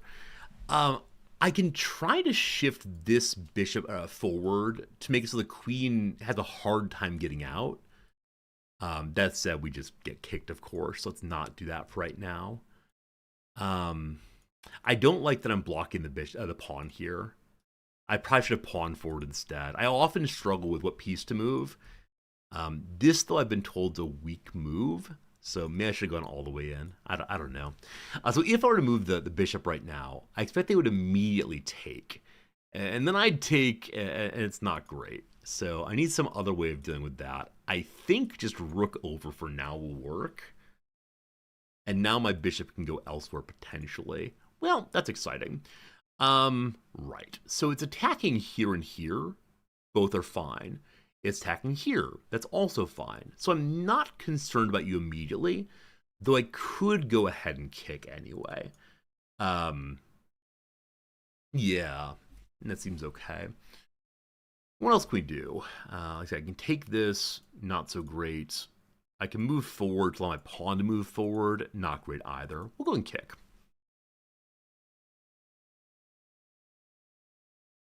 Okay. That's not really developing, is it? They're back to attacking here, so a loss of tempo on their side, we'll call it, and gosh, we're all about that. I'm not sure if H-pawn moving forward is a good idea there. I know it's better if you have your rook in play still, but we just don't. Okay, yeah. I kind of wonder if I would have moved that, a better idea. Regardless, forward we go. We can't set up a fianchetto, so this place this time. How does that play out? They're attacking to there, whatever. To here, I mean, not ideal. The attacks here. Huh. Strange knight play confuses me. Do I kick again? I hate it. I hate the idea. Okay. I don't know what he's trying to do with that, so I'm going to go ahead and move to here so I can get my pawn and bishop uncongested.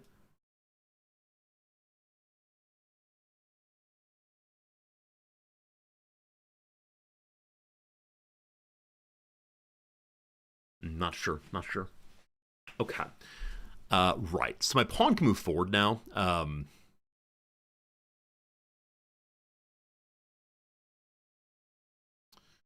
If we go to here, the knight is protecting it, or attacking it rather. So if that were to happen, so I go in, they take, I take, they take. They're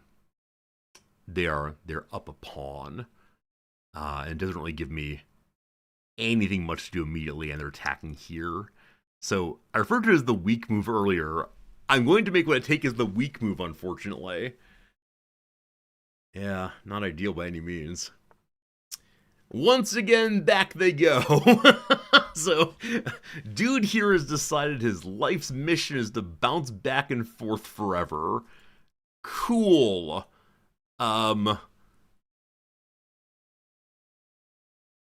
So, part of me thinks, gosh, we'll go attack there.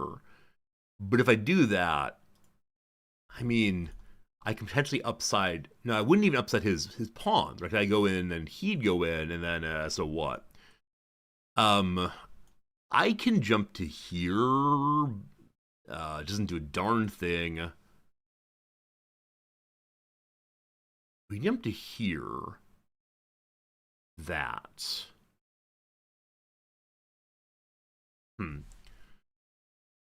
Oh boy. So this is like kind of for me the movement to mid game, I guess. I don't really know what to do in mid game, frankly. I struggle with how to transition, how to get some ideas. So I know the king's here. So I know that like a combination attack onto the corner can be very strong if I can get my queen there. I mean, I'd like to think about the possibility of forking.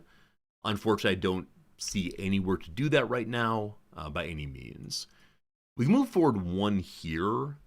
As of right now, this would upset a pawn structure, so I guess I'm going to go ahead and do that. As long as the queen doesn't come out. If the queen comes out, I'll then back off. All right, they just moved away, so that was something. They're now attacking here, fine. Attacking here, fine. Attacking here, fine. Attacking here, potentially less fine. Yeah, I think it's the case that in moments like this, one makes a trade. But again, there's no follow-up there. And so it just becomes a trade straight away. And my knight's being attacked. Whatever, fine. We make the trades. Okay. Even exchange. This is now only attacking here. So I can bounce forward and again try to trade and see what happens. Now, is there a way? I wonder if I should have pushed in instead. Probably not. Okay, so we in this family don't believe in knights. Knights are totally a figment of your imagination. I don't even know what you're talking about when you mentioned them. Knights? Knights who? Okay, they're lining up there in anticipation of smashing on in. Fine. I can load my queen in front, or I want to move to here so that if they come in, I have a pawn ready to catch. I can move my rook to here, like threatening that and making it ready to catch. I think that makes sense, yeah? Seems good, seems good. And start eating pawns on the side. Yum, yum, yum. Also, I've not developed all my pieces. I'm sorry. It's not my fault. I was raised in a bad home. I was never told how important it is to move your pieces out daily. So the only safe spot is here, but I think this move makes some sense for right now. I missed that. Yeah, asking at every moment the question of why have they made the move they've made. would be smart. Unfortunately, I did not do that, so that's how it goes. Okay. Well, I can go here and threaten Hulk Smash. I can go here and prepare for the same. I now wish this piece were not on that. If we go here and Hulk Smash, potentially fine.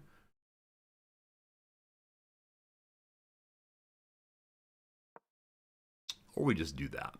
That's fine too. Sort of +2, due to some questionable play as usual. Scare them away again. Okay. So, what I truthfully want is my queen there with a rook behind. Unfortunately, this is covered. And that's not great. I can push forward again. If I do that, then the pawn will take, and that won't be lovely by any means.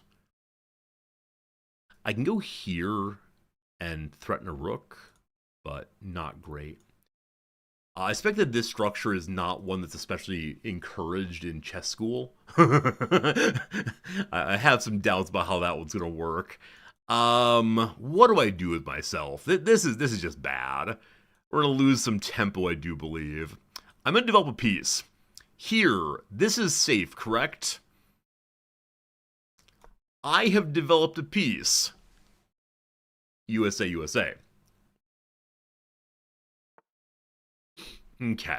In this position, you're attacking there as kind of expected. I'm okay with pivoting over. They attack, I attack. From this position, I can attack here. Not great. I mean, it's fine, but I lose a rook in the process. So I think here's a good position for right now. And they can decide what they want to do. If they don't come down, I'm going to move my queen over and prepare for this. Now, I notice that they are threatening my rook here. Yeah, that's a thing. That's a thing. Not a good thing, but is a thing. So if they do this, yeah, I feel like I'm just one tempo off of where I want to be. Okay, fine. Fine.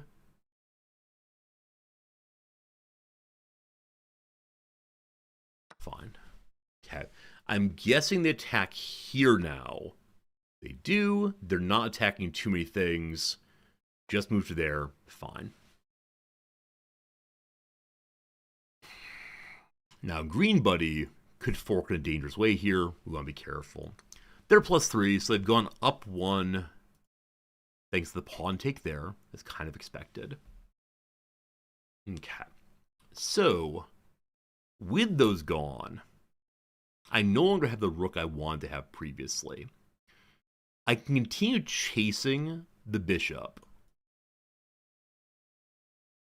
If we do that, then any position here is bad for it, as is that. Though that's fine. The queen can go here and be lost. We don't want to do that. The queen can go here, but it's still safe back to there. Okay. Not particularly well played so far. So queen to here, forward that.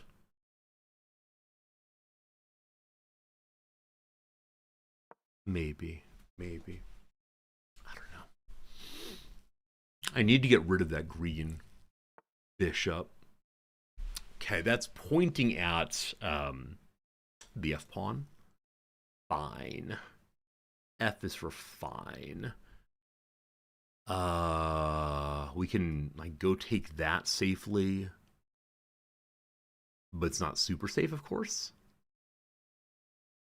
I can move my pawn forward to get past the bishop line. So I feel like, once again, much like last time, I'm not really making productive moves. I'm making really responsive moves still. Okay, I need to think about other possible checkmates. So one checkmate I've mentioned over and over again is just get the queen to here safely. So she can go there right now, right? That is a thing. There's no attacker there at all. It kind of like lets them know what I'm trying to do. Unfortunately, I don't have the green bishop, so we'll have to do this with like a pawn potentially, which is very hard to do, or something else potentially. I guess a possibility is queen to. How I can't do that. Gotta stop thinking that way. You have to remember the diagonals. Remember diagonals. Remember diagonals. All fine. I don't know, man. Unfortunately, I'm feeling like I really should resign on all of these. Why did I do that? I went past one bishop and right into another one. USA, USA. I mean, the thing that's okay about that is I can now move my queen forward. That was intentional. I meant to do that. Didn't you notice? Okay, 1 second. How do I do this? Okay. I need to get rid of this so we can go here somehow and then queen to there. Okay, if we take this and they take, my queen could go forward. If you swing, so I have this one time to do this, unfortunately. Ah, man.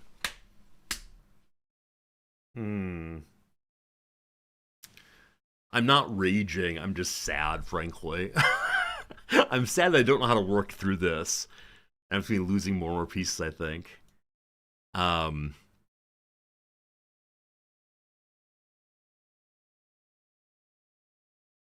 Okay. Do I try to use pawns?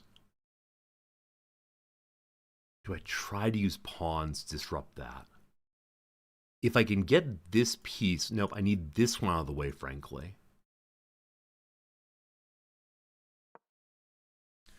I'm going to try to push in all the way to get you to take, then this, then... Okay, hi. All right, so, right. The queen's attacking here and here both. She's also heading down this direction, but kind of sort of so what on that? Move my queen here. It seems interesting. I can also push against her, but if I do that,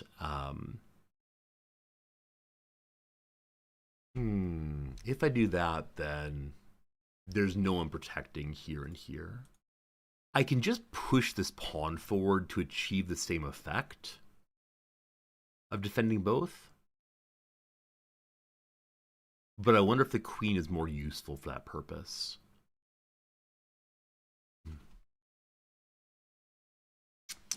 Also, with the queen having moved, it might be time for Hulk smash, possibly. Possibly.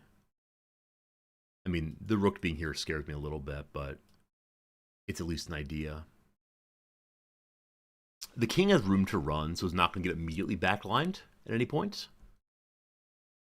We could do this into this, but I need someone to be attacking there. What happened there? Okay, they stepped forward one. They're protecting the queen now. And they're attacking nothing.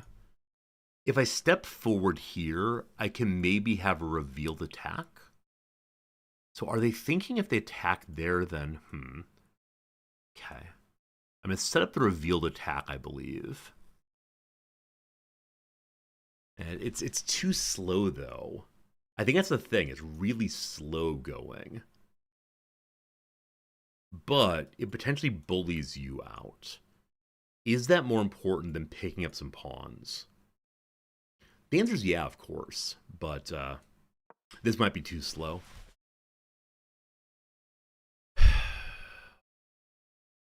Also, it's not really a revealed attack if the queen's covering, huh? It's not much of an attack at all, frankly. Okay, at least we bullied him back for now, and that's not terrible. So we can't continue on our way.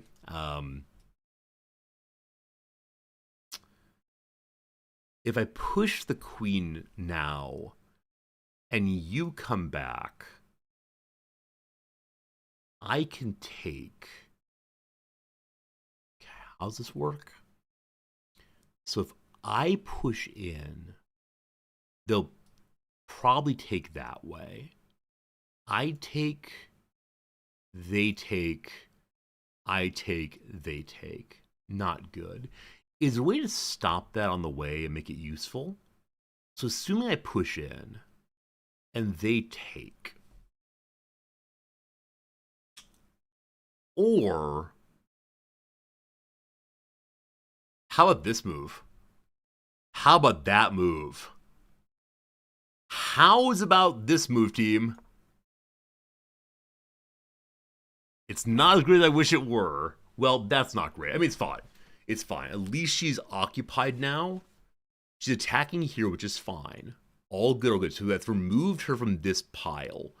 So now, unfortunately, this is removed also. No worries, no worries. Do I go beat the dickens out of some pawns now? I think I might do.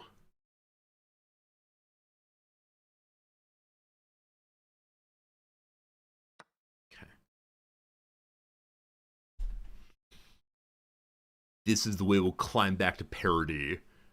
Okay, you're attacking that, which means I'll want to attack that and you'll want to attack that. How about... Oh, I can't move you forward. Oh, no! I only now noticed that was pinned. Okay, I'm going to move here. I think it's a sensible move. If they come here, I can ignore it and take that. The king has places to run still. Maybe. Maybe. Okay. That worked nicely. I can continue trying to eat these. That might be a good idea. It puts a lot of pressure on a bishop in just a moment. That's cool. If I move the pawn forward, presumably the queen takes here, and I have no follow-up on that. I continue to be a little, we'll call it timid about the movement of my various pieces. If I move my king forward, this pawn is then available again, and that might be a nice thing. This is a fork. It's not a good fork, though, right? That way works. This way does not work. But as you know, making pieces move could be good. Always, always, always. Always, always. Okay.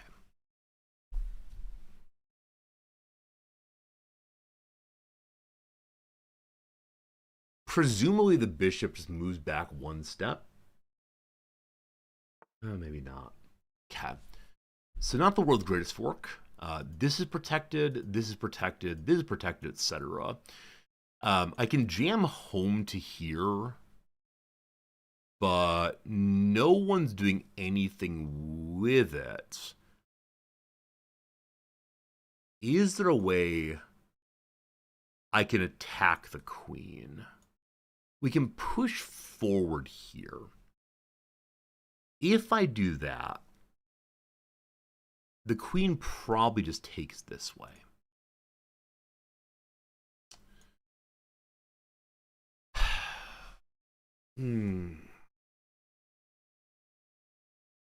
If I push forward here, the queen probably takes this way. How do we get out safely? So one step to here is safe. To here, nothing really happens of value. The queen can go here, but kind of sort of so what? Wait. You can just sit here. One second. No one's attacking the rook, right? The rook is not being attacked. At all. Zero. Not a bit. So the queen can go here in preparation to go engage in some pure shenanigans. Like back row, your king is trapped shenanigans. If I go here, they go here. there's no check. The queen charges, super interesting. What am I missing? Well, I have a minute left. Let's see how this goes. Now, this is a little distressing. Let's all agree it's a bit distressing there. If that happens, we are not the happiest camper ever. Hello, Cat. How does this work now? So you took that. Nobody likes that.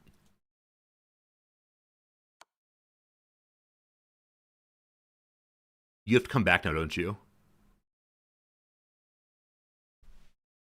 I think we're good to go.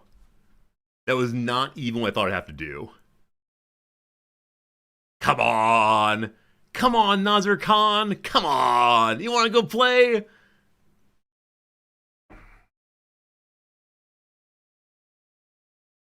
I think we're okay. I think we win. I'm pretty sure we win there. I'm glad I noticed the king was trapped. It does help quite a bit. Oh, come on. What am I missing? What am I missing? No one's attacking the rook, correct?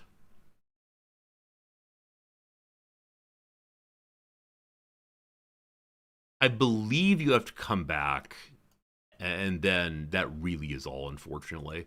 So, team, I'm going to look at chat, I believe, because if it's checkmate, I'm okay not watching more. Is it checkmate? Pre-move RX1E1 and start a new game. Don't close the tab by accident. I won? Hey, thanks. Hello, friends. How's it going? I think it's been one of those cases where we go for, what's it called? Whoever blunders last, etc., etc. That seems good. Oh, man. My apologies for having some roughness mid-game. I think it's one where I don't deserve to win at some level. It's some level I should have, most likely had a mate against me a while back. Good comeback. Thank you. It's very kind of you. Very, very kind of you indeed. Glad I helped with the tactics. Thank you. Thank you. Thank you. So I wonder, like, where were my really bad moves? Like, move number 1. Pretty bad. So at this point, we're going to talk through while they're deciding what to do. That's fine. Yeah. So this move I don't quite know what to do. Like, I don't know. I want them to come forward there so I can go to there, but I can't do that. But there we go. There we go. A win. Okay. Right. I'm pretty sure I don't deserve to win, but it happened anyway. All good. All good. They're deciding anything, but since they're deciding do they want to concede or stall the game out, yeah. So yeah, clearly some oopsie doopsies, and then a brilliant final moment, we'll call it. Though I'm not sure it's actually brilliant if it was lucky. Okay, so right. I don't like this structure at all. Because I'm consistently ready for them to take here and me not have any follow-up. So, do we prefer this? Excellent. This, no good. Just move the stupid knight. Okay, just move the stupid knight. I didn't want to do that because I'm trying to make the castle... Right, I'm trying to make the castle available, but just move the stupid knight, I believe, is the rule of the day. So when I was playing, when I first started, up until maybe 2 weeks ago, I would almost always open queen side first, and only late open king side. So I was castling really, really late. But yeah, maybe it's the case that I should be okay switching back and forth. Got it. Try a different opening that doesn't involve e5. I could, I guess. Alright, some things happened. Yay castling, yay castling. Alright, so yeah, this move I was surprised by. The kick worked. Cool. I finally moved the stupid knight. Very good. They make some jumps. I spent a while trying to figure out what this jump was. Still not sure.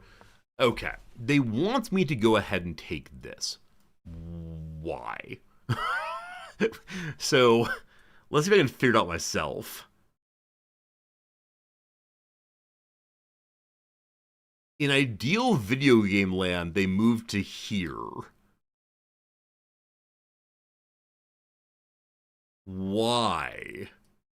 Oh, the queen. Oh. Oh, the queen.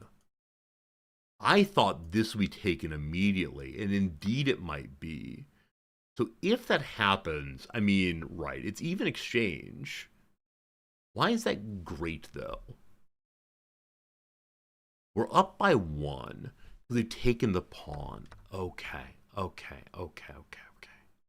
Yeah. Discovered attacks, things that I work on. Earlier today I discovered attack on 2 bishops, maybe something. I think horizontal discovered are easiest to find, where verticals are rougher and then diagonals are nigh impossible right now. But I see how that works now. That's a cool response to a fairly bad move. So part of what made the bad move is not just going to the edge, but also the queen's attacking. Got it, cool. I moved here, just trying to, develop some pieces. The pawn can move forward. Hooray. They go back again. They prefer I move the pawn forward here. Why? Okay, that's what I thought would happen. Is this good for me? Alright, so we maintain neutrality at the end of that thing. Even pieces. It's hard for me to count these things out sometimes. I really struggle with the middle still. I know it's part of being the kind of player I am. A newer player, it's not obvious to me when it's time to go. And for the players who it is, I'm very impressed consistently. Alright, so it's all fine. We got rid of all the knights. They make that move. So this is the blunder, apparently. Man. Oh. I suspect at least all of you saw that. Yeah? Did at least all of you see this? Oh, man.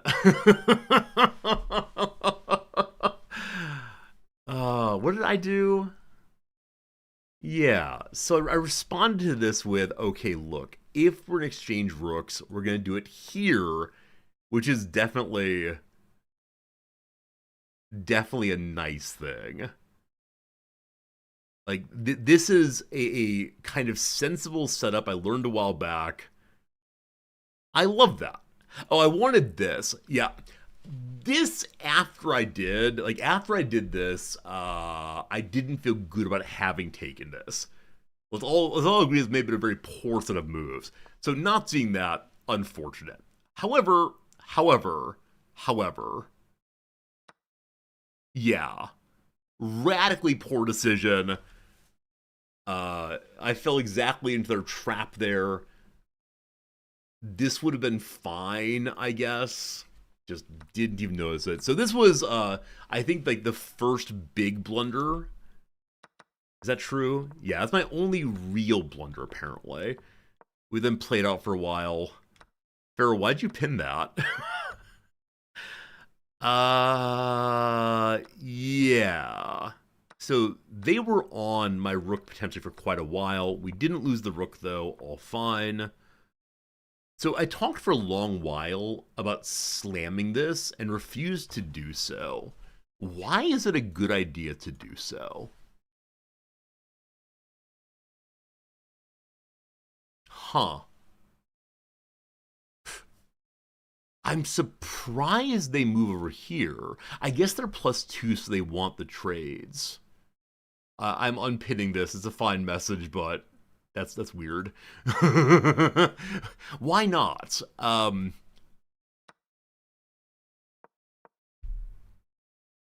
Because it grabs the 1 and then nothing. No, I mean from their perspective, why would they make this move? Because I was thinking as long as we're here... He said 2 minutes. I thought it was permanent fair enough. Sorry, I missed that entirely. I'll trust you in the future. Because I was thinking, like, look, if I go here, I lose that. If I go here, I lose that. It's just a pawn. But I guess just a pawn is not the worst thing in the world. Anyway, I talked about it and then didn't do it. In the future, I'll do it. Cool. They still want me to take that pawn. Fine. I make acceptable moves. I like this move. This move made me very, very happy. I should have gone ahead and taken the pawn still, but... Why did I do that? Why did I do that? Why did I do that? Oh, that's them. Sorry. They did that. To protect the bishop, of course. Alright, so... I attack the queen. Cool. I finally take the pawn. Fine. So at this point, I feel as if I'm, like, earning back some points. That feels cool. But at the same time, I also reckon we're pretty far behind. Okay, they wanted me to go and exchange here. Potentially. Okay. And then that. Yeah, so... They did that. And, yeah, they rightly saw that the queen was protecting the rook. But that's that. Yeah, I agree that this bishop pawn, what I only discovered kind of late, I was not a huge fan about that at all.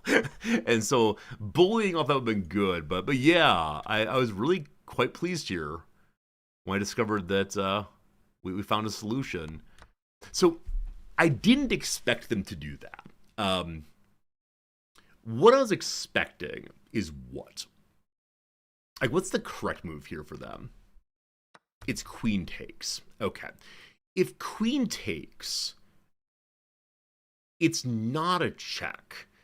But like I said, it's a bit of a problem. At this point, though, I'd said, like, you know, damn the torpedoes, full steam ahead. Would it have worked out?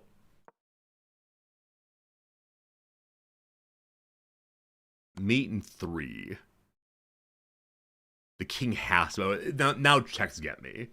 Yeah, now so it would not work out ultimately because the because of the constant checks. Okay. Yeah, what I was hoping for is I don't know, whatever, waste time. And then some version of Hulk smash big winner. So that was the hope I was trying to get to, but it requires the opposition to make some silly moves. And so, as usual, I struggle with figuring out how far away from mate they have on me. Because I often don't see what they're going for. But obviously, this is incredibly strong. All right, somehow we won that one. Like I said, kind of undeserved. It's 153 now. I'm going to play another game. If you're going to bed now, that's fine. Let me go ahead and run the ad break. And then I will play another game today. Even though I have things I should be doing, etc., it's more fun hanging out with you. And I want to have a match where I feel somewhat ahead. We'll see how it goes on this one. So back in a moment or two. Thanks for being here. Appreciate you. And yeah, we'll see. Good night, Tomb. Sleep well all the way. I appreciate you. So also, I forgot to put music on. I'm sorry. I've been standing here in the absolute silence. No good, no good. All right. So, music. BRB. Drink. Yes.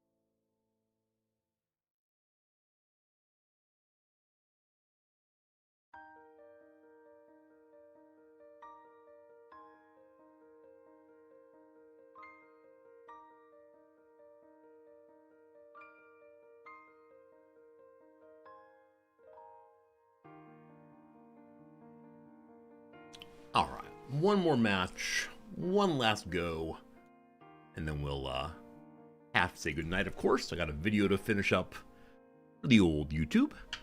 If you didn't see last YouTube video for the Magic the Gathering channel, for the first time ever, I pulled a good card. For the first time ever, I was not weeping and burning money entirely. All good, all good. For now, though, let's get back into it. One more good game. I'm now considering not doing E5, but I'm not in charge this time, so that's fine. We're not doing E5, they say. Instead, we're doing something. What do I do here? I mean, right, what can I do here? Let's just match it, see how it goes. We did do the lessons for various openings and responses to this and that. Okay, so we're going to do this nonsense again. It is time for some bishop nonsense. How do I stop the bishop nonsense? This was such an annoyance last time. So, if they go out all the way, we can take it. If they just go to here, they're attacking this pawn. This side's blocked out, though. If I take here, then they take nothing good from me. I'm going to develop a knight. That way, if they take, I can take back.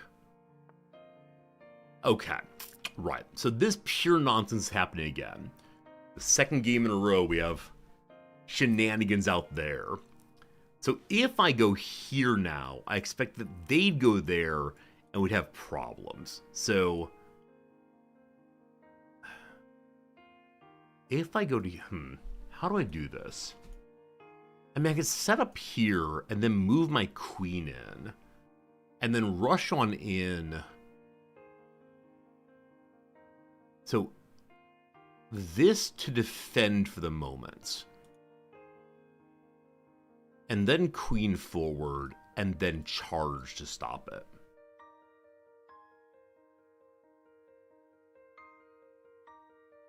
I don't know. Or I can develop a knight and protect that. My crazy strategies I should probably not be doing is that totally sensible, totally normal play. But I know for some of these openings, the correct responses, the useful responses are like crazy strategy. Okay, if I take this, the queen comes forward.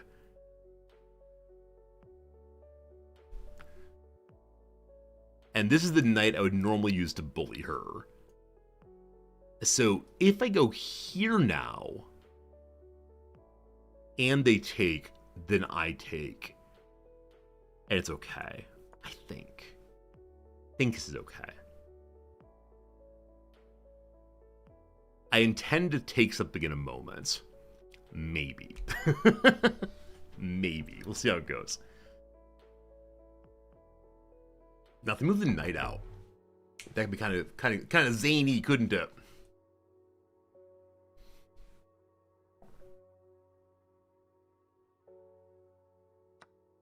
Okay. So they did that. As promised, man, if I take this, I expect they're going to go here, and then I'll want to go here. No. Well, okay. Probably the knight instead. And there's some pure shenanigans here I can't really count. Okay, not as expected, honestly. Not quite what I planned to have happen there. So I could continue piling in defenders by moving the C out. That'd be fine. What else can be done, though, that'd be more useful? I can go to here, attacking there, and also move the queen. In the immediate, if they take there, I'm going to want to ignore it, frankly. So do we think that moving forward is good? Probably not. What else can be done to be useful right now? I mean, if I move here, there's no bishop to stop the fork. That's not a forked attack on the queen, and there's the bishop. Sorry.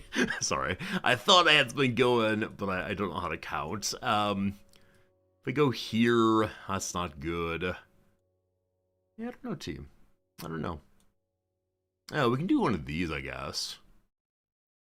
We can do let's go attack the queen and have them kick, but giving them... Well, I guess if they kick this way, that's a good thing for me because it then blocks out their bishop, and I'm all about that.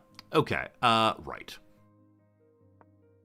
Let's see how they respond to this. I think this is a smart idea.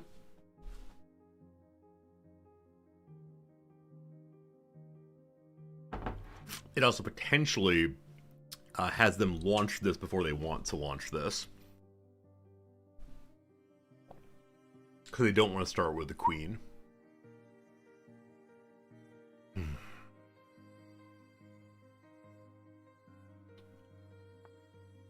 Okay, so they block with their knight. Let's just think. If I take this, they would have to take this way.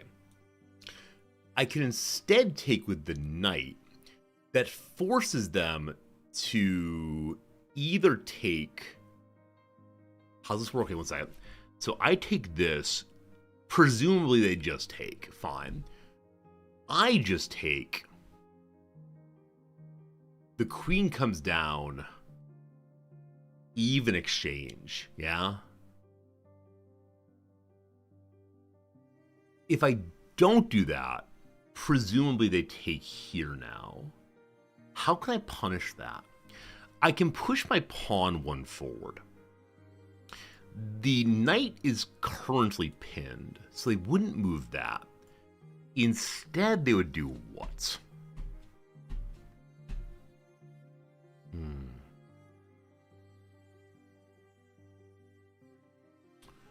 I assume they'd run away somewhere. And then I can take here. Now, if the queen comes forward, that's actually fine now. Well, it's not fine. It's exchange, whatever, trade, whatever. Because it actually unpins. So, hello. Okay. You're setting up this. All of your jumps are fine. I want to kick, of course. But is there something better I can do right now because of your choices? So I can take this pawn safely.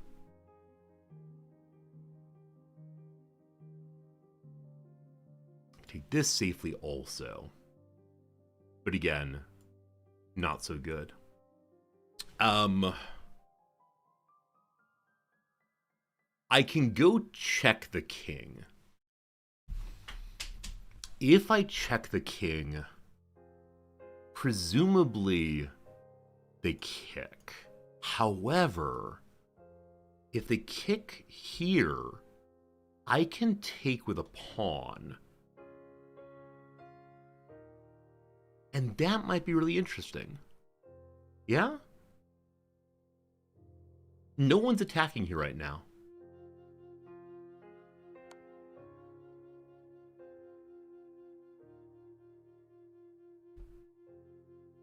I think this is the first time I've ever had a pawn here to defend against that kick.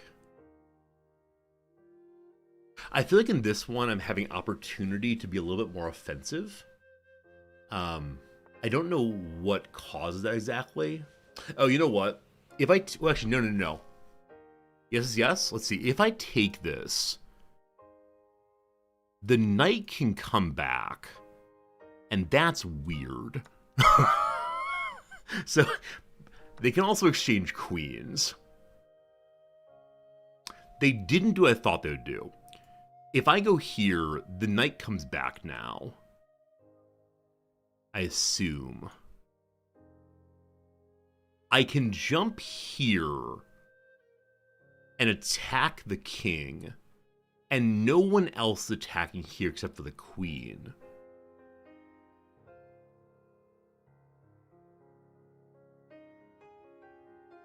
Oh, buddy. Okay, I attack here, they go there, no good. I think this gets interesting, maybe? Maybe.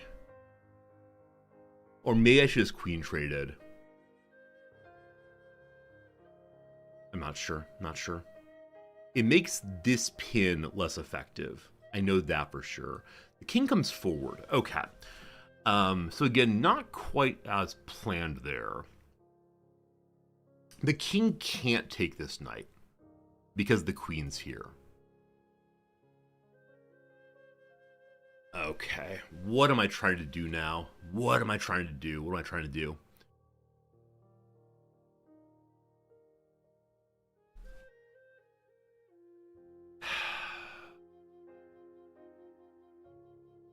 So we can just take this. We can take... So if we take this, and you come back... Like, go here... Oh, man. I see too many options. I don't know what to do with any of them, unfortunately. Okay, if you're here, and the knight goes to here, then we have a really cool fork.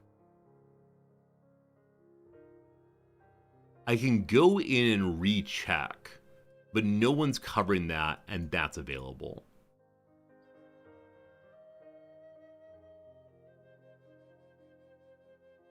Everything is still covered as it was a moment ago.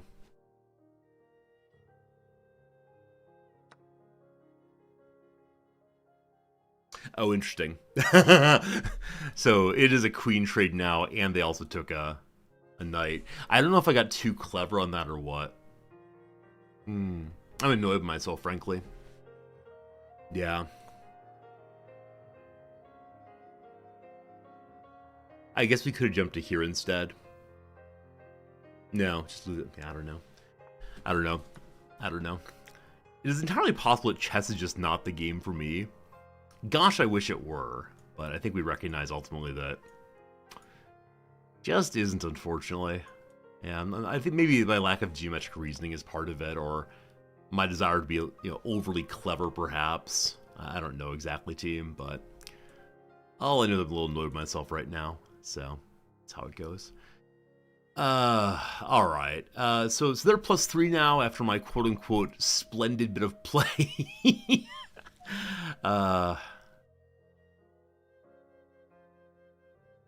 Yeah, I guess we finally kick.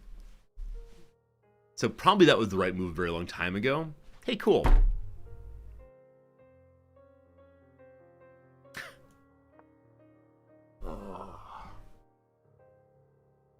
I think this game, more than any other, I go from feeling like I've got things figured out to always just falling apart so quickly, every single time. And I don't know if it's that my opponents are just better than I am consistently, but like I thought I had something cool figured out, and in the course of 2 moves, it ends up being I just get forked on my rook, right? Like, frankly, that's not much fun. Frankly, I wish I could do better. But I just can't, unfortunately. This is a safe move, I believe. No one's attacking here. Yeah. I don't know. It's not that I don't want my opponents to take pieces. Of course, they're taking pieces is great. A+, yes. But still, what are you going to say? If I go here, nobody can take that piece.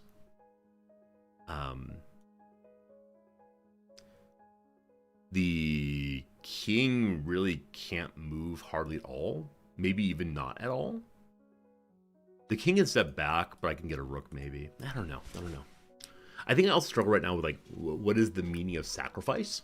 In the sense of, not in the sense of, like, what does it die for your country? But instead just in the sense of, when do I give up pieces in a way that's good, ultimately? Alright, we can take this pawn safely, but what's the point in that? If we push forward here, and they take that,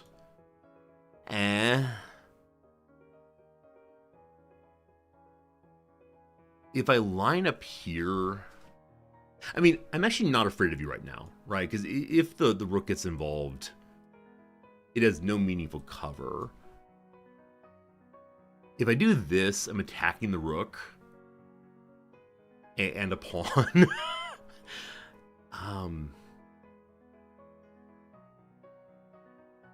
Is there a jump I can take to attack that?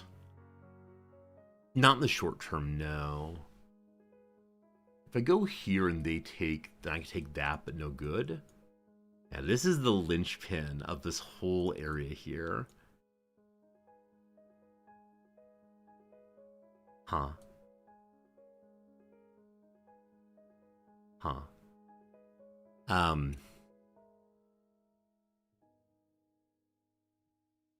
I wonder where he's going to go with this. Like, here, we got some problems, right? There's a discovered attack then, I guess. Actually, if he goes here, we're fine, right? We got that. Totally cool. How do I untangle this thing? So we could step back one, then we're still, like, making the same attack in some sense. If we move here, we lose the bishop.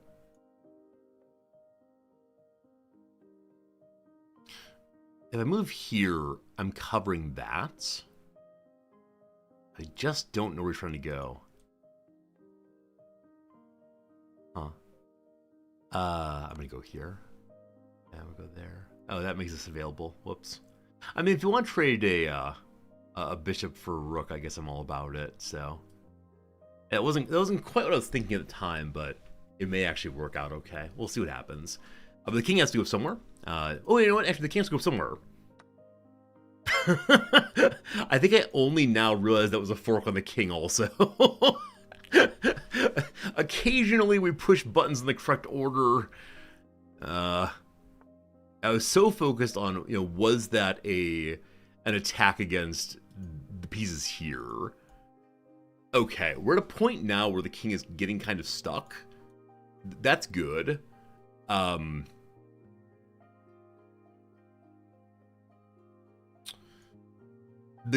Yeah, if I can get a rook here, I mean, not great, but pretty okay. I'm gonna line up. There's still +1, so I want to take this easy. It might be time for pawns go marching, hurrah, hurrah, one by one.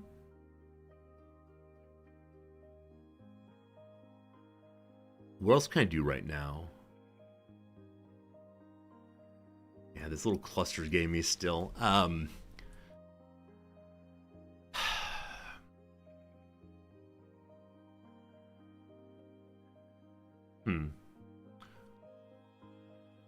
gonna line up here and see what happens. Oh, what did I just miss?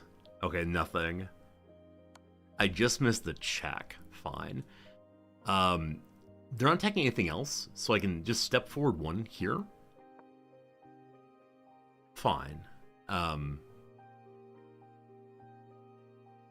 Yeah, they can still get out fine. Oh, yeah, they're threatening that. I didn't even notice this is happening. But I think that's the correct move regardless. Alright, we go and take there. They can take there now. But if they do that, I can go whammo that way. Fine. Okay, right. Gotta be careful here. What I like about this is if they come down, I can get that, no problem. I'm also attacking or protecting a pawn right now.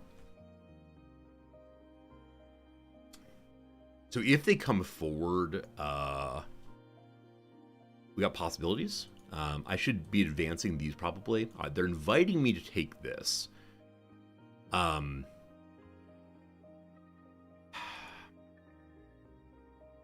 I'm gonna need to do so, I believe.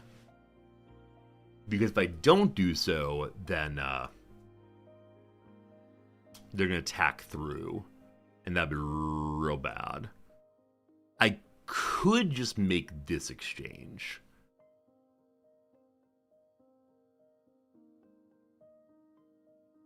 I think we're playing for a draw. I shouldn't say it yet, but I think we're playing for a draw. I need to do this, unfortunately. They're going to come here now, I believe.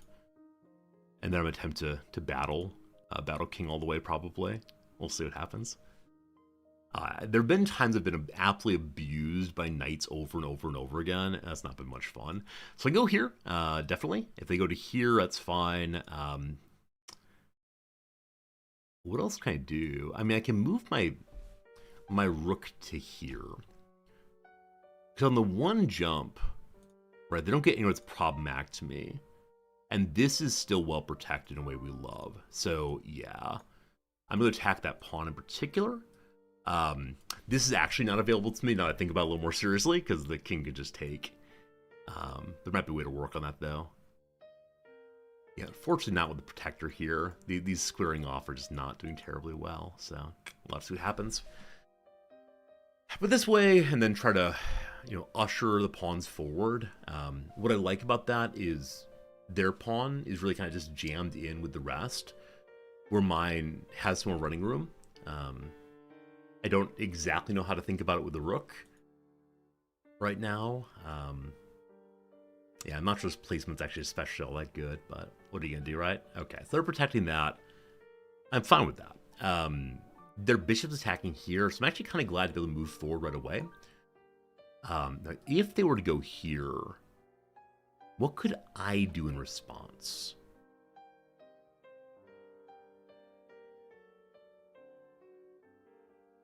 Yeah, I don't know. I don't know if they go... Okay, possibly fine?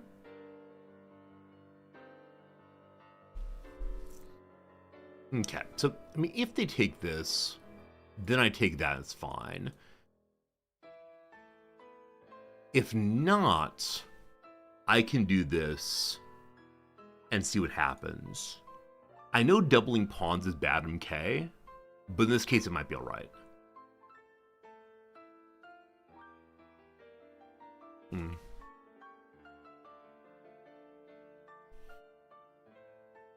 I wonder if there are certain games principles. They move forward instead. Huh. So these are jammed against each other right now. I guess that's fine. So do we move forward slowly? Is that what's going on? Do I kick? I guess I should have kicked a long time ago. So as usual at this point, I don't really have a strategy going. It is very much just a do what you can do. All right, right. I kind of thought it might happen. I should have seen that coming, actually. I think I even half mentioned it earlier. I can protect here. I don't have a way of checking. I can go here, and if they decide to attack, then fine. Okay. So we're all jammed up here now. It's pretty awful. I can use you to attack here.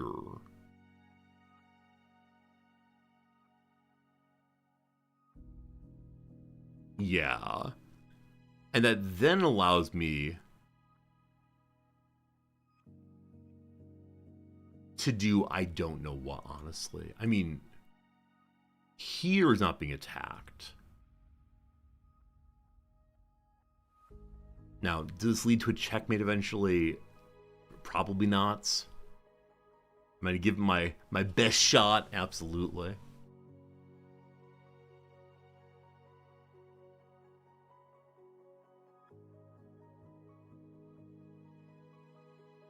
I think for the first time today, we made it out of the end game at only -1. I think it's a good thing, but yeah, I don't know. Definitely, we start moving you forward when we can.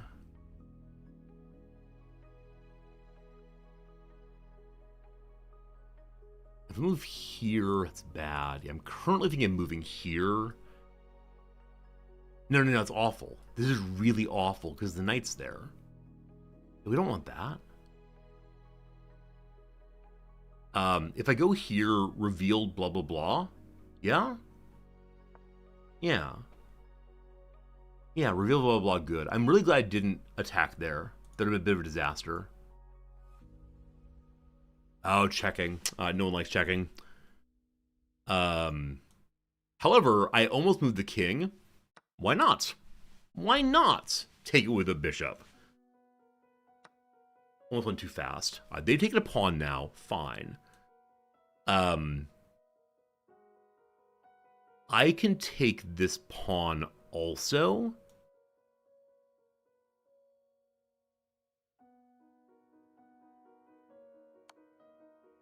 That's also a check.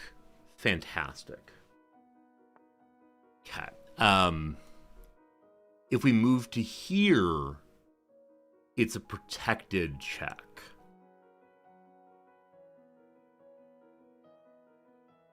We could also just go here, protected check as well. Yeah? I don't know which one's better. We'll go with that one because it's the one that came to mind second.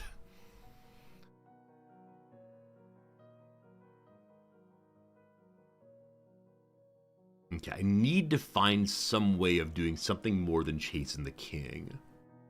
We got very lucky on a slight blunder there by our opposition. You know, pretty fantastic.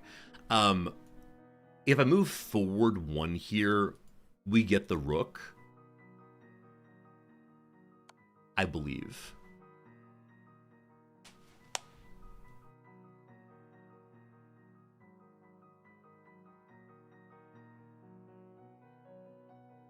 Are you a moment of discovery? Are we starting to believe? Is it all coming back to me? Coming back to me now?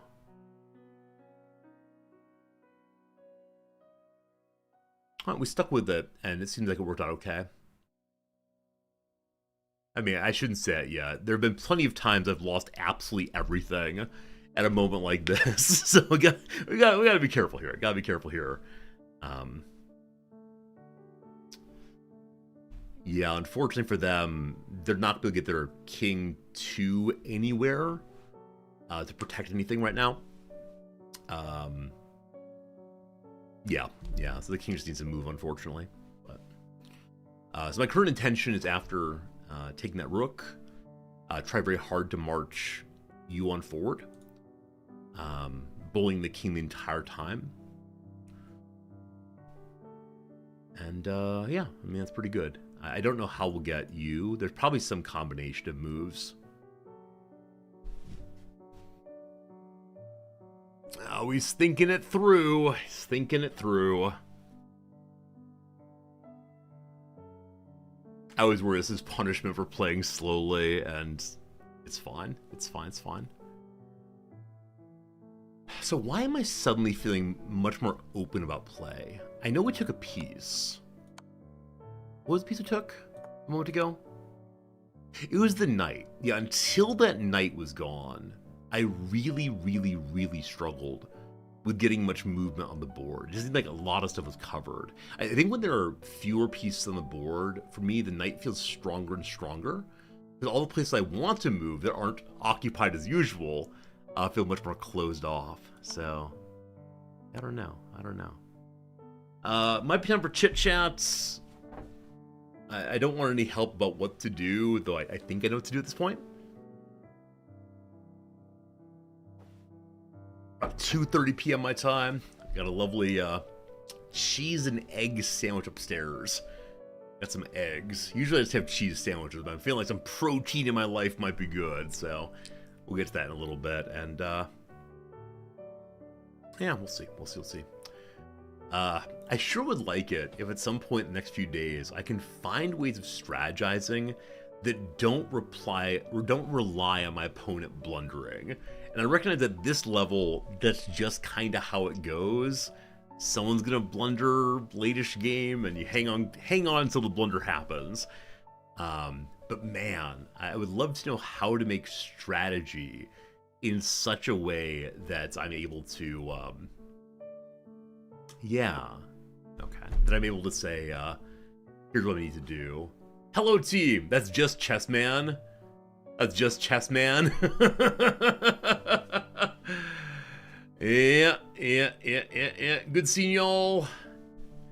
Isn't chess just about not blundering whenever they put a blunder? Yeah, maybe so. Maybe so, absolutely. I thought that, yeah, I thought people did strategy. Now, maybe the strategies are such that the opponent's encouraged to blunder in some way, but yeah, I feel like there needs to be more to the game for me than just trying to avoid, or trying to force them to blunder or something, like good skewers and such. Yeah, so for another match, I did not play super well for a while, and then things worked out pretty well after a while. So how'd this one go? Yeah, so this time I knew that the F Italian word was coming, and it did. I defended against it. That's good. Okay, that move is bad. I was trying to get involved in the middle in some ways. They would have preferred to see you. Why would they have preferred to see you? Is it just developing stuff, probably? Yeah, I'm not sure what's so good. Yeah, we got the French thing and the Italian thing. I would have called that. I made that move. I think it ended up being roughly what I want it to be. I don't know.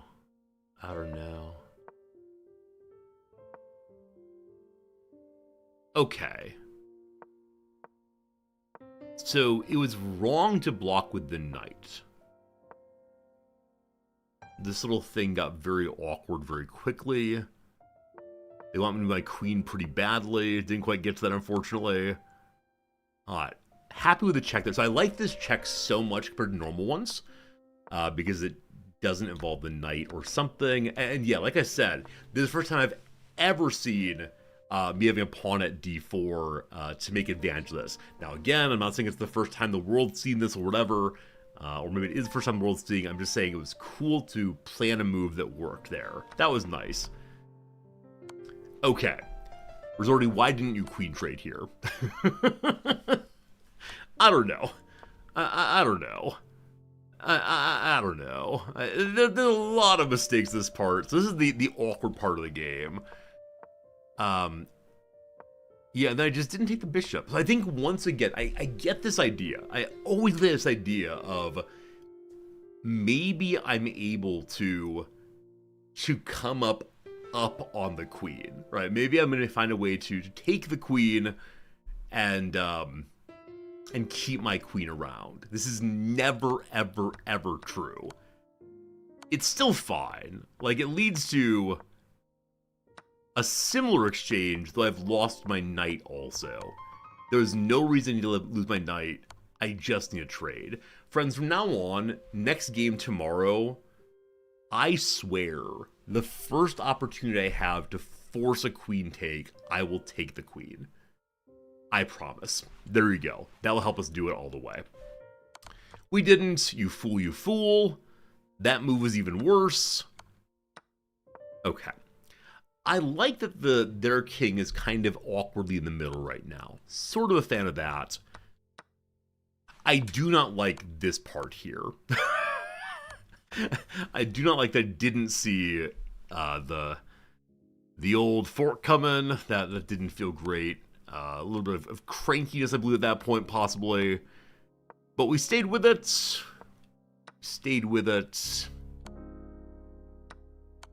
Yeah, this being a fork on the king, definitely did not see that, but cool. That was good. The king that works himself into the corner, a little surprising that.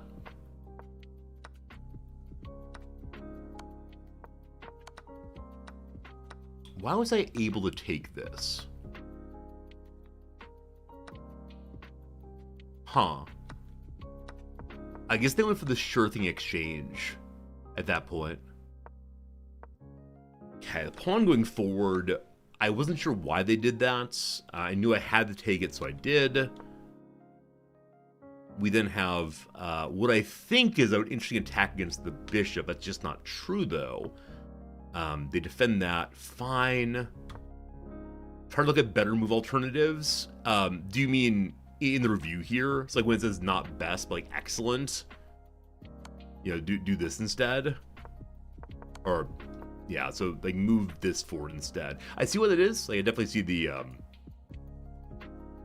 you know, trouble with the bishop, who may not have moved the entire game.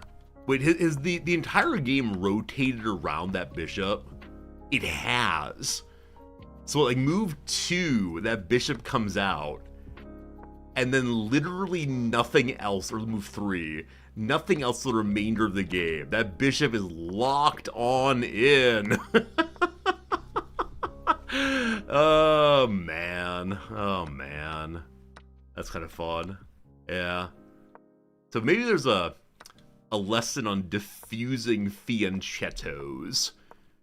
Should I be looking into that team? Is that a portion of my near future? Maybe. They don't like that move. Why don't you like that move? I liked it because it was setting up coverage there. Okay, because it gets bullied out pretty quickly is the answer. Okay. So now I have the setup I want to have for this. That was the goal.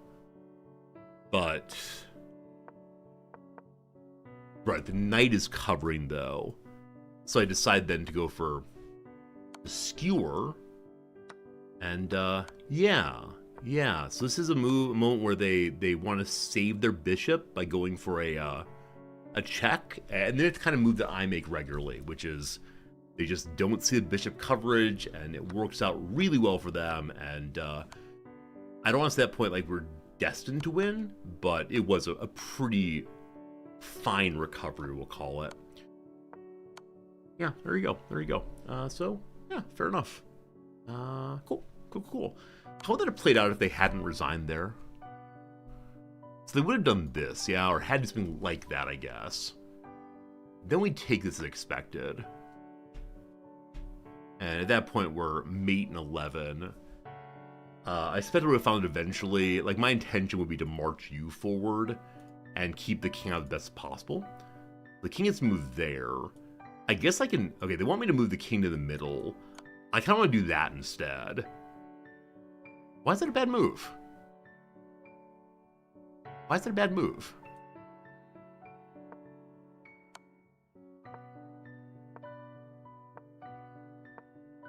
I guess it just takes us farther away from checkmates all. It requires us to then push away the king in a way we didn't have to previously. Alright, all very good. I want to say thank you for hanging out today. I hope you enjoyed yourself. Hope you had a fun time checking this out and that out. Tomorrow I will, I don't know, play some Caves of Qud and then some chess. How it go? Should I look into the Sicilian defense e4 c5? I think I saw that in the opening lessons. How about tomorrow we'll begin chess by looking up and writing down an opening, which feels so cheesy. But my brain doesn't work for memories. We're going to externalize our memory sub. That will do it. We'll see you tomorrow. We'll say thank you. We'll say we appreciate you. Take care. Bye.